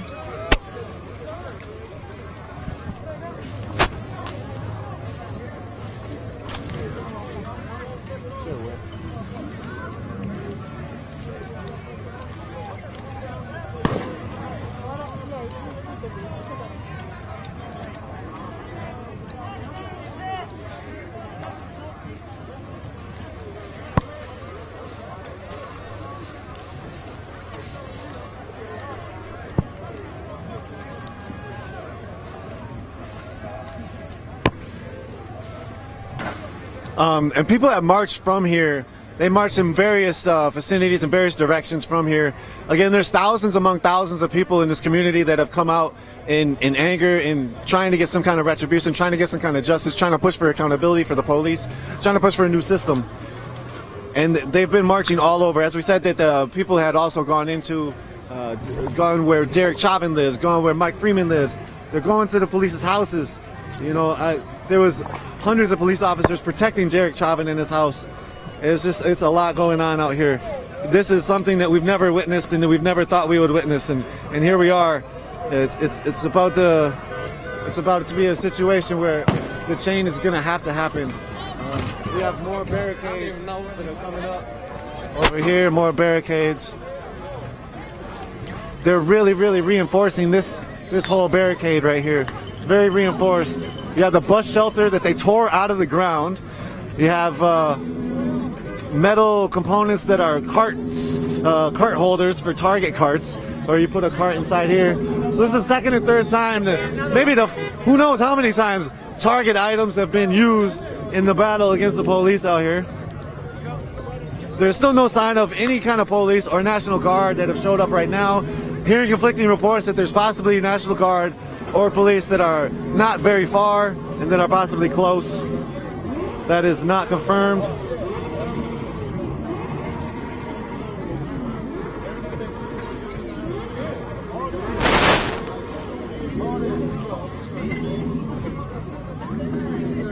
Again, there's Holy Trinity Church on 31st and like 27th, 28th. It's operating as a refuge for folks that are injured, that were injured. They're trying to get water and everything else. The community has come out in full force and created a loving atmosphere. And also beyond the loving atmosphere, they've used the expropriated goods to also fuel this whole protest. People have been able to get water, get whatever goods they want expropriatedly from these corporations. Now people talk about Target, and people were talking about don't take out Target, but in reality, Target is a Minnesota-based corporation, yes, and it's one of the biggest Minnesota-based corporations, but they're not like a saintly corporation. Target does do quite a few things that are pretty messed up. One of the latest things that I heard about Target is, more barricades are coming around and we're standing right in the way. There goes another part of Arby's getting smashed up or getting burnt up. cords getting dragged. Okay, so just real quick, while Target had got smashed through, burned, this is the Target behind me. And all right, hold on one second. And Target is actually very involved in a lot of rude things. One of the latest things that I heard. Hey, what up? What you like yesterday? Hey, dope. You want to talk? Just give me a minute. Okay.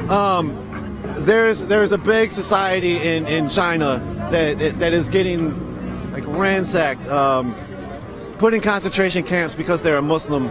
And essentially what has happened with that is they've been taken from their places and they've brought into detention and concentration camps, been re-educated, and then allowed to then work at a work camp. So it's not like they're re-educated and sent back into the community or in society. They're sent then into a work camp where they're not able to be themselves, right? And so after that, then that work camp is now then does, a multiple things. They create multiple things. They produce multiple things. One of the productions and one of those work camps in China is garment factory. The garment factory was started to make garments. They started to make fabric and other items. Target was then buying. And so Target is not like some,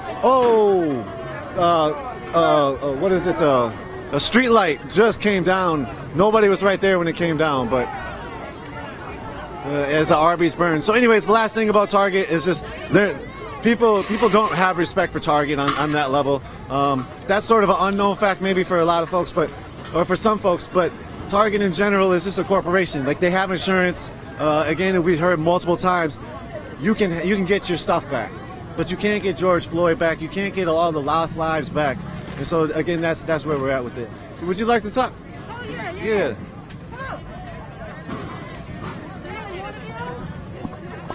So what brings you out here?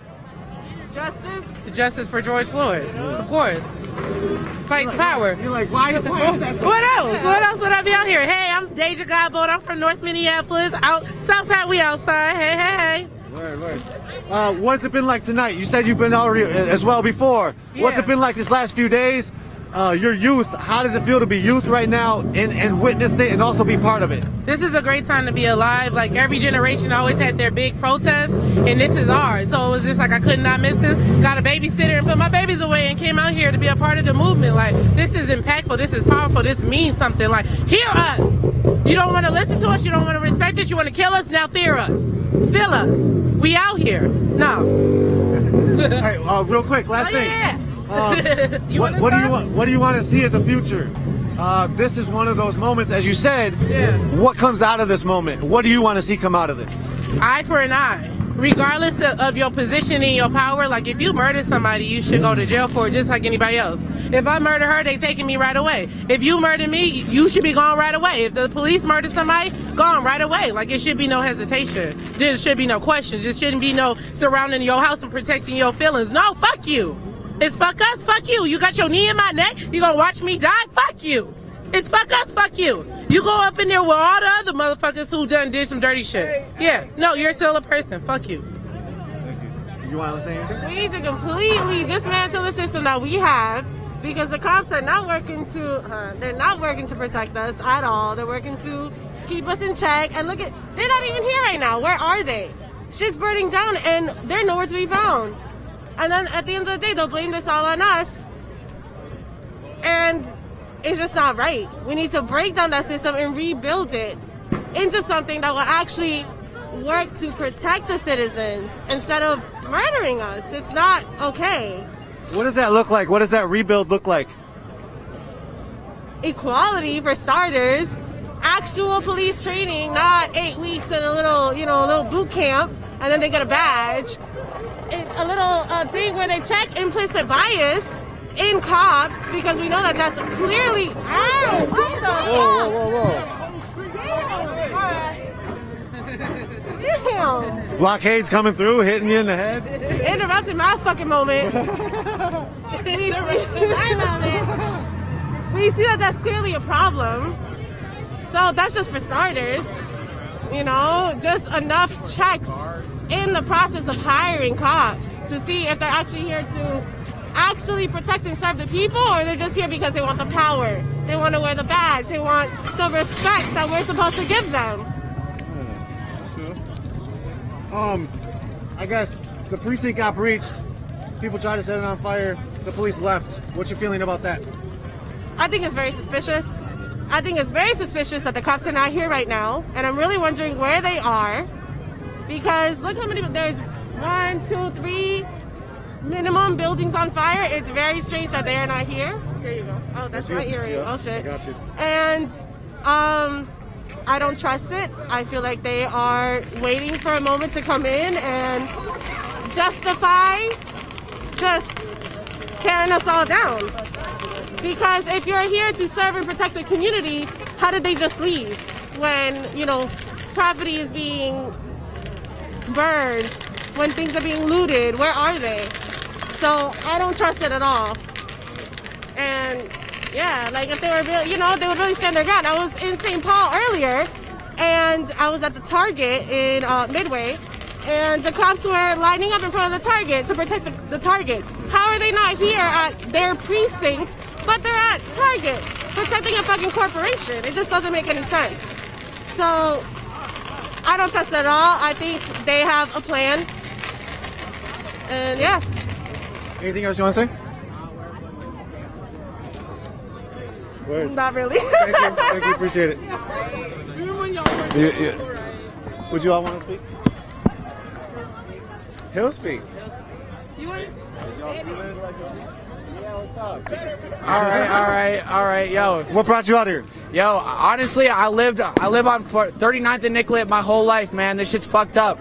I've been beat up by those same cops, man. They've fucked us up for too fucking long, man. It's not right. It's not fucking right. We need to get out here, and it's so fucking great seeing our whole community come out here and fuck shit up like this. If they never would have done this shit, none of this would never have fucking happened. None of this would have never fucking happened, bro. You know, we gotta fucking make these fucking, you know who made that fucking shit up there, bro? They need to go to jail. That was me, bro. That was me that made that barricade. That was me with those shopping carts. That was me. You know, we gotta make sure that everyone's smart out here, though. We can't be hurting each other. All this gang shit, we gotta let that shit go. We gotta let that shit go right now. We all gotta be together. We can't be fighting against each other, peaceful protests or rioting. We all have to stick together no matter what, and we all gotta love each other. That's period. That's period. I love everybody that's out here. I thank everybody that's doing the peaceful protests and doing the rioting. I thank all of y'all for being out here for all of us. Respect, bro. George Floyd, remember his name. George Floyd. George Floyd, remember his name. Real shit. Fuck the police. Thanks, man. Thank you. Thank you. Thank you. If they charge this stops, I'm absolutely All right.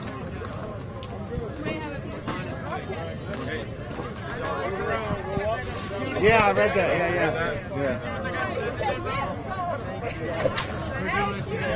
Yeah. 1 second, I'm gonna check some things. What up? Good, how are you? Good. You won't believe it. You wanna speak? We want to smoke. We've been looking for y'all for that last. Yeah? So the video kept on the live. It kept. Good. It kept What was it doing? It kept. You know. Yeah, it kept breaking up. So. What video? We're looking for you on live. Last night? What's that? Was you the same one who was out here last night? Yeah. Okay, yeah, I was watching you, man. I was way up north, man. And I'm like, oh, what's going down up here, man? You want to speak? Fuck it, man. What brought you out? You say you came from up north. Well, I mean, I'm from the city, you know, but I was just at the lake with my kids. But, yeah, man, I seen the city was going up, man. But, I mean, this shit is crazy. You know, they've been doing this shit for a long time, man. They got to stop doing this, you know. It really ain't right. You know, regardless of what color you is, green, purple, yellow, brown, I don't care. You know, it's like you can't just kill people in cold blood in the street.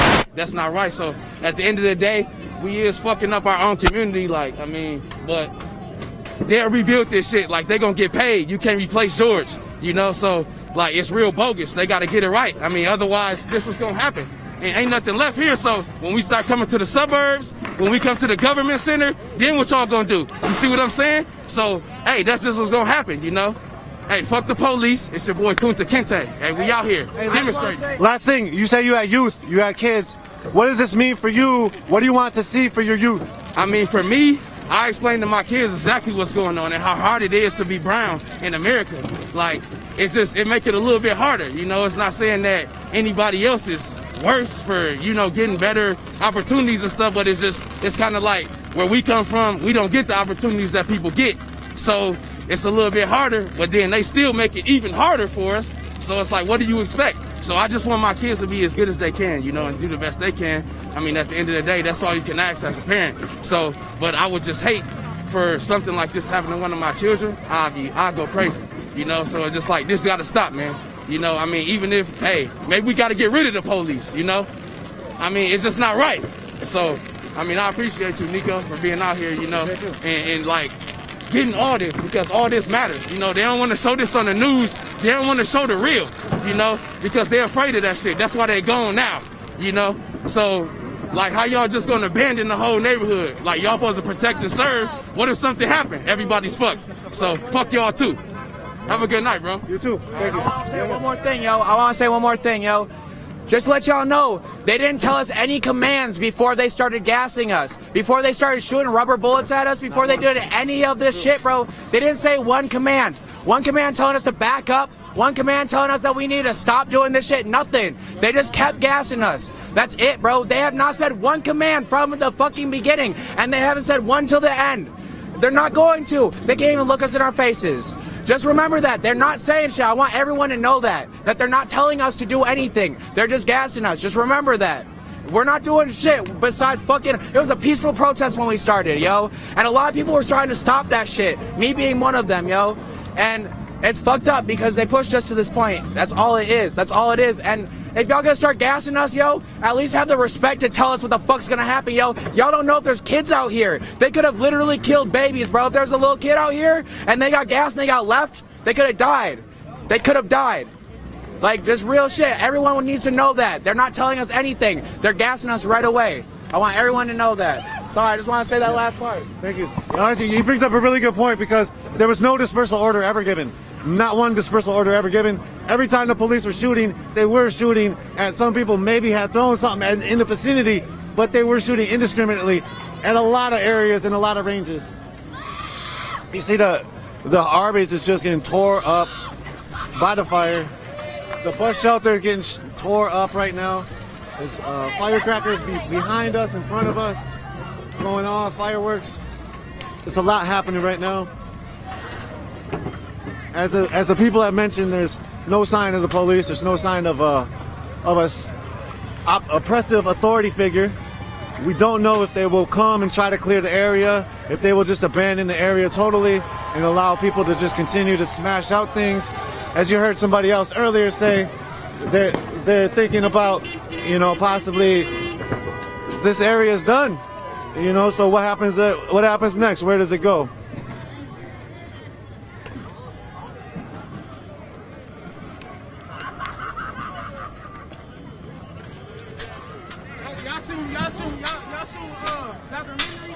Yeah, you want to talk? Hell yeah, I want to talk.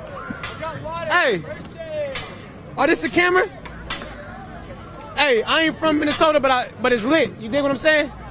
Oh, this the mic right here? Yeah, I got it. Yep. Check 1, 2.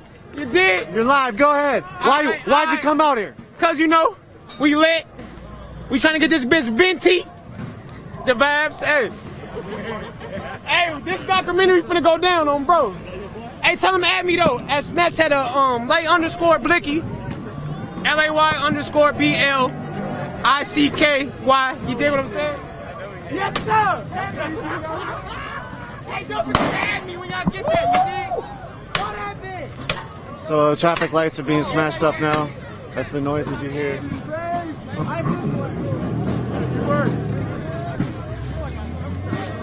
Yeah, for sure.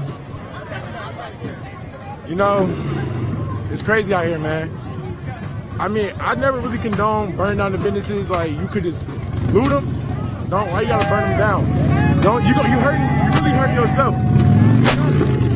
Hold up. You really is just hurting yourself because you don't wake up in the morning and shit.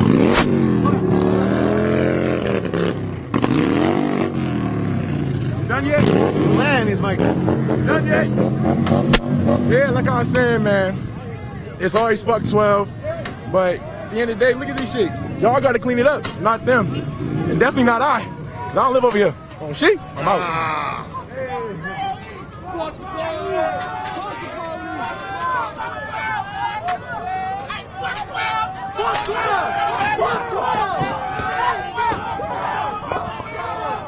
Hey, tell them, hey, we protect ourselves out here. We protect ourselves out here. F the police. That's what you see a lot. A lot of people protect.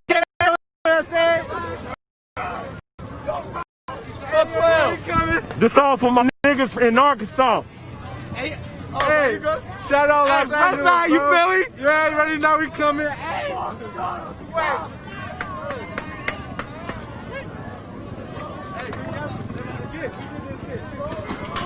So it's this is Minneapolis, Snelling. This is where a lot of battles were happening. The people are just destroying everything. And nothing is safe from being destroyed.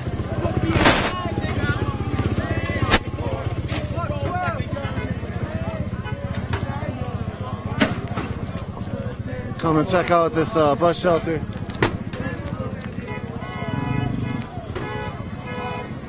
There's another street lights going out up here.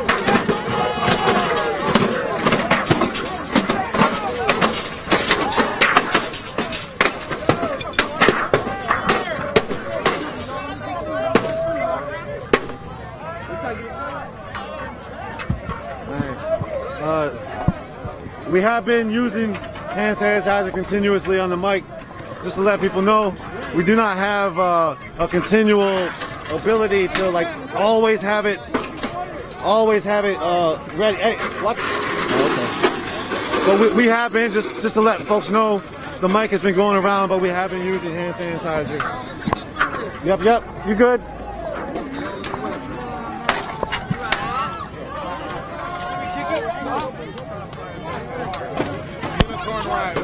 How you doing? You want to talk? How's that, Standing Rock? Nice to meet you guys. All right, good to talk.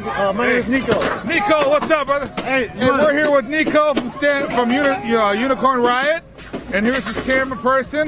That's Jen. Yep. Let's double time. What's happening? When you hold this? There you go. Whatever. Okay. What's happening? So, you want to talk about the correlation between Standing Rock and Minneapolis right now? Violence. Nothing is different. It's all about government, what they want to do in everybody's life. Nothing is different. All they want to do is what they want to do. I was a previous law enforcement officer. Everything they did was against fucking protocol, and it's all bullshit, dude. This is nothing different than the Rodney King riots, dude. Nothing different. As a former law enforcement officer, is what you said? Yep. How did that... What was your experience like as a police officer or a law enforcement officer? And then what is your experience after that? Tell me about that a little bit. Well, the experience with law enforcement officers, you do things by the law. They teach you by the law what you're supposed to do, what you can and cannot do. And, that's what you have to abide by as a law enforcement officer. It all correlates with integrity, yourself person and who you are, what you're paid to do. It's not about your personal feelings. It's about what you need to do to protect the public. You know what I mean? That's what it's all about. That's what the key job of a police officer is, to protect the public and do what they're supposed to do. Not about what they feel and what they want to do out of anger. It is sometimes gets to a person. Sometimes officers get out of hand because it's anger. We only act because we're human. Everybody gets that, everybody gets that anger, whatever. But what was done was uncalled for. It was wrong, and it should have never happened. The guy was previously investigated. Nothing's ever happened, but it just goes to show how deep the investigations go with Minneapolis PD or Sable. I can't speak for anybody else. All I know is what happened for Minneapolis PD. I'm not going to say anything negative about anybody else. You know what I mean? But what this guy did was wrong. So, and I'm not saying anything against all law enforcement officers out there, because I was too. There are times where we do have to take law in our own hands, but at the same time, it's like you have to abide by the law, by what you paid for and what you trained for. Anything else you want to say? I just hope this all this stuff stops, because, there are families and kids out there that are watching this stuff, And it's not about rioting and looting and all that. It's about the protest of the wrongful doing, the wrongful death of this person. Has nothing to do with everything that's going on. People got to realize what's the truth of it is like everything else, it's unnecessary. You shouldn't be doing this shit. But I'm here to report this for my family and friends as well, like you guys. And it is what it is. You know what I mean? So appreciate your time. I thank you for your time. Thank you. All Thank right, you. bro. Give it up. Take care. Whole lot of gang shit. Whole lot of gang. We've heard multiple correlations and multiple ways that people are correlating the similarities, the differences between different movements, between different people and places that are happening across America. And one of the glaring examples of that was basically right there is a former law enforcement officer still coming out here where the law enforcement had killed some man. He brought up Derek Chauvin actually having taken part. Derek Chauvin had actually taken part in another murder. Now, he had taken part in 3 other shootings. Derek Chauvin was what people say is a crooked cop a lot of times, what people could call that. When it comes to Derek Chauvin in general, as I said, people have been protesting outside of his house. And also, just to bring up again, the 3rd precinct is where he worked. It's where the other 3 officers plus that worked there as well. And Derek Chauvin, say it one more time, he killed Wayne Reyes in 2006. He did a shooting in Little Earth. He was a part of another. He shot a man. There was a new report on it. I didn't really see it. I only saw the clip of it. But the last person that Derek Chauvin shot, he spoke out to the media at some point recently. He had shot that man in his stomach in his own bathroom, and that was the 3rd shooting that Derek Chauvin had been a part of, as well as killing another man. So this isn't something new for Derek Chauvin and the Minneapolis Police Department to just go right in the pussy. It's nothing new to just go kill somebody. And so they also continue to get away with it. We spoke to a person earlier. The video is on Facebook. His name was Daniel Davenport. He's the chairman of National Equal Justice Association, I believe, of Georgia. And he's working on different police accountability factors within the system to try to bring accountability towards police. And he basically said there's been studies have shown if a police officer has killed one person, they will likely kill again. How do you keep a person that has killed somebody on the police force? They don't get fired. They don't have any insurance problems. There is no accountability at all. And so that is, again, one of the main factors of what's happening. And so we break it down to Derek Chauvin being sort of almost what you could call a serial killer. I don't know how many kills you have to be called a serial killer, but this is the 2nd person Derek Chauvin has killed. Fuck yeah, man. Fuck the police, man. They be harassing everybody out here, man. Fuck 12. Hey, FTO, fuck the offset, posse, 12 can't start shit, man. You already know. Southside, we outside. Hey, Southside, we outside, man. Yeah, boy. Hold up, Mr. Unicorn. I'm Raymond Evans. I'm from Nebraska. They call me Ray Spider-Man Evans. I'm an MMA fighter. I traveled all the way from Nebraska up here, me and my brother JJ. What we need is letters. We need y'all to write letters. We need y'all to get off y'all ass and go vote. We need y'all to stand up for the people's rights. Come on, man. Look at all this mayhem. But look, with all this mayhem going on, there's peace among the people. They're not fighting each other. We are here together. Come on, man. We are here together. We are here together. We need y'all to vote. Hold up, and quit posting shit about George Floyd if you're not donating money to the family and helping the cause. Get the fuck off. Quit trying to get attention off his name. Get the fuck out of here. Get the fuck out of here. I'm sick, pop shit, 12 can't stop shit. Hey, man, fuck the police, man. That's all I gotta say, man. Hey, fuck the Anybody else want to speak? Want to speak at all? Yeah. What do you got? What's on you? What's your sign say? Why'd you bring it? Our kneeling never killed anyone. Because it hasn't. Why did I bring it? To support the collective idea that there cannot be peaceful justice as peacefully as I could. So this is the best I could come up with. Talk about kneeling. I saw also the correlation of kneeling. We kneel, you all get mad. They kneel, they kill somebody. What made you come with the words that you did on the back side of this? I think you wrote it really well. Like Colin Kaepernick, the whole kneeling, right? Yep. That never killed anyone. Right. The cop kneeled on George and murdered him. And then this is a take on the proof. The proof is on fire. Justice is our water. Now the whole city burns. All right. Thank you. Anything else you want to say? I hope this is better. I hope that there's justice.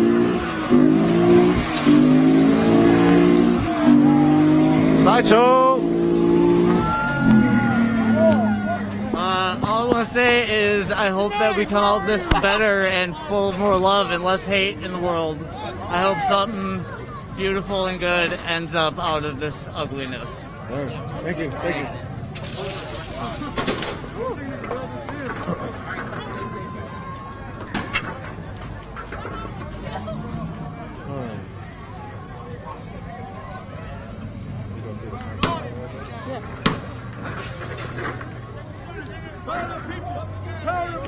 Hey, fuck the cop!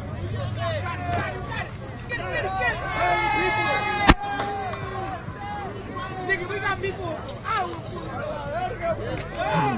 We heard it yesterday. We haven't really heard anybody specifically say it today. We saw it in the precinct of the 4th precinct. Hey, what's up?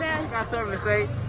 Hey, all across America, we need to burn this motherfucker down. Cause the police is killing people all up. Ain't about black or white. It's not about black or white. None of that shit is about Americans, man. We want to be free. Fuck the police. You gotta tell them that they're taking advantage of it though. Like, Target's alright. We don't go hit Lake Plaza. You know what I mean? Don't get hit the Mexicans, the small businesses.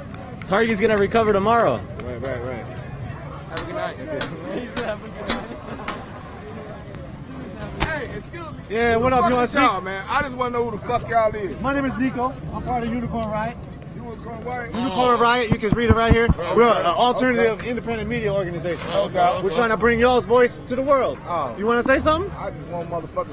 Let me say something. I know the man that got killed, man. He was a good guy. Man, you knew George. Already, man. Yeah, I know him personally, man. He a good guy, man. He ain't bother nobody, man. He just went to work, took care of his family, all that, man. What is your best memory of him? Shit, you know, he used to come to the gig, man, and ask me, you know what I'm saying, hook him up with meals, and he'd hit me back later. I used to work over there on 3rd and Lake at McDonald's right there. I was a manager. Good guy, man. Always been a good guy. Yeah. That's all I hear from it. Everybody says he was a good dude. I've never heard anything bad about the dude, huh? Good guy, man. Yeah. Already. You know what I'm saying? Yeah, you know what I'm saying? Shake your hand and all that. Yeah. How's it feel with him gone now and gone by the police knee into the back? You said him gone by the police? Yeah. That was just racist, man, period. Point blank, man. You know what I'm saying? He had some run-ins with them, man. That's how I feel, man. That's how I feel. He had some run-ins with them, man. But other than that, man, I know him personally, man. Man, please share one thing. There's a group of good guy, man. Real good motorcycle guy. riders. Listen, put me on. My name is Anthony Cordes Eklund. There are people riding around with motorcycles. They are police instigators. I rode with them last night. They tried to get me to break into the Mall of America. They wanted me to break into the... What? There's a group of motorcycle riding motherfuckers. I'm not even joking. I'm Toes TV. Yep. Okay. Tell me what's going on. Listen. I'm on a Ninja 300. I kept up with a bunch of Yamaha 650s last night. Okay, they wanted me to break into the Mall of America. I'm Tony Cordes Eklund, Anthony Ocean Cordes Eklund, here tonight. It sounds like some crazy shit, but these motherfuckers, I've been here since the first night, okay? Okay, I'm from here. I'm sad my Target's burned down. Where am I gonna shop? Where am I gonna get my groceries? Born and raised. Potterhorn Park. I went to South High, Minneapolis. These motherfuckers. I had my motorcycle here last night when the shit was burning down. I met up with a group of motherfuckers. They looked like fucking right out the military. They were all strong and well kept. Okay, motherfucker, they were strong. And they all knew how to do Papa Wheelie. And they couldn't, I asked for them, tell me where you're from. Ask me your story. Where you from? I'm from Southside, Minneapolis. They couldn't say a word. I know one of the motherfuckers is making a story up, okay? Please get me before they kill me. Because them motherfuckers, I lost my fucking bike tonight. I was on my bicycle. They rolled up in their motorcycles. I recognize each and every motherfucking one of them. Please protect me. I'm Anthony Cordes Eklund, okay? Motherfuckers, I'm afraid for my life. They came up on me twice. How can you find one person in a group of 10,000 3 times in one night, okay? Thanks for Motherfuckers, speaking, no, I ain't even fucking done yet. Thanks for speaking, what the fuck? These are literal agents, okay? Out here. Agents of the state? They're Yes. Police? Yes. And they're riding on They're the National motorcycles. Guard, doing Papa Willies with me all night, trying to get me to break into the Mall of America. I told them, fuck them. But they didn't do it. They I wanted told them, you to. fuck them, yes. They went to the liquor store last night. They were like, let's rob this liquor store. They want you to know, or- They happen to know where all the shit. The one day I was like, let's rob the Foot Locker, okay? These motherfuckers know all the targets. They wanted me to be the bait. I'm willing to give my life. Listen, I'm not trying to get famous. I don't give a fuck about fame or nothing. I'm telling the truth. Thank you. Appreciate it. Report that or not. If Unicorn Riot is real shit, they will report We're live this right shit. now, homie. I don't give a fuck. What you mean, dude? Chill out. We're live. Ocean Court is We are live. Everybody heard you. Thank you. I appreciate your time. It sounds Real fucked up. shit. It sounds fucked up. I hope everybody be all good. I hope I'm not murdered tonight. Me too. That'd be fucked up.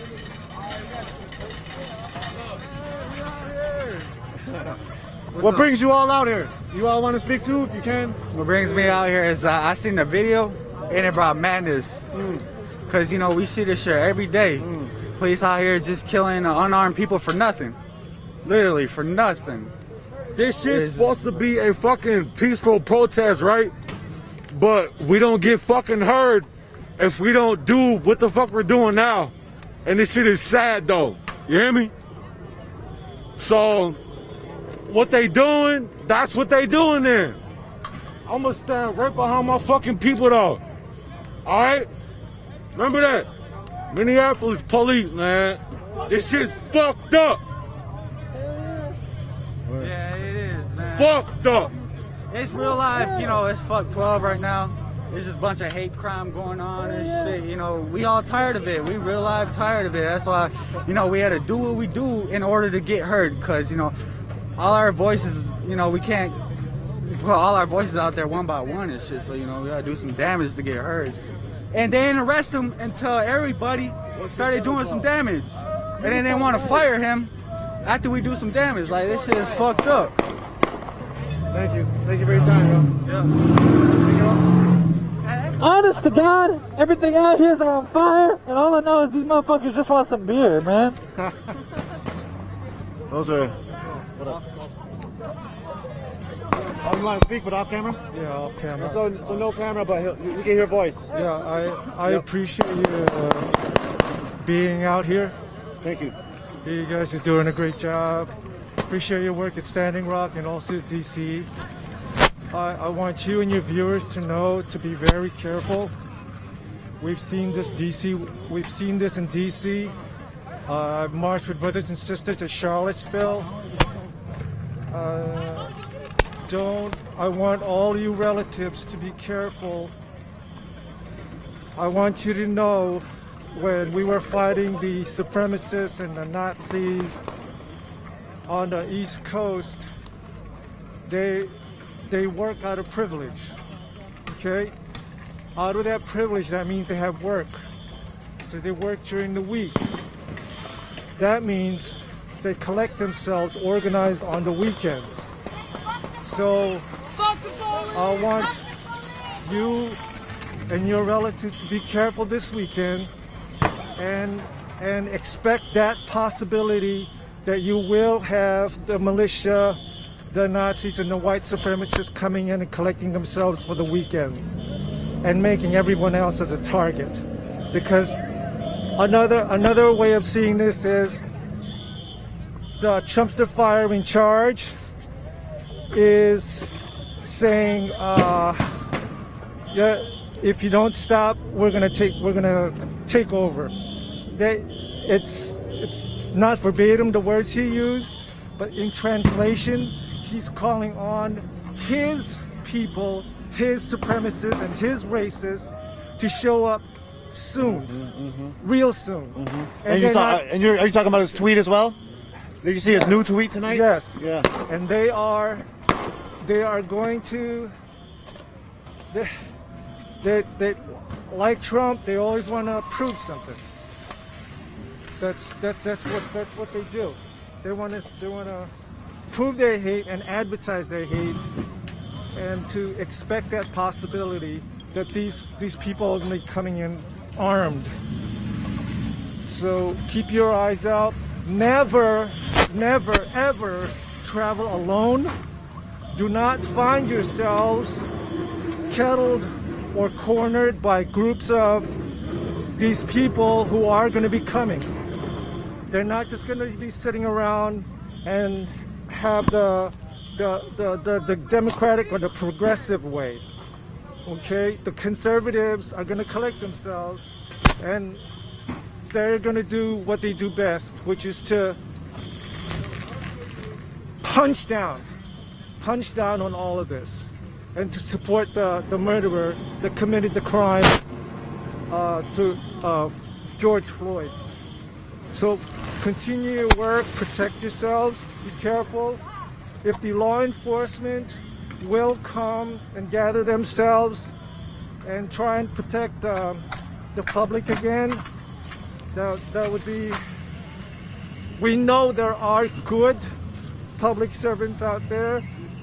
If they can come, please come. But this is not about you.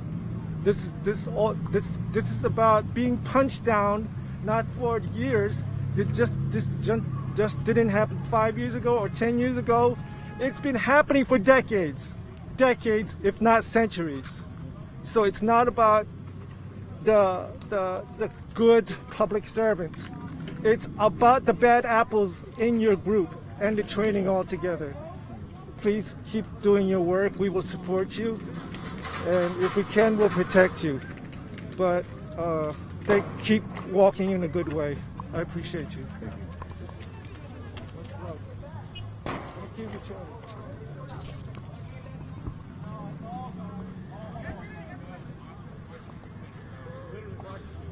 Black lives aren't targets. You see on the ground. This is all the graffiti. This is the target. MPD started this. We finished it.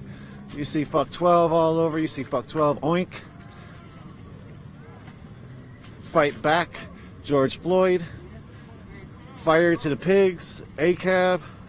ACAB is ACAB. Otherwise, all cops are bastards, or all cops are bad, or other things you would like to say. All cats are beautiful. I love cats. And my cat doesn't like that I'm out here because he's not getting attention. But thank you all for joining. This is Nico from Unicorn Riot. We now have Jen behind the camera. Thank you so much, Jen, for running the camera this last little bit. Probably like an hour now at this point. Jen is out here documenting as well as part of Unicorn Riot. You saw Jen earlier, I think. Maybe they didn't see you earlier, huh? Oh, I saw me yesterday, just for a second. You saw me on the live stream before we swapped out the iPhone. Yes, that's true. That's true. How's it feel?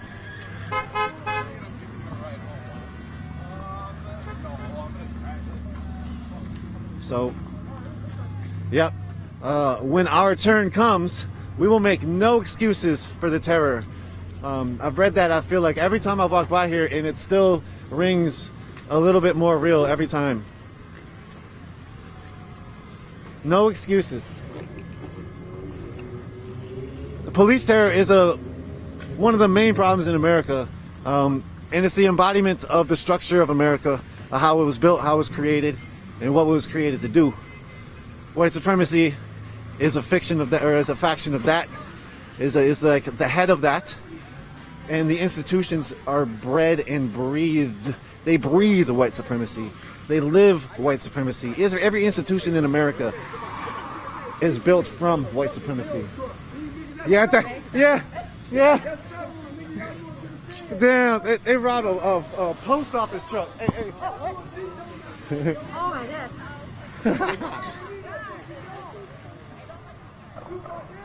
So the shots you hear are literal, real gunshots. There's been a lot of people shooting in the air. People walk through the parking lot, shoot in the air.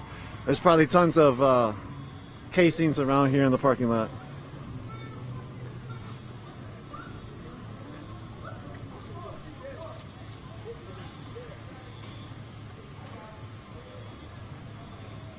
All right. So, the Target is still getting expropriated. We smoking gas inside the Target. God. We got Mike right there. We smoking gas inside the Target. Rest in peace, not only to the one who lost his life behind the knee, George Floyd, but rest in peace to the one who got shot in front of his motherfucking kid, in front of his motherfucking girlfriend, lady, wife, fiance, whoever that was. We ain't going for this shit no more, man. We smoking gas. We doing what the fuck we want to do from here on out. We not finna be scared of y'all no more. We finna unite and combine and attack. Y'all gonna kill us? Then do it, cause y'all doing it already. That's what the fuck going on. We smoking gas in the rain and my shit blowing. Anything else you want to say? No, I think we good. You get the point. All right. That's it. Thank you, thank you.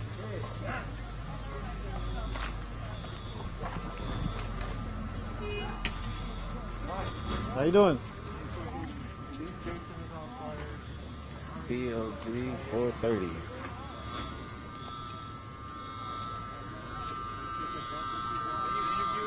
Yeah, would you like to speak? I'd love to speak. What would you like to speak about? I have no idea how. This is crazy. Yeah.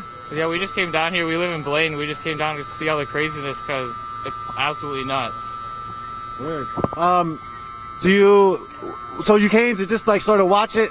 Are you like participating? How does it feel? You seem like a youth.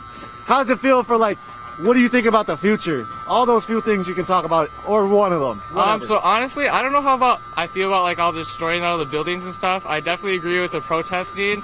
I just don't know how I feel about destroying the community. I saw some graffiti that said, burn it all down so we can rebuild. That kind of made me think. I was like, that's different.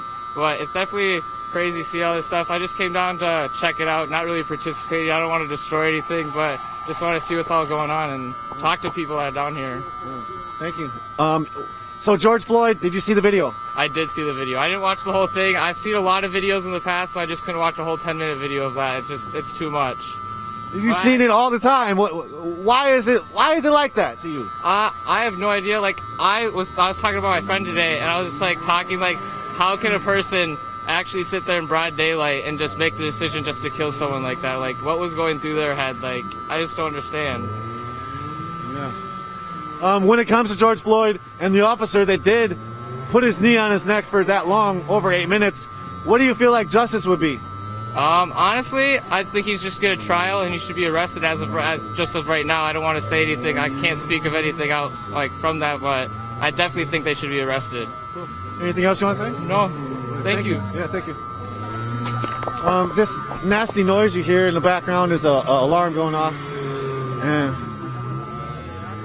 unfortunately, MTS right over here transitions. The Banadier, these are schools, man. This is an unfortunate thing, but again, like I was saying earlier, the precinct that's been breached and on fire, set on fire and smashed through, took away 5 schools from the youth in this community. 5 schools were shut down for the budget allocation to build the precincts. That is just the epitome of the society that we're living in. Oh, wow. You guys should get over to St. Paul's. Had been breaking us there all day. What's that? It's been St. Midway went off this morning. Oh, yeah, you want to talk about it? Sure, yeah. We went, so this morning we heard there was looting in Midway, which was kind of weird because we thought it would just stay in the other city. Yeah. And we went down and Target had been looted in the morning, 10:30 or something a.m. And then we went to... So Target's protected by like 15 police cars out front at this point. No one's looting it. Everything else can go to hell around it. TJ Maxx in the next mall. I stood and watched people looting it for 2 straight hours. And there was, that mall's kind of like curved, so the cops standing in front of Cub at one end of it, they could totally see what was going on just down the road. And it was like they just let it happen for 2 hours. And at one point this police convoy cuts through the parking lot. Everyone who's looting TJ Maxx, and they were coming out with shopping carts, arms full, you name it. like 50 or 60 of them scattered at the front door when they heard all these sirens coming, but the people were not coming for them, they were just cutting through. And so there was this incredible scene of them scattering out the front door, and then half of them realized, oh, they're not coming for us, turn around and go back in. So we watched this for 2 hours, just wondering why they would protect Target and Cub and let the rest of them burn. Dollar Store got trashed. TJ Maxx, a health center, a clinic was looted in the same mall where her burgers used to be. And then the Arabs who own the grocery store right at the front, not the tobacco store right at the front, Midway Tobacco, I actually use that a lot. They're at the front with AR-15s while stores on both sides of them are getting looted. It was the most bizarre thing. But then before we came here, it spread up to Robert Street. Wow. So, and also Sunray, which is, so you should go there tomorrow maybe. I'm not sure how much. I heard 170 buildings were smashed up in St. Paul. 100 and what? Those are pretzels. 170 buildings. In St. Paul? Yeah, in St. Paul, that's nice. In Midway, there was about 5. It was like here, there were several buildings on fire. The AutoZone, you know. Just wanted to add, fuck the police! Fuck the police, bitch! Fuck the police! Craziness. So, it's spreading to St. Paul, and also there's been demonstrations around the country for Mr. Floyd. And, you know, it's like, it's hardcore.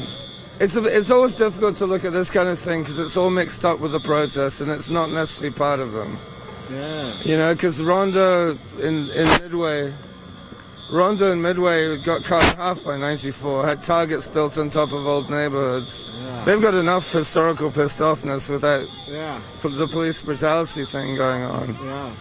But it'll be interesting to see because I think it's only happened according to Michelle Gross from the Communities United Against Police Brutality. I think only 2 or 3 times in the Twin Cities history has a policeman been fired. And usually what you'll find out is they get rehired somewhere else later, so they're essentially being transferred. So it'll be interesting to see what happens to the 4 cops, especially the kneeler. Right. I mean, we just haven't seen some city react with such decisive action before. It's not helped shit. Yeah, but, true. you know, at least it was I've always wanted to see what would happen if the police just got fired the next day and there was a attempt at a come to Jesus, because people don't realize the cities, the structures themselves are often afraid of the police departments because they're a powerful, you know, it's not, the police force came out of slave catching, and a lot of the Venn diagram between the early Klan and the police force were the same. You know, they had a crossover. And it attracts, obviously, people with authoritarian personalities, and Stanford Prison Experiment, and, you know, all of those things. And, you know, it's like, it seems a very bizarre thing, you know, after the first couple of people are killed, you know, first kids shot. What do you guys think, you guys, for being here? Someone had to fucking do it. Someone had to show the people all the bullshit. Yeah, thank you. But it's... Humanitarianism before patriotism. He's voting Trump, obviously not. So I don't know. It's a mixed bag, you know. I mean, there's people who live in these neighborhoods, who work in Cub, who work in Target. I just went into Target. It's trash. It's not coming back for a month or 2 months, or if at all. I mean, a lot of these big stores, I don't think their business is hurt during this, but a lot of big stores are using this massive pause to the economy to rethink how they're doing it, you know. Obviously the restaurant industry is getting screwed hardcore. Word. I'm surprised how many cars are still driving into this mess. Yeah, it's a lot. Overall, you've seen a lot in your life. What does this look like historically? What do you think comes after this? It's hard to say. I mean, it's like the police...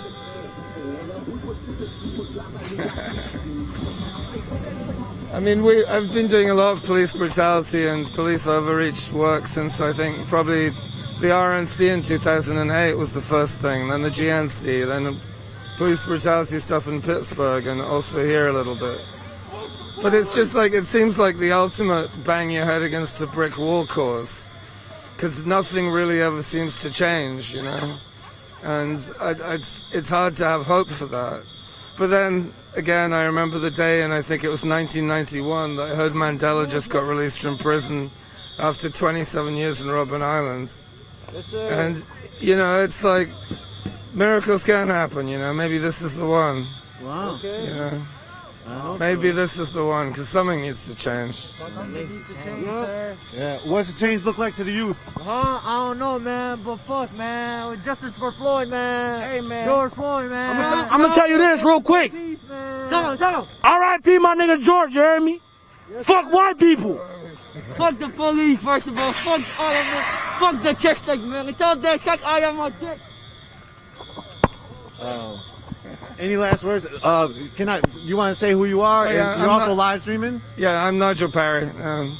I've been doing, during the COVID thing, I've been doing projects at lowertown.info, where we've just been trying to cover that small, now gentrified artists block for it's just 4 square blocks, and just looking how the thing has impacted that one area. That's been kind of interesting to watch. Oh, yeah. Interesting. Lowertown.info? Yeah, lowertown.info. There's a whole COVID Hey, section. hey, shout out CBE, man. CBE Entertainment, you heard me? Gang shit.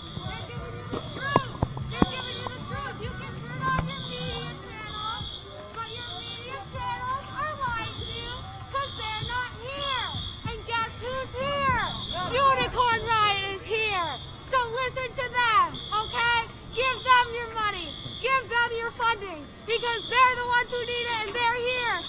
CNN, MSNBC, WCCO, where the fuck are you? You're not here, and that's all I have to say. Oh, and if you're part of a community that's privileged enough to not be affected by this, I really expect you to be on the front lines with funding and donating to saving this community after what you fucking did. Yes, sir! Because there's people who came here and fucked it up, not in the name of Black Lives Matter, and now the black community might get some backlash for that.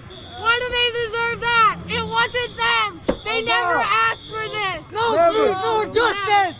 No peace, no justice. We were here 6 years ago with Eric Gardner, and we were peaceful then, and no one fucking listened. But now, they're gonna listen, because we're not quiet. Thank you. Thank you. Appreciate the love. Thank you. You guys just missed a fucking car drive through the mall. That shit was the craziest shit. Oh, shit. Fucking nuts. Also, where y'all putting this on at? They said Unicorn Riot Ninja. You wanna have Hey, keep it up. Thank you. Appreciate that. Nico, a couple of people are saying SWAT trucks are headed this way. Okay. I don't know. Hey, what's up, Rod? How are you? All right, how are you? Good to see you here. Likewise. Yeah. So you said a car just drove through Target? Craziest shit I've ever seen. I got it. Of course, I filmed it. Is it still in? Oh no. He was doing donuts inside, and then he fucking barreled through this left door right here. Wow. It was out of control. And if people want to see it, they can go to where? Rod Weber on Facebook, which I guess is rod.webber.50, which is the worst handle. But you can just go to my Twitter. It's just Rod Weber. Gotcha. Thank you. Yeah, right on. You can check out a video of what just happened. Rod just said it was the craziest shit he ever seen. The person drove inside. Must have went from this side. How you doing? Audio's getting fuzzy. What? Audio's getting fuzzy. Oh yeah, for sure. We gotta stay close. You good? I'm getting a little cold, honestly. Okay.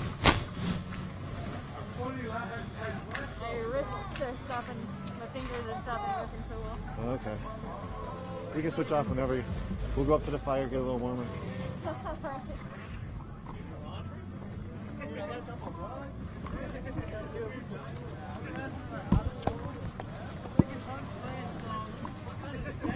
You heard the woman who was actually on top of the car speaking about some folks who were just sort of opportunists coming here not really in the name, or expropriating goods not really in the name of George Floyd. I feel like there's a couple different avenues to look at that. There's some of the, for sure, just opportunists who don't even care about Black Lives Matter and don't even care about police brutality. Maybe they do, but maybe that's not the reason why they came out. They just came out because they saw the opportunity. But then there's also the fact that the economic situation is so unequal, and there's a lot of poverty going on. There's a lot of people who need stuff, especially during the coronavirus pandemic. A lot of people have been fired. A lot of people aren't able to get unemployment.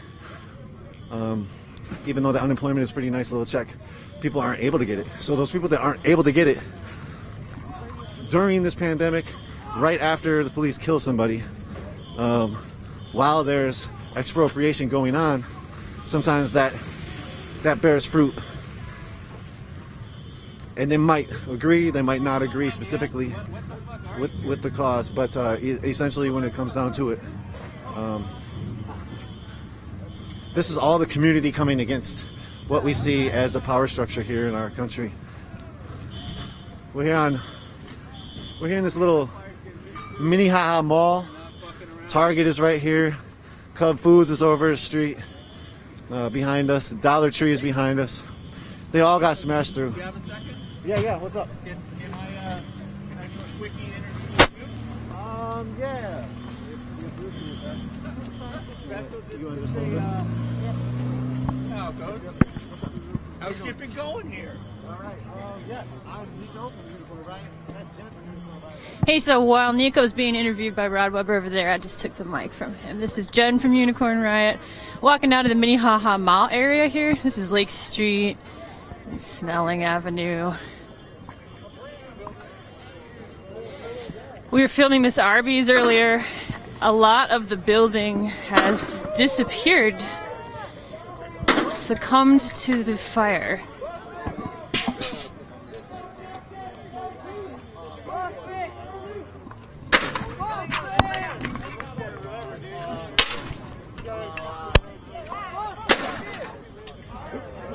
You got someone here that's going after this street light. In the middle of the road here, there's a stump where a street light once stood. It was taken down earlier, maybe 45 minutes, an hour ago.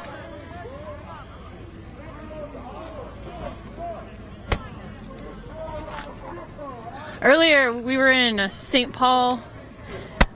I didn't have a live rig on me, but I documented the police defending the target. There was a dozen or two police SUV vehicles there. We walked in. There was liberal tear gas being used again in St. Paul earlier today, as there was 2 nights ago around the 3rd precinct, which is in the distance there on the right. There's a large flame you can see. That's in the middle of, I think it's in the middle of the street.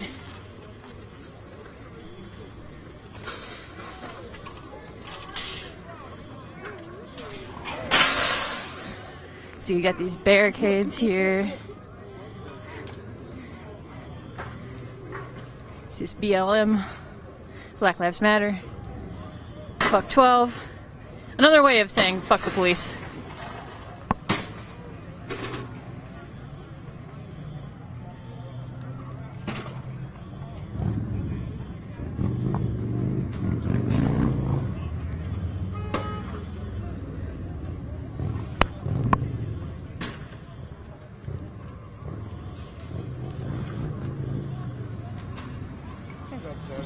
You're in St. Paul, right? I'm in St. Paul, yeah. Yeah, we live up behind the state capitol. Oh, not very close, yeah. This seems like a fire. A little bit, yeah. It's probably like half the time. It looks like more of them are over here. I'm just surprised there's no fire. Hey, do you know where Gandhi Mahal was? Oh, it was Gandhi Mahal is over there. On let's see. 27th? It's southeast of the precinct station on that little road there. Okay, which is north from here? That's north that way, and east. This is a little barricade here. here. Was asking, she was worried about it. Oh yeah. They mostly left ethnic restaurants up, but sometimes. He's asking about Gandhi Mahal, an Indian restaurant that's over there. Oh, we got this Nice to talk to you. We got this barricade that got thrown up here earlier. Again, we got fuck 12. These green. Hey man, all we gotta say is fuck the police. You feel me? You wanna say any more?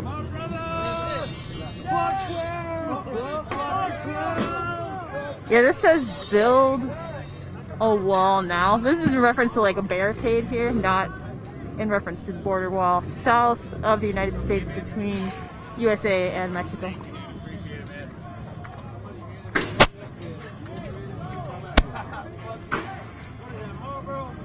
I think we're gonna walk back a little bit over to the third precinct there.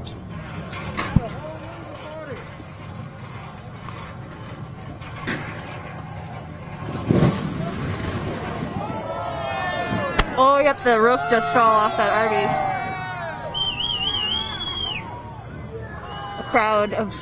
A cheer went up from the crowd when that happened.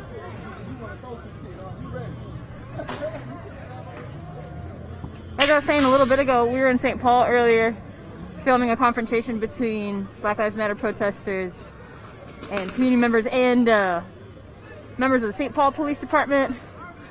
The Roseville Police were also seen, and Minneapolis Police were also out in St. Paul earlier, reportedly.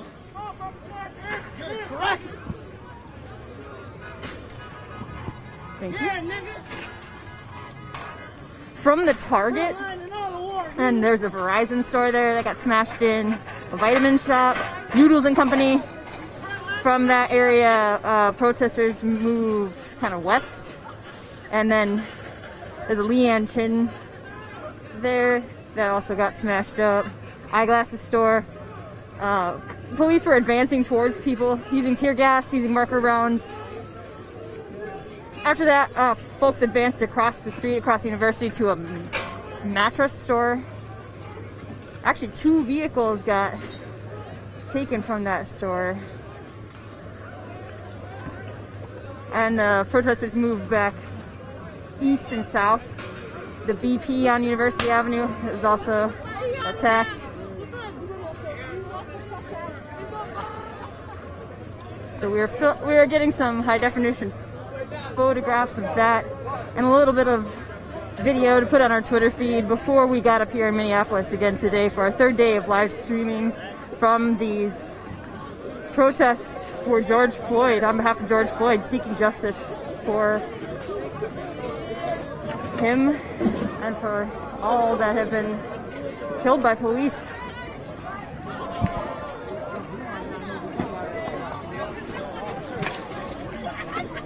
This is an upside down car on fire.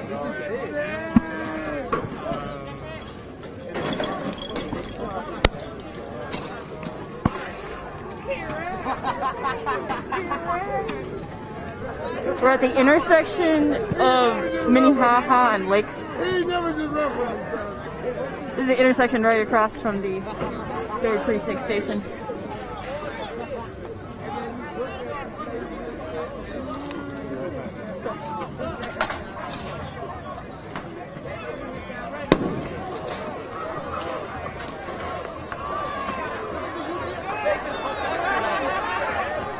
It's quite warm. I'm like 25 feet back. I can feel the flames.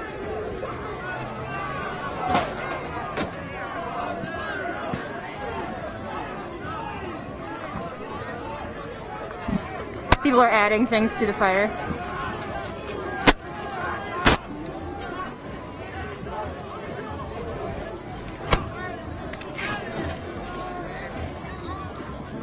This might have been a police cruiser, actually. You can see the grate between the driver's passenger seat and then the back seat.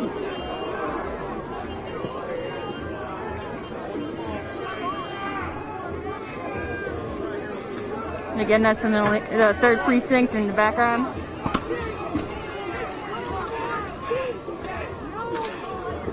Used to employ Derek Chauvin and 3 other officers. Derek Chauvin, of course, is the officer who was on video kneeling on the neck of George Floyd until he actually died. The 3rd Precinct used to employ these officers. They fired them the same think the next day. But this is not the first time this has happened in Minneapolis.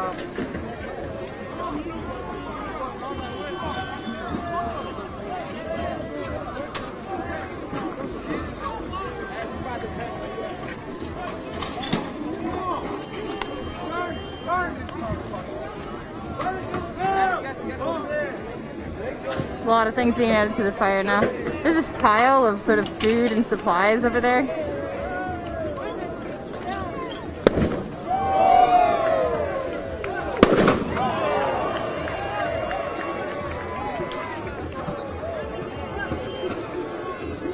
Some fireworks got rolled in there.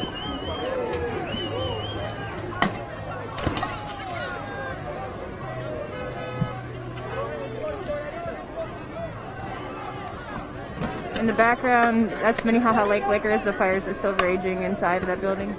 That is a USPS vehicle that was taken. You see a windshield smashed in.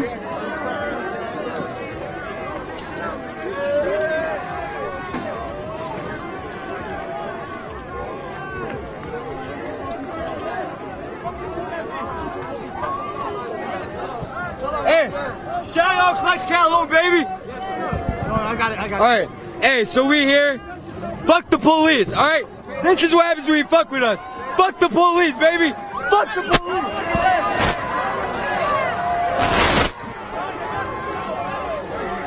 He's gonna run the UPS truck, which has been stolen, into the barricades.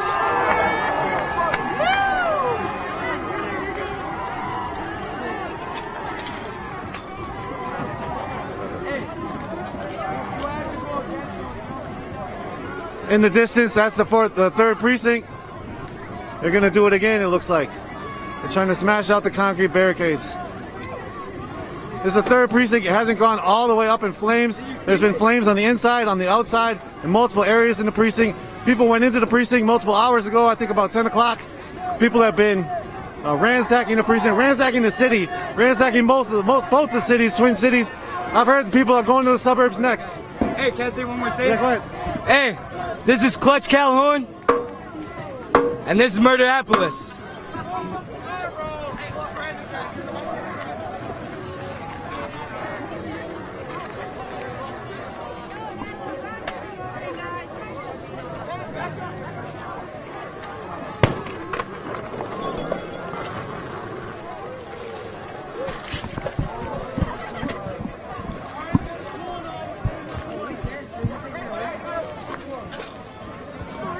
It's like they're moving the van, the UPS truck again.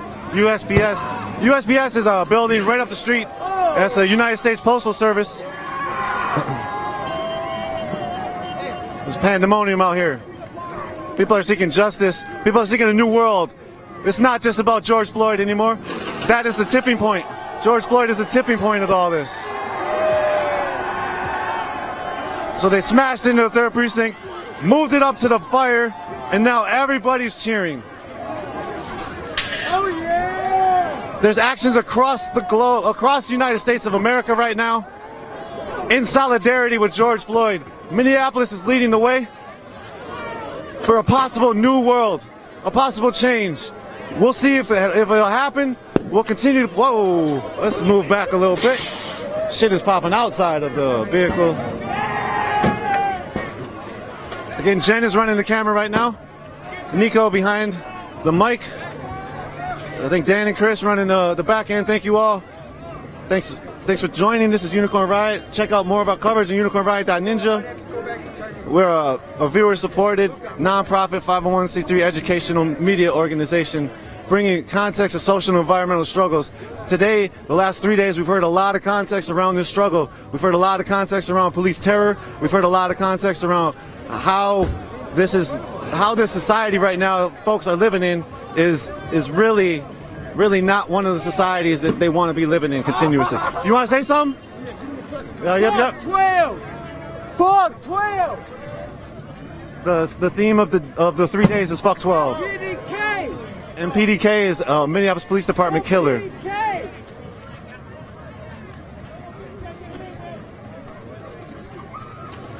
So we see the two USPS trucks getting burnt up. Unfortunately, the Hexagon bar, I think, is getting burnt up. There's been a lot of unfortunate incidences from this. There's possibly 2 dead folks from this, for sure 1, and that 1 for sure was at Cadillac Pawn, killed by the Cadillac Pawn owner for expropriating goods from the Cadillac Pawn store. Another one possibly is right behind this fire that you all see at the Minneapolis liquor store. It got set on fire a little bit earlier tonight. From that fire, the building started to collapse. Supposedly what we heard from an elder is that there was possibly somebody in the basement that was trying to get some of the expensive liquor. When they were trying to get it, other folks that started a fire on it. That person possibly was not able to come upstairs. We had heard that possibly they were trying to push the door open and they weren't able to. We don't have verification on that. We did have an elder say that he saw it. And so, We out here once again. Fuck the police. Fuck the police! Fuck the police. Hey, on the real though, peace, love, unity, respect. If we had that around the world, this shit wouldn't be happening. Dizzy Looper for president. 3rd-degree burns. Get back. Get back. we're on Unicorn Riot. The gas tank. I don't have a card, or else I'll give you one. Sorry. You want to speak? Yeah, I'd like to speak, please. Yeah, what would you like to say? I've been here for the last 3 hours, and I'm not really trying to cause any chaos, but I'm actually an emergency medical responder, and I came here because I thought I might be able to provide any medical attention people might need. Right. So that's been my purpose for the last 3 hours here, and I just like to make sure that nobody gets hurt, really. So you're an EMT? Emergency medical responder. Okay, so it's not like an EMT? I'm a certified emergency medical responder. So did you watch the George Floyd video? I have seen it. When the medical responders came originally to George Floyd's side, when the police officer Derek Chauvin was kneeing on his neck, do you think that they followed the proper protocols in not getting the police off his neck before and just pulling out the stretcher and then waiting and then getting the police off of his neck? As far as police being on his neck, I'm actually also I've been through police academy. I've been through the full training. In Minnesota State, they require 2 years of training before you can become considered a police officer. No, it's not really what we were trained to do. What do you think the proper protocol should have been for them when they first arrived on the scene, the emergency responders? Essentially what they had, in my opinion, was a slumper call. From my understanding, it was a guy, from what BBC News said, it was a guy who was slumped over at the steering wheel. And in that situation, they need to evaluate the person's state to make sure they're not a threat to themselves or others. But as far as, stepping on the guy's neck, almost everyone agrees it's a little bit too far for that. Thank you. Anything else you want to say? I'd just like to say that as a protester, I'm here to make sure that everyone goes home safe, and it's not about race or anything like that. I'm just here to make sure everyone goes home safe. Thank you. Appreciate it. Right, Unicorn. Hey, y'all want to speak at all? Shout y'allself out real quick. So the people, I got 200 some viewers right now. So where can they find y'all right now to see all this? UnicornRiot.ninja is our website. .ninja, not .com. Instagram, unicorn.riot. Facebook. Twitter, UR_ninja. Facebook, Unicorn Riot. And then YouTube, Unicorn Riot. Facts. And Vimeo. Facts. Oh, it's shut down. It did. That's why okay. Word. But I'm posting it there. So you already know we had this little protest. I'm Carson Calhoun. Can I cuss on this or no? All day. Hey, and to the cop that shot me, put 8 staples in the back of my head yesterday. Wow. Whoa. Can we see that? Yeah. Can you see that on the film? Can you see it? Yeah, you got stitches up in there. Wow. Yeah, I put 8 staples in there. What happened? So I was walking away, and next thing I know, I blacked out. Some bitch-ass cop shot me. Hey, but tell me why I came back the same day out of the hospital. Wow. You went to the hospital, shot in the head with staples. Yes, sir. What did they hit you with? To be honest, I don't know because I have surgery tomorrow. They taking some metal shit on my head. How do you feel? Foam bullets. They got metal in there? Yeah, I've been shot like 3 times in my leg, and my fucking window got shot out with them. Smoke grenade, fucking shrapnel, and foam bullets. It's probably what's in your head right now. That shit there was a case, there's been cases where people have brain damage after getting hit in the head with these less lethal munitions. How do you feel like your brain capacity is right now? Well, I basically won that gulag, so, I mean, I came back, and if anything, I feel smarter in a way. Right. But, shout out Carson Callan, that's me, 74 on Snapchat. You got fat ass. Hit my line. Thank you. Oh, come on, be more appropriate. Oh, my bad. I'm sorry. If you're a nice lady. Yeah. Or if you got a fat ass. Yeah! Alright. So we got the fire continuing. The fire has been really lit on the second one. The first one, again, was here, tipped over. We were a few blocks away, or not a few blocks away, a couple 100 yards away when the first one got tipped over and lit on fire. We saw the second one get pulled up and try to get rammed into the concrete barricades in front of the precinct, and that didn't happen.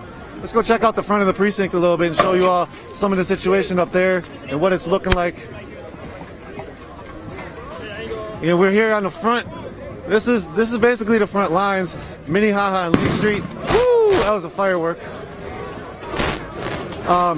Going back to 2016, Philando Castile was killed by Geronimo Yanez, and there was a big protest that moved on to the freeway I-94, and there was a riot on I-94 as part of the uprising for Philando, and that riot featured a firework being thrown at officers, and that was actually like a really big moment for a lot of the protest movement.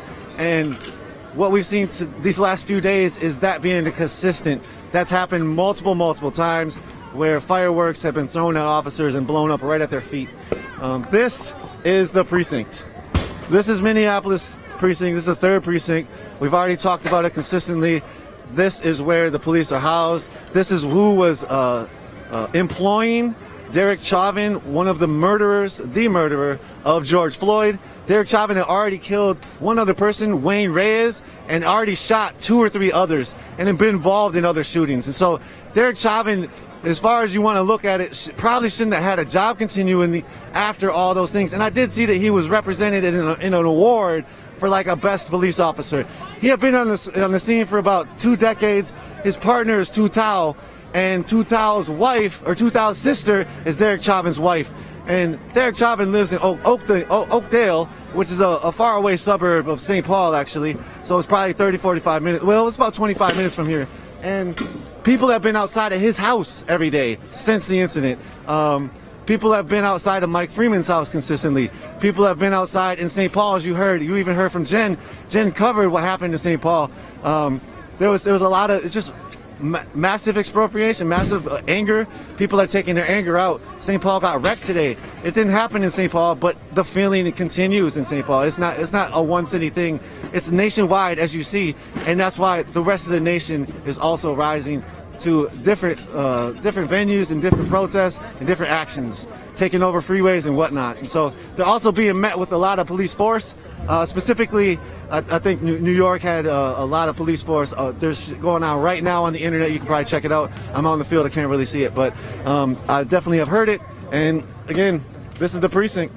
This is the third precinct, and it is on fire on the outside. We do not know if it's still on fire on the inside. It looks like there's a little smoke coming from that second floor, second floor, but there's a lot of sprinkler systems going on in there. How you doing? You want to speak at all? No. Okay. You want to speak? Good. How are you doing? Good. Right.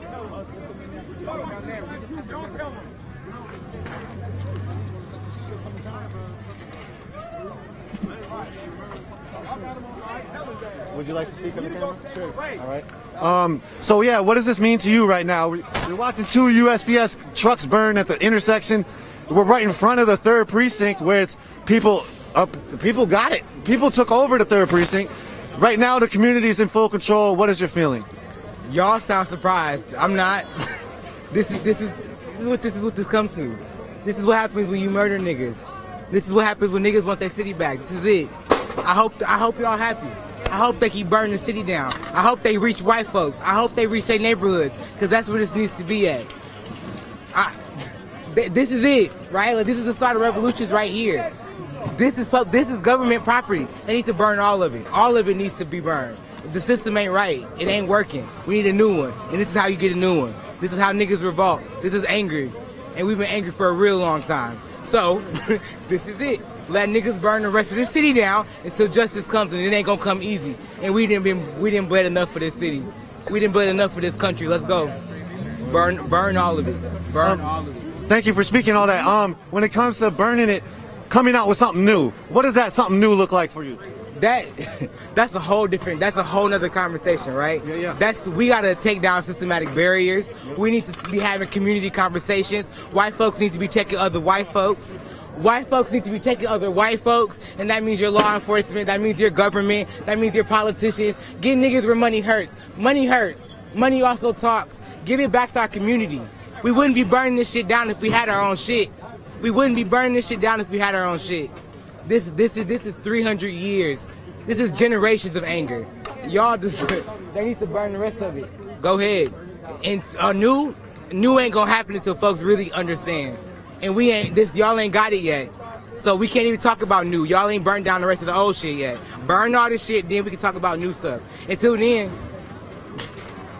the city gonna rebirth itself. Niggas is resilient. This ain't nothing. Y'all been slaying folks. Y'all been slaying folks since the beginning of time, right? Slavery, like, that's where this shit originated. That's where cops originated, is slavery. They were to kill black folks. They were to lynch black folks and drag black folks out their houses. This is it. This is it. Y'all run a revolution. This is it. Y'all can't be mad that niggas is doing this. Why? For what? Y'all don't see where your politicians at? Fuck this camera. Where your politicians at? Come on, cause that's caliber, right? Fuck all this. This city, these cars, these mail vans. Fuck your mail vans. Fuck this whole entire city. We need justice. That's what I'm saying. We need niggas to listen. And by niggas, I mean white folks. Because niggas out here doing this. We now here bled for the city already. Niggas is tired of doing this. Niggas is tired of hurting. This is it. This is it. And for all the white folks watching, this is allyship. This is what we talk about when we mean allyship. Come put your bodies on the line. Come put your privilege and your money on the line. We need pockets. We need y'all privilege. Come on. Come on. Anything else you want to say? Nope. Say it all. Hey,